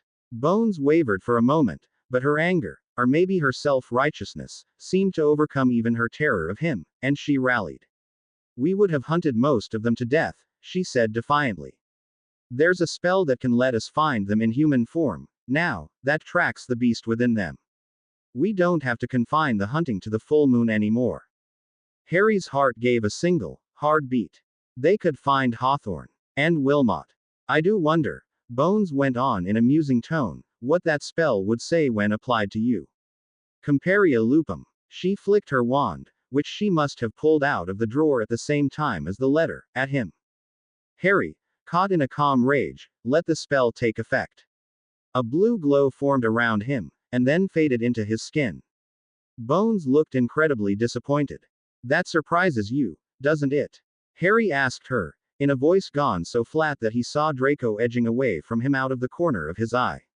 It shocks you that I could fight for the rights of werewolves without being one myself. Bones had her hands clenched again. Harry hoped vaguely that she might snap her wand. It does not matter, she said. You will be defeated in the end. Hunted down like the rest of them. Laws can change. Departments can get created. Restrictions on the use of magic can pass. A restriction on the use of dangerous and destructive gifts, for example. Absorber abilities, perhaps. Harry stared at her in silence for a long moment. Does she know what's she dealing with? No, it seems she doesn't. Time to tell her. He let his magic rise around him. The phoenix flame burst through his skin, his confidence shine in his eyes. Bones cowered again, but Harry suspected she would tremble before any strong opponent at the moment. What was important was to give her words to remember, so that she would know he wasn't just any strong opponent. I'm not who you used to oppose, he told her, quietly. I'm something much worse than that. I'm someone who is going to win this struggle, because I will never give up. I've tried to refrain from stepping on the ministry's free will. Now, I don't care, because the ministry has both broken the wills of others, and encouraged those others to enter a situation of war in which more people will suffer confinement and torture and oppression. No, no more. I will try to keep this a bloodless revolution, but I promise you a violent one. In the end, I aim for all the old preconceptions to be snapped, for people to think instead of reacting in fear, for werewolves to have as much right to justice, including being tried for their crimes, as everyone else. We've always tried to force any dangerous situation to go back to normal, to stay safe and the same. I want nothing to be the same when I'm done. Bones shook, lowering her head to bury it in her arms. Harry turned on his heel and made his way past Draco, who scrambled to follow him. We'll visit Scrimgeour next, Harry said, in a voice he hardly recognized as his own. I want to know how much of this he knew about, and why he hasn't done anything to stop the hunting so far. A moment, said Draco. Harry turned around, wondering if the young Auror who guarded Bones's office was aiming his wand at them. Draco, though, caught his chin in one hand and leaned forward to key him. Harry welcomed the key eagerly, and Draco stepped away from him too soon, looking less smug than proud. That was wonderful, he said. Glad you think so. Harry smiled grimly as he headed for the lifts again. I suspect Scrimgeour won't. Rufus felt Harry coming, of course. Who wouldn't? The wave of magic traveling through the halls of the ministry felt to him like a pounding pulse, the steady push of sap up through the trees in spring. Rufus had learned from his muggle-born grandmother, whose father had been a forester, that such a force was enormously powerful. It brought life back to the world. But it was also relentless. Once the sap started moving, nothing could stop it. And that was Harry, now, apparently. Rufus was waiting, with his hands folded and Percy Weasley behind him, when Wilmot opened the door for Harry. Behind him came only young Malfoy, and no one else. Rufus raised his eyebrows, and almost asked where Snape was. That Harry was here without him would have made a story, he was sure. But it would also have put off the main point of why Harry had come to see him, and that was something Rufus would not do. He kept his eyes fastened on Harry's and waited. Harry's face shone. His eyes shone. The air around him rippled now and then, seeming to reflect light, as if it were a sheet of tin only sometimes turned so that it caught the sun. Rufus wondered if he was looking on the young Vates or a young lord. He was sure that Harry, when playing a Vates role, had had a more thoughtful look on his face in the past. So he has been pushed too far. He has crossed a line he would not otherwise have crossed. I have heard that a Vates is not compelled to care about the wills of those who actively trample freedom. He may be required to defend, rather than attack anyone, and oppose only those actions that hurt others, but he need not hold himself back as far as Harry does. Or did. They had an active Vates on their hands now, Rufus supposed, rather than a reactive one. He had known this day would come. It was the reason he had begun doing the research on Vates and the wizards who had tried to achieve the title. What he had learned had told him that Harry could be more formidable, and thus more of a threat to the ministry, than he had been so far. That day has come. I need to know what you know about this, Harry said. And why you didn't try to stop them. Rufus gave him the truth. I knew nothing about the department until it was created, a day before the full moon. And I've talked with the department heads. All of them are united against me, in agreement with Amelia. I had thought I managed to recover enough balance after my misstep in opposing their decrees too openly, but I haven't. They distrust me, and they have my every move under scrutiny. The only actions I could take against them would be illegal, and they would have a reason to call for a vote of no confidence. So you won't act, Harry said. Rufus shook his head. No, not when I know Amelia would become minister the moment I was voted down. Harry's eyes narrowed. Then he snorted. I was going to ask where your principles are in the face of your citizens being murdered, but that's unfair. I know exactly where they are. Rufus gave a slow nod. So he is not totally given to irrationality, then, even if he no longer sees a reason to respect our wills. Interesting. And that will only make him the more dangerous, of course. Revolutionaries who fall into the depths of their passion are easier enemies to handle. Yes, I favor reform. Amelia would do more and more damage if she became minister, and though I suspect a few of the department heads would abandon her inside of a month, what would that month bring? I can do nothing right now but move slowly. Slowly work myself back into their good graces, slowly rebuild my support network, slowly convince most of the Aurors to ally with me instead of with Amelia. And the unspeakables, he thought, but he could not say that aloud. The unspeakable contacts he had were the most delicate part of this whole affair. They had approached him, quite unexpectedly.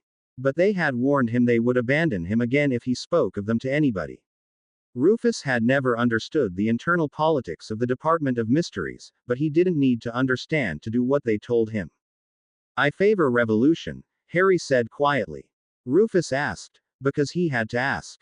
He knew Percy, at least, would ask why he hadn't asked when this was done. With yourself as minister. Harry's eyes flashed in disgust. No. The denial was so vehement that Rufus sat back in his seat, relaxing for the first time since Harry's entrance. Harry went on, his voice rushing headlong. I favor mental revolution. I favor people having to think about what they're doing, instead of just jumping to conclusions. I favor people knowing when something's just a lie, the way the idea of Wolfsbane doing nothing for werewolves is. I favor getting people to follow my principles, not me. Rufus sighed. That cannot come about suddenly. Probably not, said Harry. But it can come about faster than it has been doing. And in the meantime, I can protect and defend those who are being hurt, and work to change minds without compulsion. What weapons will you use? Rufus asked. Harry looked at him, let his magic flare around his body, and swept his fringe back from his face to reveal the lightning bolt scar. It was answer enough. I cannot let you interfere in the ministry with magic, Rufus told him. I shall hope that I don't have to. Harry's voice was polite, but implacable. Rufus wished, in deep frustration, that he had not taken the minister's office. If he were still head of the Aurors, he would enjoy being on Harry's side, doing everything he could to foil Amelia without letting her find out it was him, letting his Slytherin cunning and love of risks that might pay off hugely overtake his Slytherin caution. But he was minister, and bound. Then good luck in those parts of it I can wish you good luck in, said Rufus. The boy who lived in a lord-level wizard, using his fame and his magic against us. Merlin, let it not come to war. Thank you, minister, said Harry. The same to you. He turned and left the office, with Malfoy close behind him. Rufus wondered if he had seen how adoringly young Draco looked at him. Well, he probably knew the general outline of that adoration, but not the specifics of it. Bloody hell. Rufus could feel something like that stirring in his own belly. The natural desire to be close to such a source of magic was mingling with the knowledge that Harry had weapons no one else had ever had, and might actually be the one moral lord in several hundred years. Rufus could imagine a future in which he did follow Harry, and was the happier for it. But this was about responsibility, not simply personal happiness. And thus he and Harry had come to a parting of the ways. You did the honorable thing, sir, Percy said, as if to comfort him. Rufus nodded, then frowned. Not as honorable as I could have, he muttered. I forgot to tell him about the Liberator's letters. He turned to Percy, but he was already scrabbling for quill and parchment. Rufus smiled grimly. His enemies couldn't watch Percy's correspondence as closely as his, since Percy handled so much paperwork. Let it begin, then. He lifted his head and met the eyes of his grandmother in the portrait of her that hung across the room. It seemed that she winked at him. I'm doing what I know I have to do. There's that comfort. Wilmot met them outside the door, and from his glance, Harry knew he wanted to talk. He nodded and used his magic to wrap them in a privacy ward. Wilmot at once leaned closer, and whispered. Did you know that the hunters are stalking Loki's pack? Yes, and that they've developed a spell that tracks werewolves. Harry stared at him. Are you all right? The Auror gave him a strained smile. His blue eyes, Harry knew, were really amber behind his lenses, and he would have slightly longer teeth than normal from the full moon nights just past. Merlin knew how Edmund Wilmot had managed to maintain his job in such a werewolf-paranoid ministry, but Harry wanted to see him keep it. They don't use it in the ministry, said Wilmot. For the most part, people consider it an insult to be suspected of lycanthropy these days, and would object. Besides, they have no reason to suspect me. So far. Harry nodded, a bit reassured. Do you know who died? Wilmot asked then. Harry shook his head. Only that 2 werewolves did. I didn't see the Daily Prophet article, though someone informed me of it. Well, the names wouldn't have meant anything to you, anyway, said Wilmot. They called them by their legal names, not the ones they chose. He hesitated and swallowed, then said, It was Loki who told me, because what happened changes everything. Harry felt a rush and roll and swoop in his stomach, and told himself to stand steady. Does it? He asked. Wilmot nodded, his face shadowed. Yes. The male werewolf who died was a youngster named Briar. The female. He shuddered a bit. The female was Gudrun, Loki's mate. An alpha pair of a pack is one heart, one blood, one breath. Loki's declared vengeance on her murderers, Harry, in accordance with pack law, and there isn't anything that will stop him. Harry spoke with McGonagall via the communication spell Charles had taught all of them the moment he was out of the ministry. The news of Loki's mate had prompted him to put his plans in motion sooner than he would have liked. When he had left Bones, and then Scrimgeour, he had envisioned having at least a month, until school began, to pull everyone together. Now, he knew that would be impossible, and it was especially important that he meet with the werewolves before the next full moon. Hogwarts was the best place to do so, if the headmistress would permit the wards to be lowered in the Forbidden Forest. Madam, he asked, the moment the soft chorus of Phoenix song above his wrist was answered with the headmistress's voice. Harry. He could hear more dismay than anything else in that voice. Harry smiled grimly, wondering if she were worried that he was back from the sanctuary early or that he had walked straight into the center of a maelstrom. Madam, he repeated, and then went ahead with his request. I am trying to create a formal alliance between wizards and magical creatures. I think it's needed, with what happened to the werewolves and to the Opalines.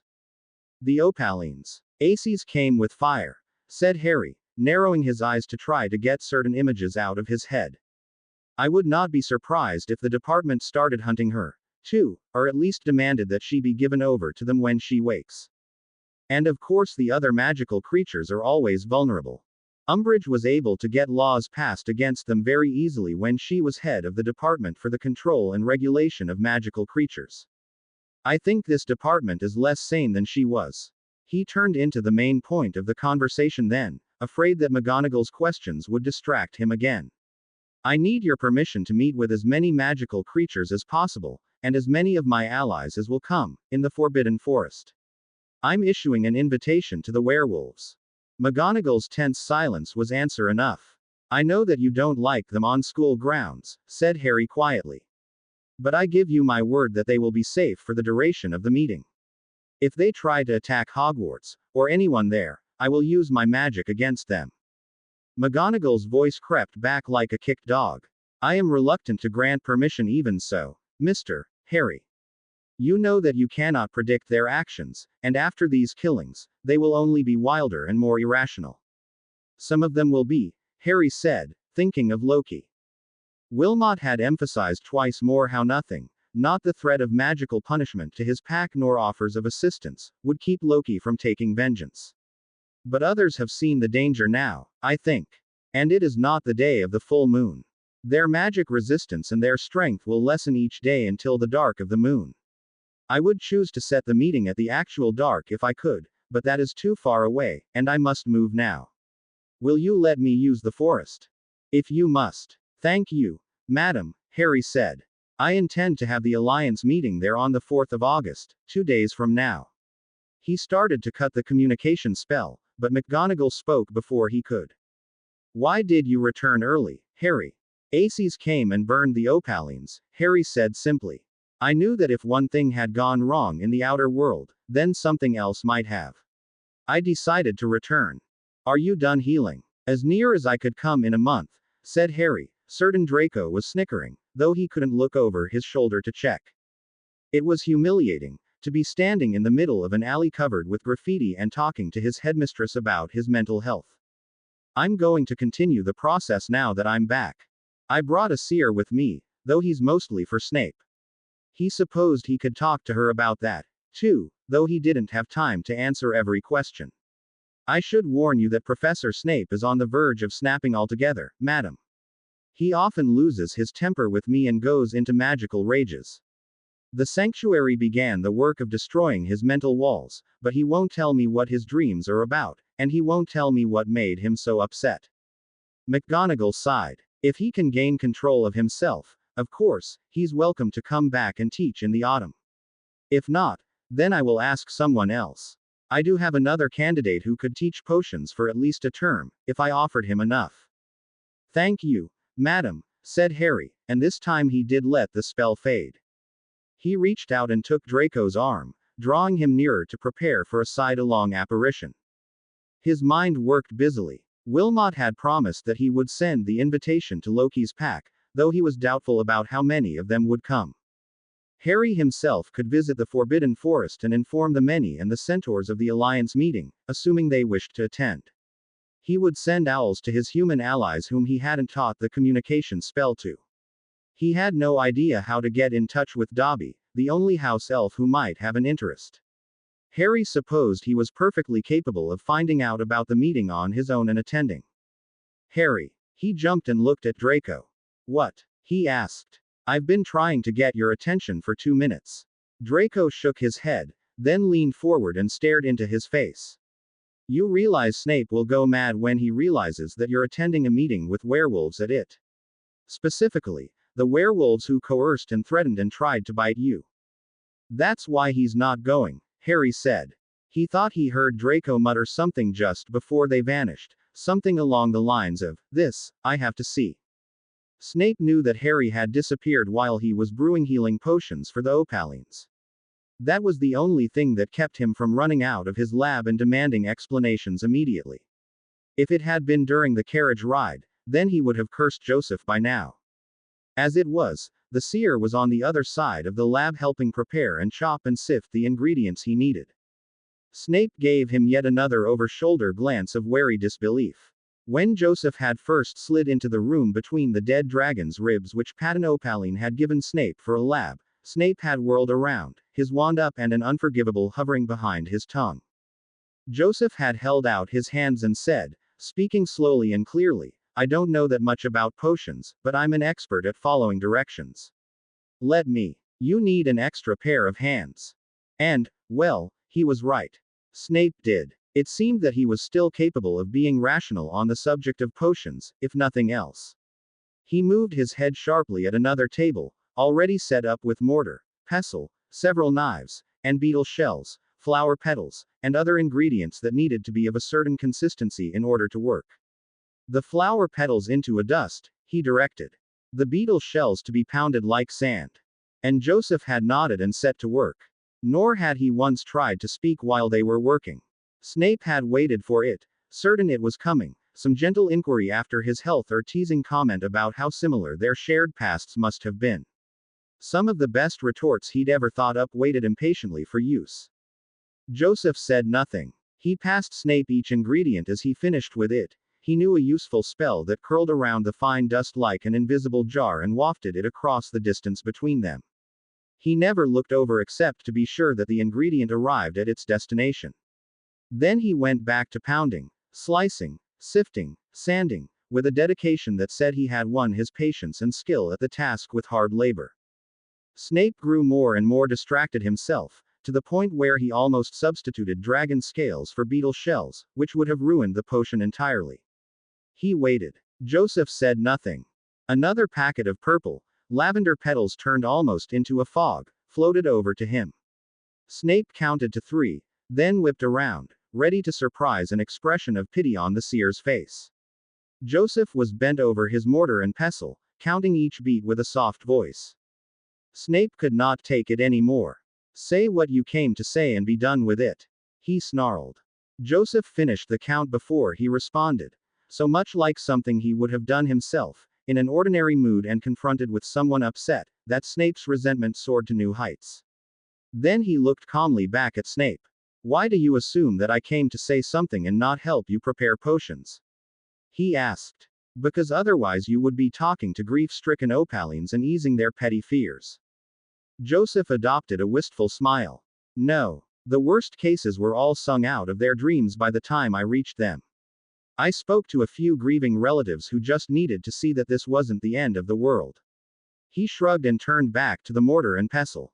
That son of yours is remarkable. He is not my son. Snape made an ugly sound that he'd meant to be a laugh when he started it, and which now had no name. Or had you missed my distinct lack of any kind of charm, either to attract a mate or pass on to a child?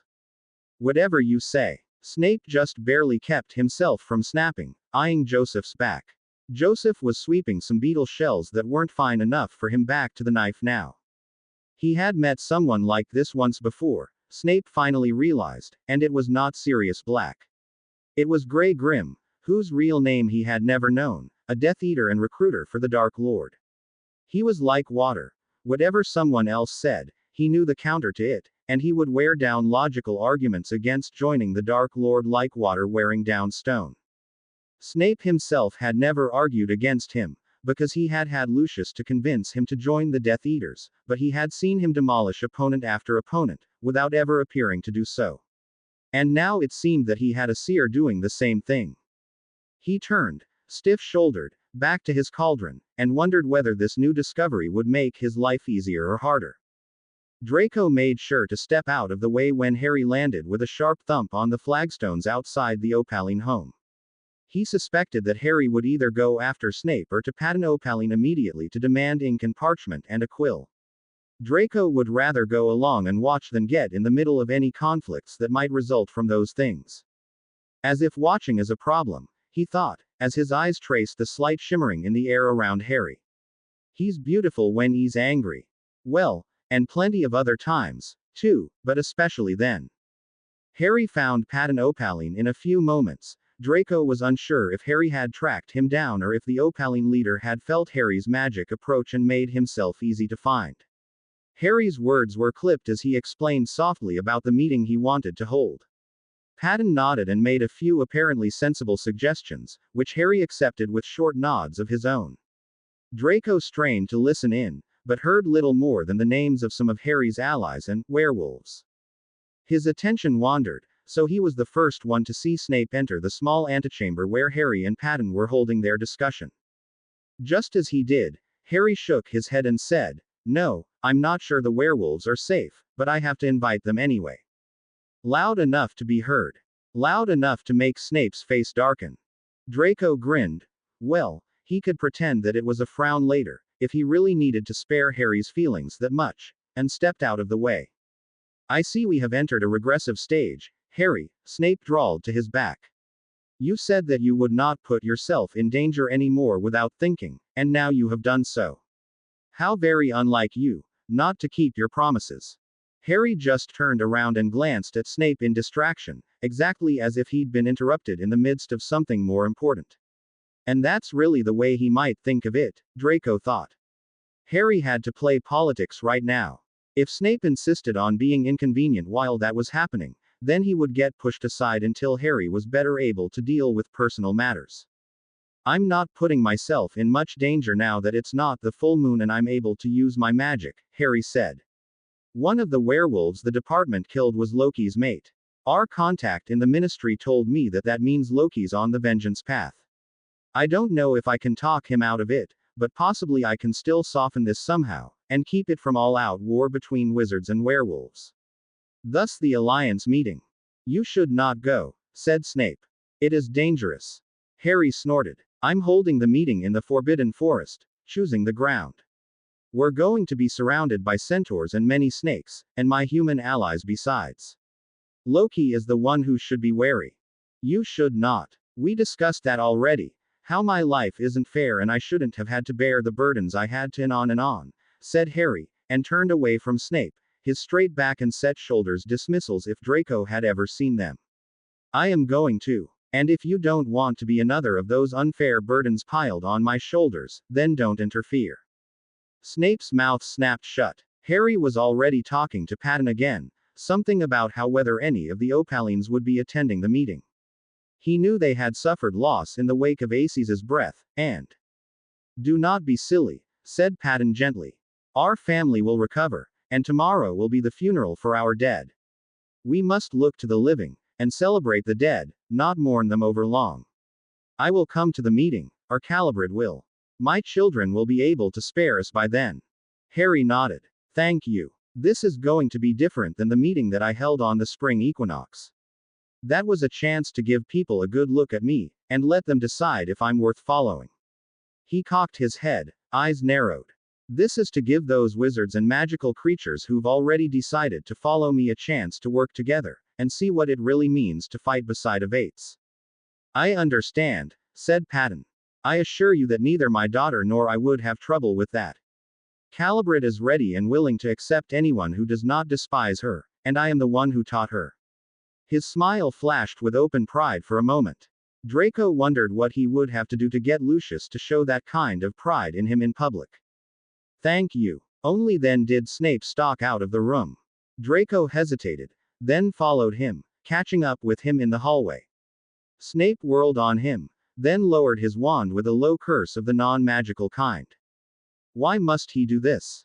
Snape whispered, all but snarling. He knows I wish to help him, and yet he insults and dismisses me. Draco blinked, honestly surprised. He thinks this is about Harry not having enough compassion. He studied Snape's slumped shoulders. Because you're being a prat, he said at last. Telling him nothing, but demanding his attention. He can't help you. He certainly can't force you to tell him what's bothering you. Or, rather, he won't. But the vast part of this is your own fault, sir. Snape was giving him the snarling look of a wounded animal. Draco decided it might be for the best to back off now and let Harry figure out the best way to deal with his guardian later. Then again, he thought as he ducked back into the room where Harry was still speaking with Patton, considering how irrational all the people taking care of Harry tend to be, Lucius as a father isn't too bad at all. Lucius was sipping tea and reading yet another account of fools trying to discredit Harry in the Daily Prophet when Phoenix' song chimed above his wrist. He turned his attention to it after a good minute had passed and the person speaking to him had seen the folly of interrupting Lucius Malfoy at breakfast. What is it? He asked. Lucius. He raised his eyebrows. Harry's voice, but tempered and cooled, with a tone he had never heard in it before. If Harry had been a new forged blade when he went to the sanctuary, now he sounded like one ready for use. Harry, he said, his eyes straying to the paper again. The photograph on the front page was one taken almost 2 years ago, when Harry went up against dragons in the first task of the Triwizard Tournament. He was riding a broom, dodging and swooping among the huge bodies, looking as if he had never known fear in his life. What brings you back to us so soon? News of trouble on the Isle of Man, said Harry. And news of other troubles after that, once I arrived here. I am going to hold a meeting in the Forbidden Forest, in the same clearing where I met you for the Christmas celebration the year before last. I think it's time that humans and magical creatures should meet and discuss what our alliance and our revolution entails. Lucius sat up straighter. Oh, he could not deny that he had not dreamed of this day since he had realized what Harry's power might mean, and that abandoning Voldemort was a feasible choice. But he had never imagined it would arrive so soon. Harry was not ready, that much was obvious from the way he handled himself, and then he'd retreated into a place full of light wizards. Lucius had thought the boy would be even more light when he came back, and would need a few encounters with reality to show him the fascination of politics. Revolution? He questioned delicately. Our world can't stay the way it is, said Harry. His words reminded Lucius so strongly of a speech he'd heard the Dark Lord give more than once that shivers ran down his spine and through his dark mark. It's going to slaughter many people on either side if it does. Well, the Dark Lord had referred only to purebloods, but he had said much the same thing. I don't want that to happen. And I've realized that there are some hypocrisies in my behavior towards others that I want to correct. Will you agree to come with me and meet centaurs and werewolves face to face? Lucius smiled, toyed with the idea of telling Harry that working beside werewolves was less repulsive than the thought of working beside mudbloods, and then decided to be diplomatic. Yes, I will. And Narcissa will, as well. Narcissa will what? His wife asked, coming into the kitchen. A house elf appeared and handed her a steaming cup of tea, which she immediately took and started sipping. Lucius admired the way her bee-owned hair coiled around her neck for a moment. Narcissa rarely appeared less than perfectly poised, but her early morning relaxation was lovely in its own way. Tell her that she's welcome, of course, said Harry, and Narcissa's eyes widened. I will, said Lucius, and then said his farewells and gave the spell up. He leaned across the table to take his wife's hand, raising it to his lips. Our Vates has come back, he murmured into her fingers. What do you say to meeting with centaurs and werewolves in the middle of a forbidden forest clearing, while Harry stands over us and tries to convince us all to get along? Narcissa gave him a very faint smile. I say that I shall have to find an appropriate gown to wear. Hawthorne could not deny that the sound of Phoenix song above her wrist lifted up her heart. Harry, she murmured, even before the voice of the other person could begin talking. Silence met her, which concerned her until she realized it was the silence of shock. Hawthorne laughed softly, and that prompted Harry to speak. How did you realize it was me? I had a dream, said Hawthorne, and wandered over to look out the window of the garden. They'd had rainy and sunny bouts of weather alternating for the past few days, and the plants she had transferred into this small side bed were doing wonderfully. Her eyes lingered near a hawthorn bush growing protectively over a clump of dragonsbane and a set of small pansies. She was able to smile and feel an ache in her chest instead of simply feeling the ache. A lot of dreams, the past few days. I dreamed that you would be returning. I never knew you were a seer. Harry sounded half confused, half intrigued. I don't think I am. Hawthorne leaned her head on the windowsill. She knew she should be more worried. Whatever was urgent enough to summon Harry out of exile in the sanctuary was probably just another obstacle to add to the fact that there was now a department devoted to hunting werewolves, and a spell that could track werewolves in human form, and the serious attempts to discredit their Vates. But she felt as though she were looking east and had just seen the first signs of sunrise. I just expected that you would come back, and soon. Harry audibly shook off the first traces of surprise. Well, I could wish the circumstances of my return were happier. Tell me. And Harry did. Hawthorne listened, and agreed that it was serious, but the hope went on living inside her. She agreed to attend the Alliance meeting, of course, and then her wrist went silent, and left her to go on peering out the window at her plants. An Alliance meeting. One held only because the world is becoming so dangerous that Harry cannot afford to have those who follow him separated by ridiculous prejudices any longer. But a meeting that addresses wounds that should have been healed long since, and breaches we need to repair. We cannot be divided against ourselves and yet endure. And our enemies could divide us, if they continue to pile on the fear talk against werewolves, and the dark purebloods continue uninterrupted in our prejudice against mudbloods. She turned away from the window. This past month had been a time of retreat for her, of remembering her daughter and her husband and mourning what had been. We thought, and we rested. Now we live. Adalrico looked up from playing with his younger daughter. Marion was making a concentrated effort to grab hold of a jeweled bauble he dangled on a string for her, but he didn't think that was what had distracted him from her scrunched up little face and whimpers of frustration. Then he heard the sound again, and realized it was Phoenix song coming from just above his left wrist. He picked up Marion, gave her the bauble to quiet her, and asked, Hello. Greetings, Adalrico. He sat up straighter, even though there was no way Harry could see him. He was conscious of having something to prove to this man, at least in his own mind. Harry didn't know, of course, that Adalrico had wearied during the final days of the siege and wanted to use darker magic on the Death Eaters than Harry would permit. Millicent had been the one to remind him of family duty, that the Bulstrodes were Harry's formal allies and ought never to betray him in such a way. Adalrico had thought about it often since then, and had been ashamed that it was his heir reprimanding him instead of the other way around. Harry, he murmured. What is the matter? Dragons, and werewolves, mostly, said Harry, his voice grim and wry. But a dash of ministry politics, and no doubt prophecy, as that seems to trouble me at every moment of my life. But for right now, an alliance meeting I want to hold in the Forbidden Forest tomorrow, with most of my allies, human and non-human, who agree to come. It will be in the clearing where you once met me for Christmas. Will you attend? Adalrico nodded, then remembered that the communication spell didn't convey gestures, only voices, and said, Of course. Will Elfrida and my heir be welcome to attend? Marian fussed and said, "Da." As if she knew that meant leaving her with a friend of the family, and Adalrico jogged her on his knee to shush her. She could stay at home and be happy there. He was still wary about risking his younger daughter in public yet, especially since Staris might have a grudge against him for killing first one of their favored daughters and then her twin brother this spring.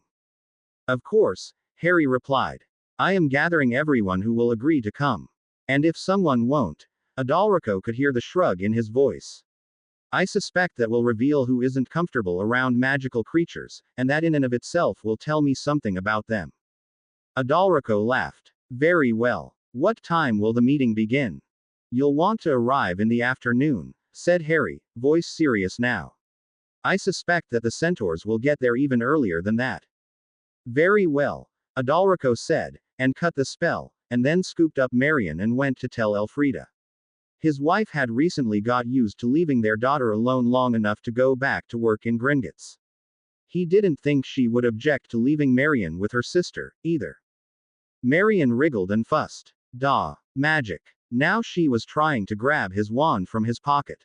You're not old enough yet, Adalrico told her. Henrietta looked up when the communication spell rang out. She knew it was the communication spell, despite the abundance of strange objects in her quarters. She'd spent enough time rustling around yesterday, poking and prodding and casting spells to be sure that none of the former occupants' possessions did anything odd. It was almost blinding to be surrounded by Gryffindor colors. This had been Minerva McGonagall's room for 20 years, but she supposed she'd get used to it. Hello? She asked. Henrietta. Harry's voice. Henrietta told herself that it was not dignified for a Bulstrode to smile like her favorite person in the world had just walked into the room. The man had put her under unbreakable vows and smashed the last of her pride. Really, she was supposed to hate him. But she didn't. Harry was legitimately stronger than she was, in more than just magic, the only person Henrietta had ever been able to say that about. Harry, she said, what brings you back so early? Alliance meeting in the Forbidden Forest tomorrow, said Harry. I need you to attend, unless you're averse to magical creatures. Henrietta smiled and glanced down at the pamphlet that lay on the desk, advertising the augury sanctuary Harry had had her give some money to fund and found. Not anymore, she said. Good. Now, as you're approaching from the north, you'll notice a clearing not far away from the path. You should be able to see it clearly. Other people will be there already. I've asked Hawthorne and Adalrico to arrive early. Harry, she interrupted then, thinking she should correct a misconception. I won't be approaching from the north. I'll be approaching from the south. She heard the frown in his voice. Why? You're flying.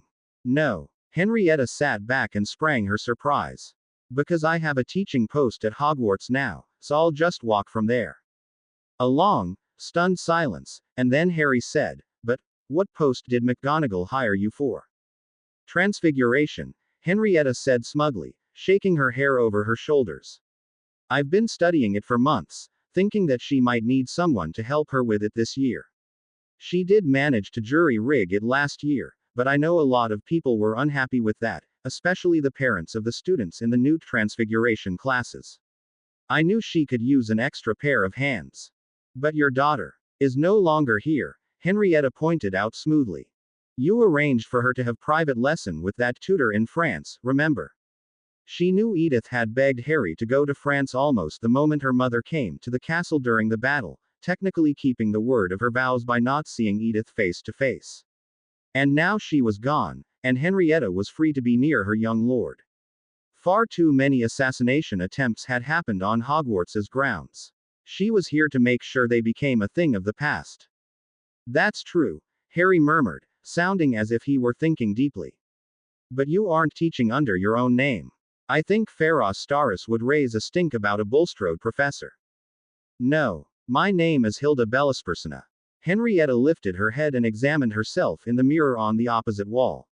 You'd be surprised. I look much younger, and my eyes are blue now. And your name means beautiful disguise, Harry muttered. And you still think someone won't figure it out.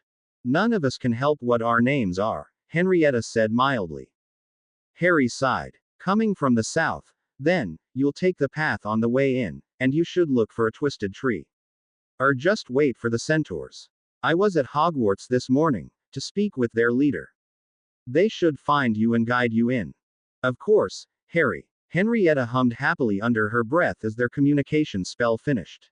Really, it's not the done thing for a lord who treats his companions decently to go off at the shake of a Kneasel's tail, she thought, as she got up and once more examined her face in the mirror. I am so glad he's back.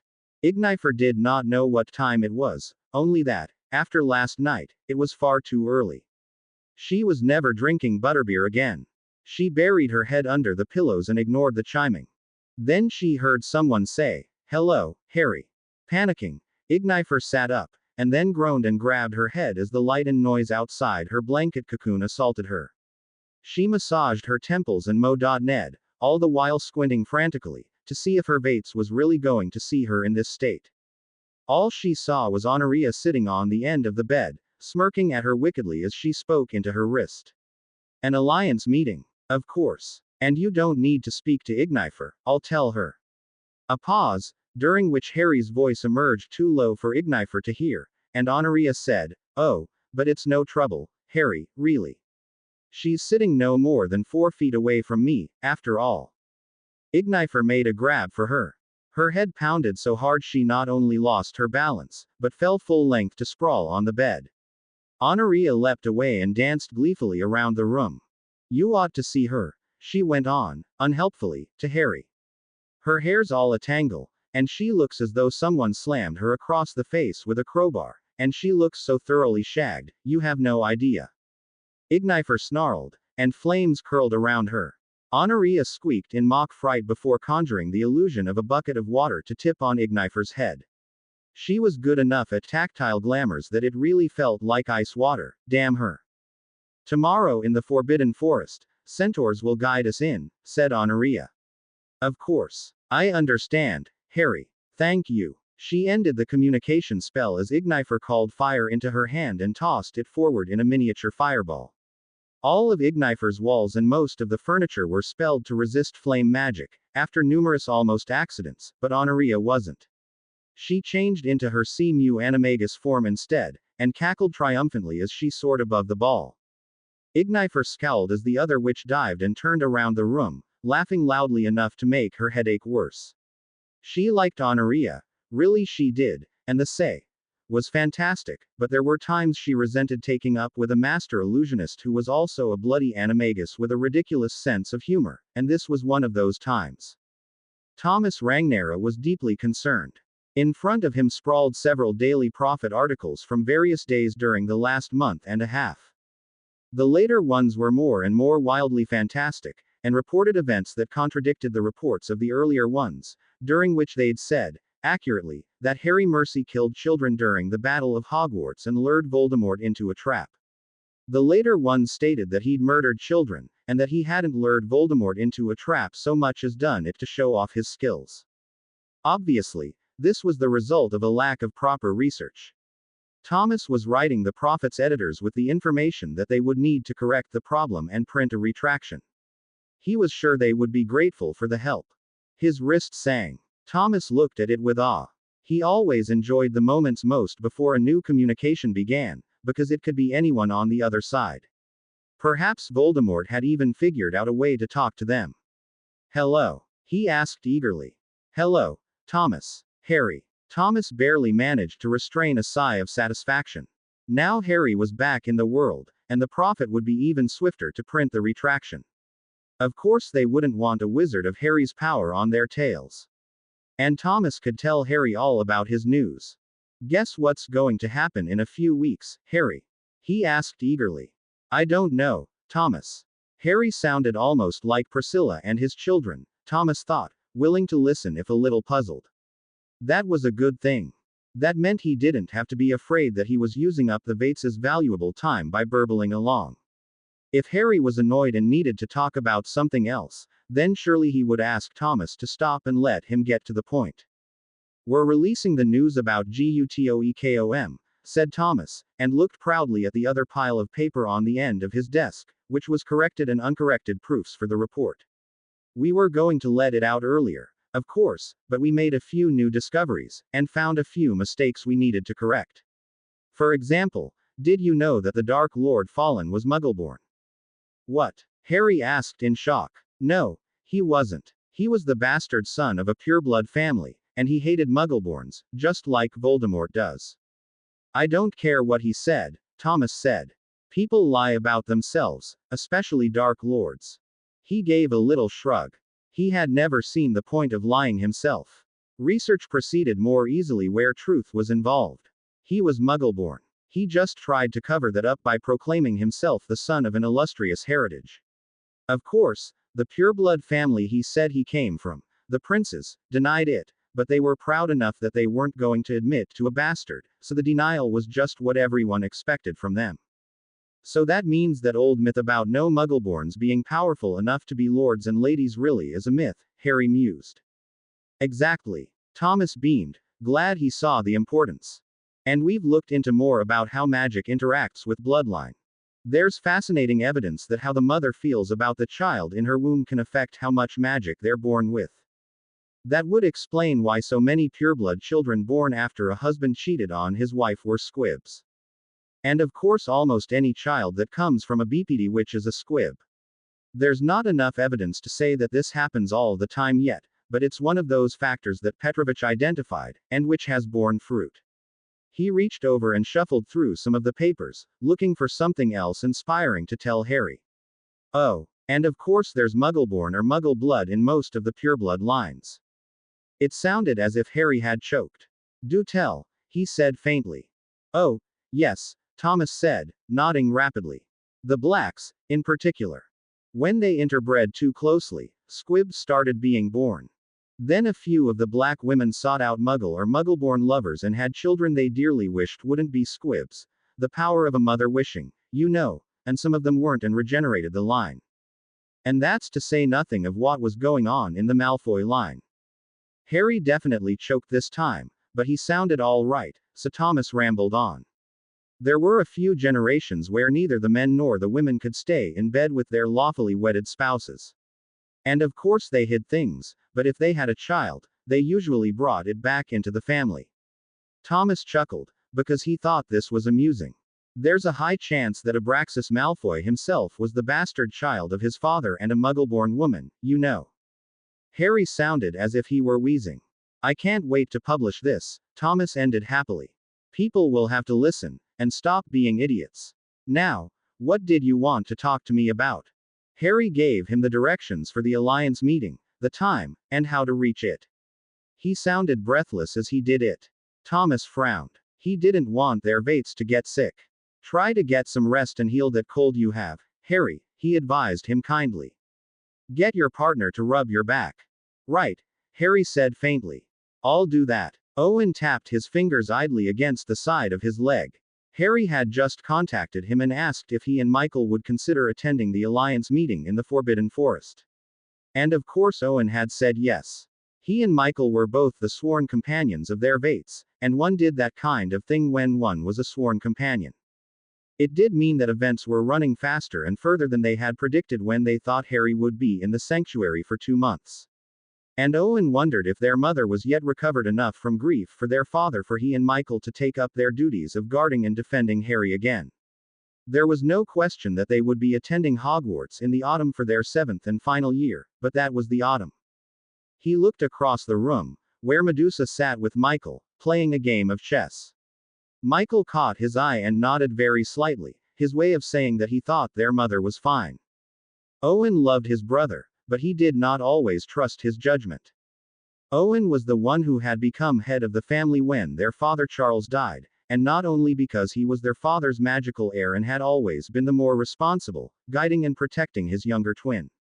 Michael also had a tendency to get so wrapped up in arcane trivialities that he missed the larger picture. Owen hadn't been surprised at all when, as they sat under the Sorting Hat a few days after the Midsummer Battle, the Hat had placed Michael firmly in Ravenclaw, while it had sent him to Slytherin. And he thought that Michael had certain personal reasons for wanting to see Harry, and specifically Harry's partner Draco Malfoy, again that made him likely to rush. Owen studied his mother's face. Medusa Rosier Henline, once Medusa Bulstrode, had aged since her husband's death, but now she looked like a queen instead of the young princess she had always appeared when their father was alive.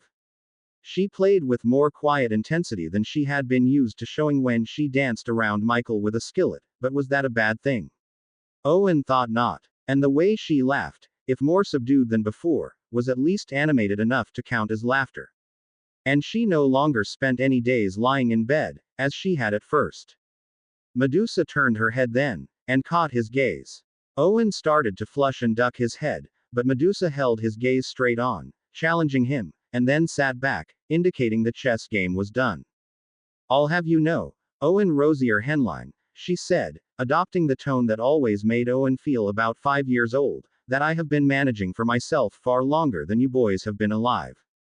Owen nodded unwillingly. What little he knew about the Bulstrode family indicated they hadn't been close. "I can manage without you," said Medusa. "Your father wouldn't want me to shut myself up in a tomb, and I'm not going to." She looked sternly back and forth between them. "And you have a stronger allegiance than to me." Her gaze fell on Owen's left forearm, cut with the lightning bolt mark that marked his oath vow to Harry. "Go and serve your Vates, your lord. I demand that of you, as your mother and as an older witch whom you respect." She stood. "But what are you going to do? Shut up here all day?" Owen had to ask. Medusa had been a witch whose life was wrapped up in her husband and children. It was hard to imagine her here alone. "I didn't say I would stay shut up here," Medusa almost snapped. And she hesitated a long moment, then shook her head. "At first I wasn't sure," she murmured. "And then I couldn't bear to mention it, because it seemed like so little compensation after such a crushing blow. And then I thought how horrible it was that your father wasn't alive to see this. But I'm recovered from that now. I have to go on." She drew her wand and tapped herself. Corgwo. Owen blinked. He knew the spell, one often used at Durmstrang to dispel glamours and reveal the presence of dangerous spells in a room. He didn't know why his mother would be using it on herself. The blue mist he was familiar with swirled around Medusa, and then stormed away, forming a shadow in the air. Owen squinted. There was his mother. And there was a smaller shadow within hers, resting in her belly. Owen turned and stared at her. Medusa's smile was bitter. "I conceived not long before your father went to the midsummer battle," she murmured. "And so long after we'd given up hope of having another child." She bowed her head. "But it doesn't matter that Charles won't be here to see her, because he won't, and I have to accept that. I'll be sure to tell her tales of her father, so that she will know he was brave, and would have loved her." Michael was the first to hug their mother, which was appropriate, as he'd always been closer to her. Medusa hugged him, and then she began to shake, and then the tears came. Owen stood and went over to them a moment later, hoping, fiercely, that the war would not claim his mother and his infant sister as sacrifices. Harry arrived at the clearing in the Forbidden Forest with his magic held sternly under wraps and the taste of ashes in his mouth. He and Snape had had another argument over his coming here. It had started out with Snape trying to reason with him, which Harry supposed was a positive sign, and then degenerated into Snape ordering him not to go. Harry had answered that with the sneer it deserved. "I don't want more bad blood between us, damn it," he thought, running his hand over his scar. "I don't want any bad blood at all. I want to be able to trust him, to rely on him, to help heal him. But if he won't do that right now, then he won't do that right now. At least it seems that Joseph is having something of an effect on him." He pushed thoughts of Snape into the occlumency pools and held out his arm to Draco. Draco grinned slightly and interwove his arm with Harry's. It had been his idea that Harry muffle his magic and go in like that, to see what the expressions on his allies' faces would be when he released it. Harry had wanted to oppose him, but it was a move that made tactical sense. There still might be wizards here. Harry was sure Lucius was one, who had remaining prejudices against the magical creatures, or who thought they might be able to control him. A sudden show of magic would set them off balance, and warn them that he was no one's pawn. Not anymore. He swept into the clearing with Draco, coming in beneath 2 trees with arched branches. The loose circle around the glade, wizards neatly arranged on one side, and magical creatures, including, Harry saw with relief, a shimmer that was probably Dobby, on the other, turned towards him. Harry let the bindings on his magic go. Lucius saw Harry, and felt his magic tighten a circle of buzzing pain around his head, and was suddenly carried back more than 20 years, to a much darker night than this. He was young, and looking to carve his own path in the world, and meeting the Dark Lord for the first time. Voldemort had come in with his magic shielded, just as Harry had done, but even more anonymous in the sea of black cloaks and white masks. Then he had released it. And Lucius had understood in a moment why wizards could be unconsciously compelled to follow lords and ladies, even the ones who seemed destined to lose their wars. The magic was life. It flowed everywhere, like dark water, and whispered of change and adoration of that change. It whispered of being in control, instead of helplessly swept along by traditions and muggle lovers. Lucius had been dazed, dazzled, awed. Not even Dumbledore was that strong, with that sense of sheer, vital springtime and renewal to his magic. And the Dark Lord had been sane then. He wasn't exactly charismatic, but he didn't need to be. He was fascinating, which was better. Steeped in dark magic, in old studies, in old secrets, he reeked of ancient knowledge, and he told the truth in a fervent voice, and his magic pulled at them all as the moon pulled at the tide. The records said Death Eaters had followed Tom Riddle because he was a power-crazed madman, and they had been mad, too, and wanted to share in that power. Lucius knew some who had fit that description, Evan Rosier for the former, Bellatrix Black Lestrange for the second. But more of them yet had bowed their necks because of something impossible to explain unless one was close to Voldemort and had at least the potential of being loyal to him. They were his because they could sense that this was someone who could change the world as an earthquake would, a storm in a human being. And they could commune with that power as they never could with an ordinary storm.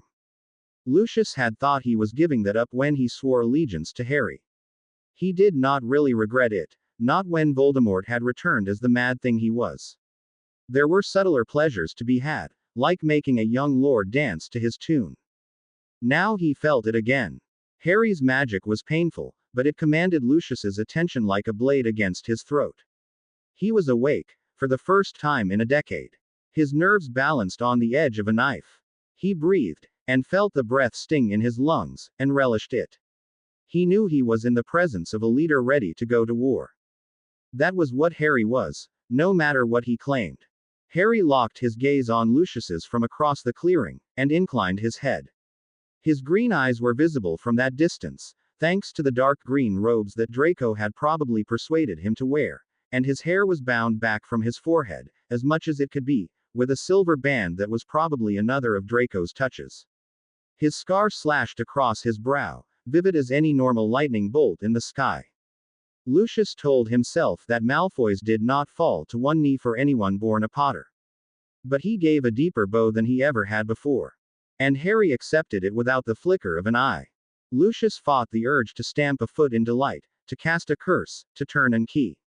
Narcissa. Things were beginning again, and he was in the middle of them. And this time, his leader was not mad. He could fall, though. Lucius suddenly had a vested, personal interest, one that had nothing to do with Harry's importance to Draco or the future of his family, in stopping that from happening. Ignifer blinked. If someone had told her, a year ago, that she would be appreciating the effect of Lord-level power washing over her, she would have told them they were mad. She did not appreciate being controlled, not since her father. She had endured 16 years of exile from her family, and an infertility curse, rather than give in and do what he wanted. But now she felt the potential to command lapping on her arms, curling around her throat, sniffing at her as if to assess what she could do and what part she could play in the war. It was not unpleasant. Ignifer studied Harry with narrowed eyes. There is nothing that says he cannot make a wrong decision. There is nothing that says he cannot fall, or that he will be as good a leader in this as in anything else. But belonging is nice. A hand squeezed her own. Ignifer turned her head and saw Honoria beside her, eyes bright with mischief, and, more, understanding. Her illusions created a dog with Ignifer's yellow eyes on one shoulder, rolling over, showing its belly, and begging to be petted. Ignifer snorted and looked away in disdain. She did let her hand squeeze back on Honoria's, though. Henrietta swept the clearing with a proud glance. It was perfectly obvious to her what effect Harry's magic was having on all the people around her, and also perfectly obvious that some of those people had not been convinced, before, that following Harry was the best thing to do. Idiots. Really. Did they think that a wizard capable of making me want to follow him was a weakling? Perhaps not a weakling, she thought, taking in the complex expressions on so many faces, but certainly not this overwhelming presence he was now. They had sometimes seen a child, an abused one. They had sometimes seen one who risked his life for no real reason, particularly where Evan Rosier was concerned. And they had sometimes seen a hero, as on Midwinter, but not someone particularly human, particularly easy to relate to. Here was someone who had settled into his magic, and would use it to defend himself if he had to. And use it to defend others, too. They understand now, Henrietta thought, as she watched Lucius dip his head in a deep bow and Laura Gloryflower nod slowly, as though seeing Harry was not her child to protect. It is better to be within his circle than without. He will not hesitate to protect them as fiercely as he protects himself. And now, there is no doubt that he can do it. Henrietta settled back, with her arms casually folded, and smiled, and smiled. The first thing Harry noticed was that the werewolves weren't there yet. He had received a notice from Wilmot that they would be attending, but he had also told himself that he wasn't going to wait on Loki, and that was true. It was already early evening, the sun just beginning its western descent. He at once began his speech. "I would like to make this a formal alliance," he said. "I would like to know that I can take everyone here into my trust and faith, and treat you all as confidants in the matter of my plans. Therefore, I am asking everyone here who has not actually sworn an oath to me to do so. And I will swear one back to you. The terms of the alliance." That was John Smythe Blyton, Tybalt Starris's joined partner. Harry noticed that his eyes were slightly shadowed. Perhaps he thought the risks Tybalt had taken without any formal oath were already severe enough, without adding that binding into it. Welcome is one of the first and foremost principles. Harry shifted his weight. On Draco's advice, he'd prepared the speech, but it still felt false to use it. He wanted to speak his mind without caring what effect the words had, because if someone truly hated what he was saying, then why would they want to join the alliance anyway? But he knew he had to be political, measured, diplomatic. He'd argued with Snape and had him stay behind because he was convinced that Snape couldn't be any of those things. "I don't want to sacrifice who I am by becoming political, though," he thought, lifting his head. "And it would be so easy to do.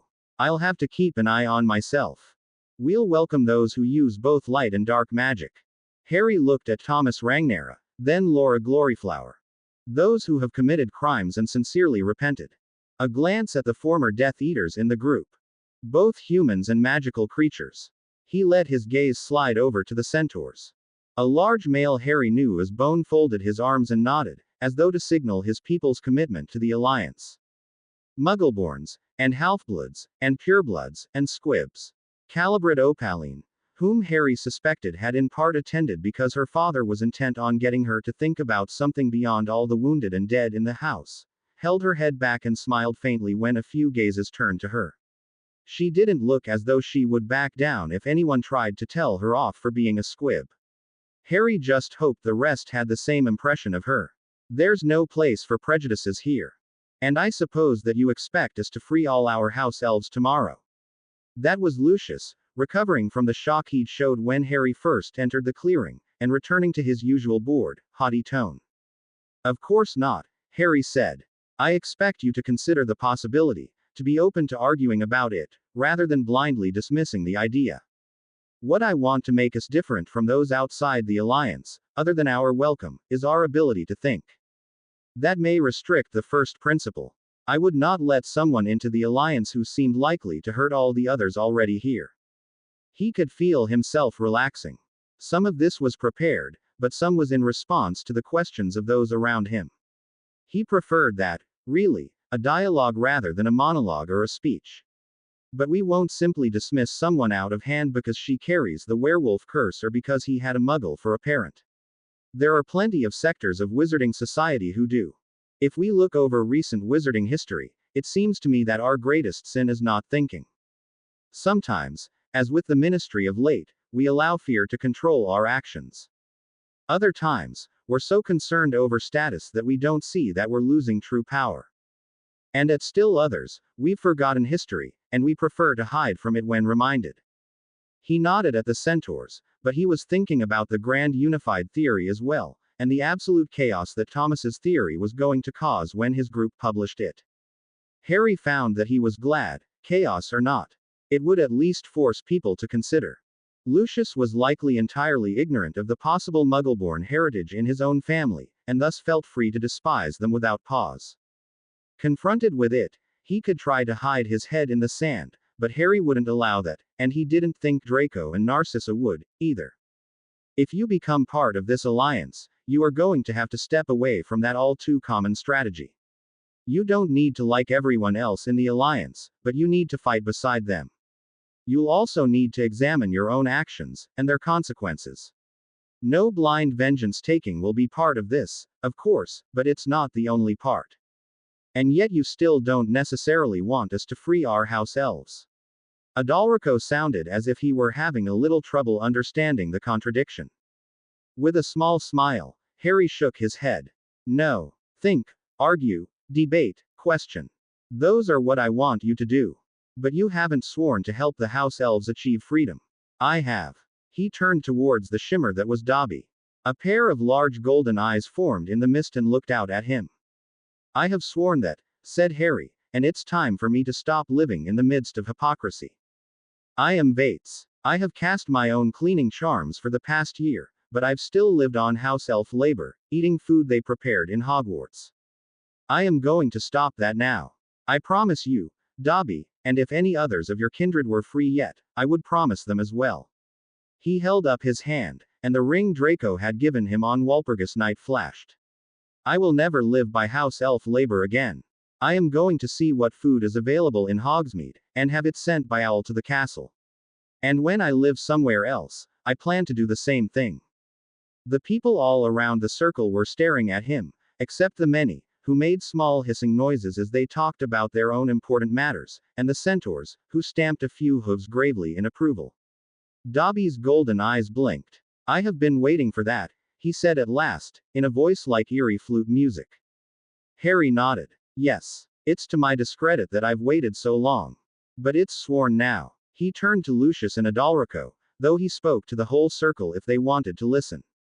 That is the kind of thing I would like to see happen everywhere. Not at once. I am not going to force anyone to free their house elves.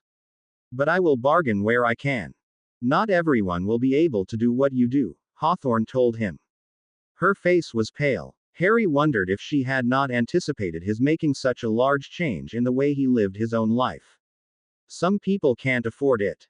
Harry nodded again. I know that. That means that solution won't work for everyone. But I can afford it. The thought of the Black Fortune, just lying around in its vaults and not being used for anything productive, bothered him. Rather like the way I now think about my magic, I suppose. And I'm the one who has reason to swear that oath, and try to smooth out the contradictions in the life I lead. So, said Owen, sounding as if he were trying to bring them all back to the main point of the meeting. Welcome and thinking. What else? A willingness to rise, Harry said. Against falsehood, against stupidity, against preconceptions. My first target is the ministry and the way it treats werewolves, because I think it the most urgent cause right now. They are dying in the streets. I am going to be trying my hand at inventing a cure for lycanthropy. He had his dreams to thank for that, he thought. Sometimes his dreaming mind knew what he needed before he himself did. I'll also offer my protection to any werewolf that wants it. And, of course, any werewolf who wants to conjoin the alliance, as long as he or she agrees to swearing to all the other principles. I am glad to hear you say that, said a voice from the opposite side of the clearing Harry had entered on. Loki. Harry turned on one heel, magic up and ready to defend if necessary. But Loki simply appeared, walking at the head of a file of werewolves, many more than Harry had seen accompany him before. Harry narrowed his eyes, noticing his allies' tension as people kept piling up behind Loki. There were perhaps 40 men and women there. In the back, Harry thought he'd caught a glimpse of Remus. All of his pack. He looked at Loki then, and the accusation he wanted to speak stuck in his throat. Loki's face had lost the calm, amused look it had worn most of the times Harry had seen him in the past. He appeared to have lost weight. His eyes were fiercely amber, burning as if the full moon had been yesterday instead of a few days ago, and hunger appeared to have sharpened his cheekbone and his fangs. What is the meaning of this, Loki? Harry asked quietly. Did you mean what you said? Loki asked, and the tone was sharp enough that Harry saw a few of his allies stir and reach for their wands. The werewolves who agree to your principles can have your protection. I meant it, Harry said, lifting his head. He wondered if Loki was going to challenge him in public, accuse him of not doing enough for his pack. If he did, then Harry was ready to meet that challenge. But Loki only nodded, and then gestured. His pack flowed forward around him. More than one wand rose then, but no one fired a curse. Harry commended his allies on their self-control as the werewolves filled the clearing, the empty space between the side of the wizards and the side of the magical creatures. That was rather appropriate, now that Harry thought about it. Loki tilted his head back and began to wail. That was the only way Harry could describe his howl. It was a sound of deep loss and grief, where every werewolf's howl he had heard before was wild and rage-filled. The pack threw their heads back, too, and responded in perfect time, their voices intermingling until Harry could hear one of his allies screaming, as if to drown out the noise. It ceased in an instant, and Loki said, "It is enough. I signal from the path alone, and the pack takes another. It is done. Done, and thrice done." His voice shook with power on those last words. Cold, fierce white light filled the whole of the clearing, the light of the full moon, Harry thought. He started to gather his magic, just in case the werewolves had discovered a spell that allowed them to transform without the moon in the sky, but then he realized the light was occurring in thin streams only. It connected the werewolves in a shining web that bound them to Loki, to a flickering line on his hair that Harry thought looked like a crown. Then the crown whipped from Loki's head towards him. Harry had time for a startled duck before it settled around his neck like a torque. The many snake, coiled just under it, hissed at it. "I give my pack into your protection, Vates," Loki said. "They have suffered enough. 2 dead, and 1 imprisoned, and that is enough. They are yours to defend, yours to keep." "I cannot wear a web," Harry said. "I am Vates." Loki's face lit with a wistful smile. "Does every leader wear a web?" He countered. "No, Vates. They are tied together because they are pack, and they look to you as alpha now. That is all. I simply chose to surrender my position to you rather than to some youngster looking to start a fight." Harry swallowed. He wasn't sure this was much better. The light around his throat felt as cold as any actual band of metal, any bond. "And why would you do that?" "The ways of an accepted pack are tied to debts and bonds," said Loki, lowering his head slightly. "But the greatest of the bonds is the mate bond. I hunt for Gudrun. I shall visit each of her 3 killers on each of the 3 full moons upcoming. I shall make sure they do not look human when I am done." Fading sunlight flashed off his teeth. "That will make things worse for your werewolves." Harry took a step forward, barely noticing how the pack swayed in the wake of his anger. "Don't you care about that?" "Gudrun is dead," said Loki, calmly, simply. "That puts an automatic limit to the number of things I care about. But feel free to tell anyone who asks that I am separated from my pack, Vates. That is true. I am not fit for the responsibility of leading them when I am consumed with vengeance, and the path I walk now is only wide enough for one, not all of them. So I put them where they will be protected, and pursue my own path." He lifted a hand and folded 3 fingers down. "August, September, October. Those are the months I shall hunt. And then comes November, and comes the last debt to be paid. We share something with you wizards, you see, Harry." His teeth flashed in a mocking smile now. "Last time pays for all." Harry would have reached out for him, tried to hold him still, convince him not to go, but Loki vanished, wrapped in magic that made him invisible to any senses. Harry reached out anyway. Now that Loki had given up his leadership, he ought not to be able to use pack magic anymore, if Harry understood the concept. "Do not." Harry looked down. A young woman with long, ragged dark hair was rising on her knees, putting out a hand towards him. She shook her head. "He invokes a willing sacrifice," she said. He will pay for all in November, but until then, he cannot be stopped.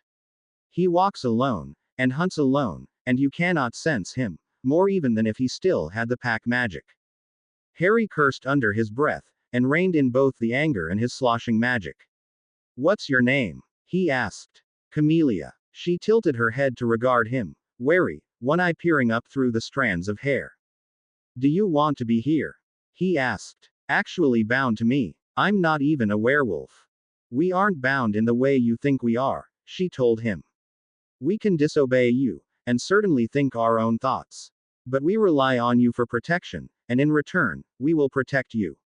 We will attack your enemies, and help your friends, and, she hesitated for a long moment, as if it hurt to think in human terms, then finished. And swear to be part of your alliance. Harry nodded. Very well, then. He looked up and around at his allies, human and centaur and many snake and other. If you consent to be a part of this alliance, which I am going to call the Alliance of Sun and Shadow because of the mingled light and dark nature of it, then I will ask you to speak these words. I won't use blood, because I know that blood oaths offend the principles of some of those here. Not to mention that there are old myths about what a werewolf's blood can do to non-werewolves. He saw most of the people present nodding, or stamping their hooves. Harry translated the words into Parseltongue, and the hive tangled around each other in enthusiasm. You know that we will swear to the one who saved our children from being bound, they told him. Harry nodded, and began to recite, trying to tell himself that the words did not sound pretentious, that this needed to be said. I swear to be part of the Alliance of Sun and Shadow until I can in good conscience be part of it no longer. I swear to hold loyalty and allegiance to my allies, no matter who they are, no matter how much magic they have, no matter what kind of magic they use. He heard Draco's voice from beside him, strong and clear and confident, and the centaurs' voices, a rumbling basso that shook the ground. I swear to hold the space of my own mind sacred, to make decisions as best as I can based on thought instead of reaction, to test my own beliefs until they shatter or until they prove themselves solid. I swear not to let fear rule me. I swear to walk among interacting freedoms, to study the impact of my own free will on others, and to think of the consequences of my actions. He wondered if anyone noticed that he'd chosen to base his oaths on the legendary virtues of the 4 Hogwarts houses, or at least one for each house: Hufflepuff loyalty, Ravenclaw intelligence, Gryffindor courage, and Slytherin self-consideration. Draco was shooting him a sly smile that said he'd noticed, but, of course, Harry had talked over this oath with Draco beforehand. A few of his allies blinked around in the wake of the oath, and one of the werewolves ventured, I expected magic to bind us. This doesn't have the compulsion factor of an unbreakable vow, Harry told him. He was trying to avoid looking towards Remus. He just couldn't deal with him right now. I do expect you to keep it. If you betray the alliance to its enemies, I will drain your magic. He didn't add much force to the threat. The threat by itself should be enough. If you feel that you can no longer follow its principles, I expect you to tell me and withdraw, not deceive me. Some of his allies still blinked. Harry stifled an impatient sigh. Don't they understand? This has to be something they freely choose or not at all. The first strike is against the ministry, he said. I will call on you as I need you. He bowed his head. Thank you for coming here tonight. As the meeting began to break up, Harry turned to the werewolves. They were the largest problem. He knew where he would take them to shelter them, the black houses, obedient only to him while Regulus was gone and guarded behind powerful wards. But, Merlin, another complication. Seeing the hesitancy in their eyes, though, he reminded himself that he wasn't the only person affected here, and managed to offer them a smile of welcome. The first place I'll take you is called Cobley by the Sea, he announced. It's in Cornwall, on the coast of the Atlantic, and the cliffs above it are dramatic. If you'll picture gray cliffs in your head, falling sheerly to the sea. He could almost feel their attention centering on him as he spoke, testing his strength, learning how to regard him. There was the same sensation from many of the other eyes in the clearing. And, of course, there was Remus, and Loki running wild. Harry could feel the challenges that would be coming. He braced himself to meet them. To be continue. I hope you enjoyed this story. Also remember to subscribe and like this video. See you in the next video.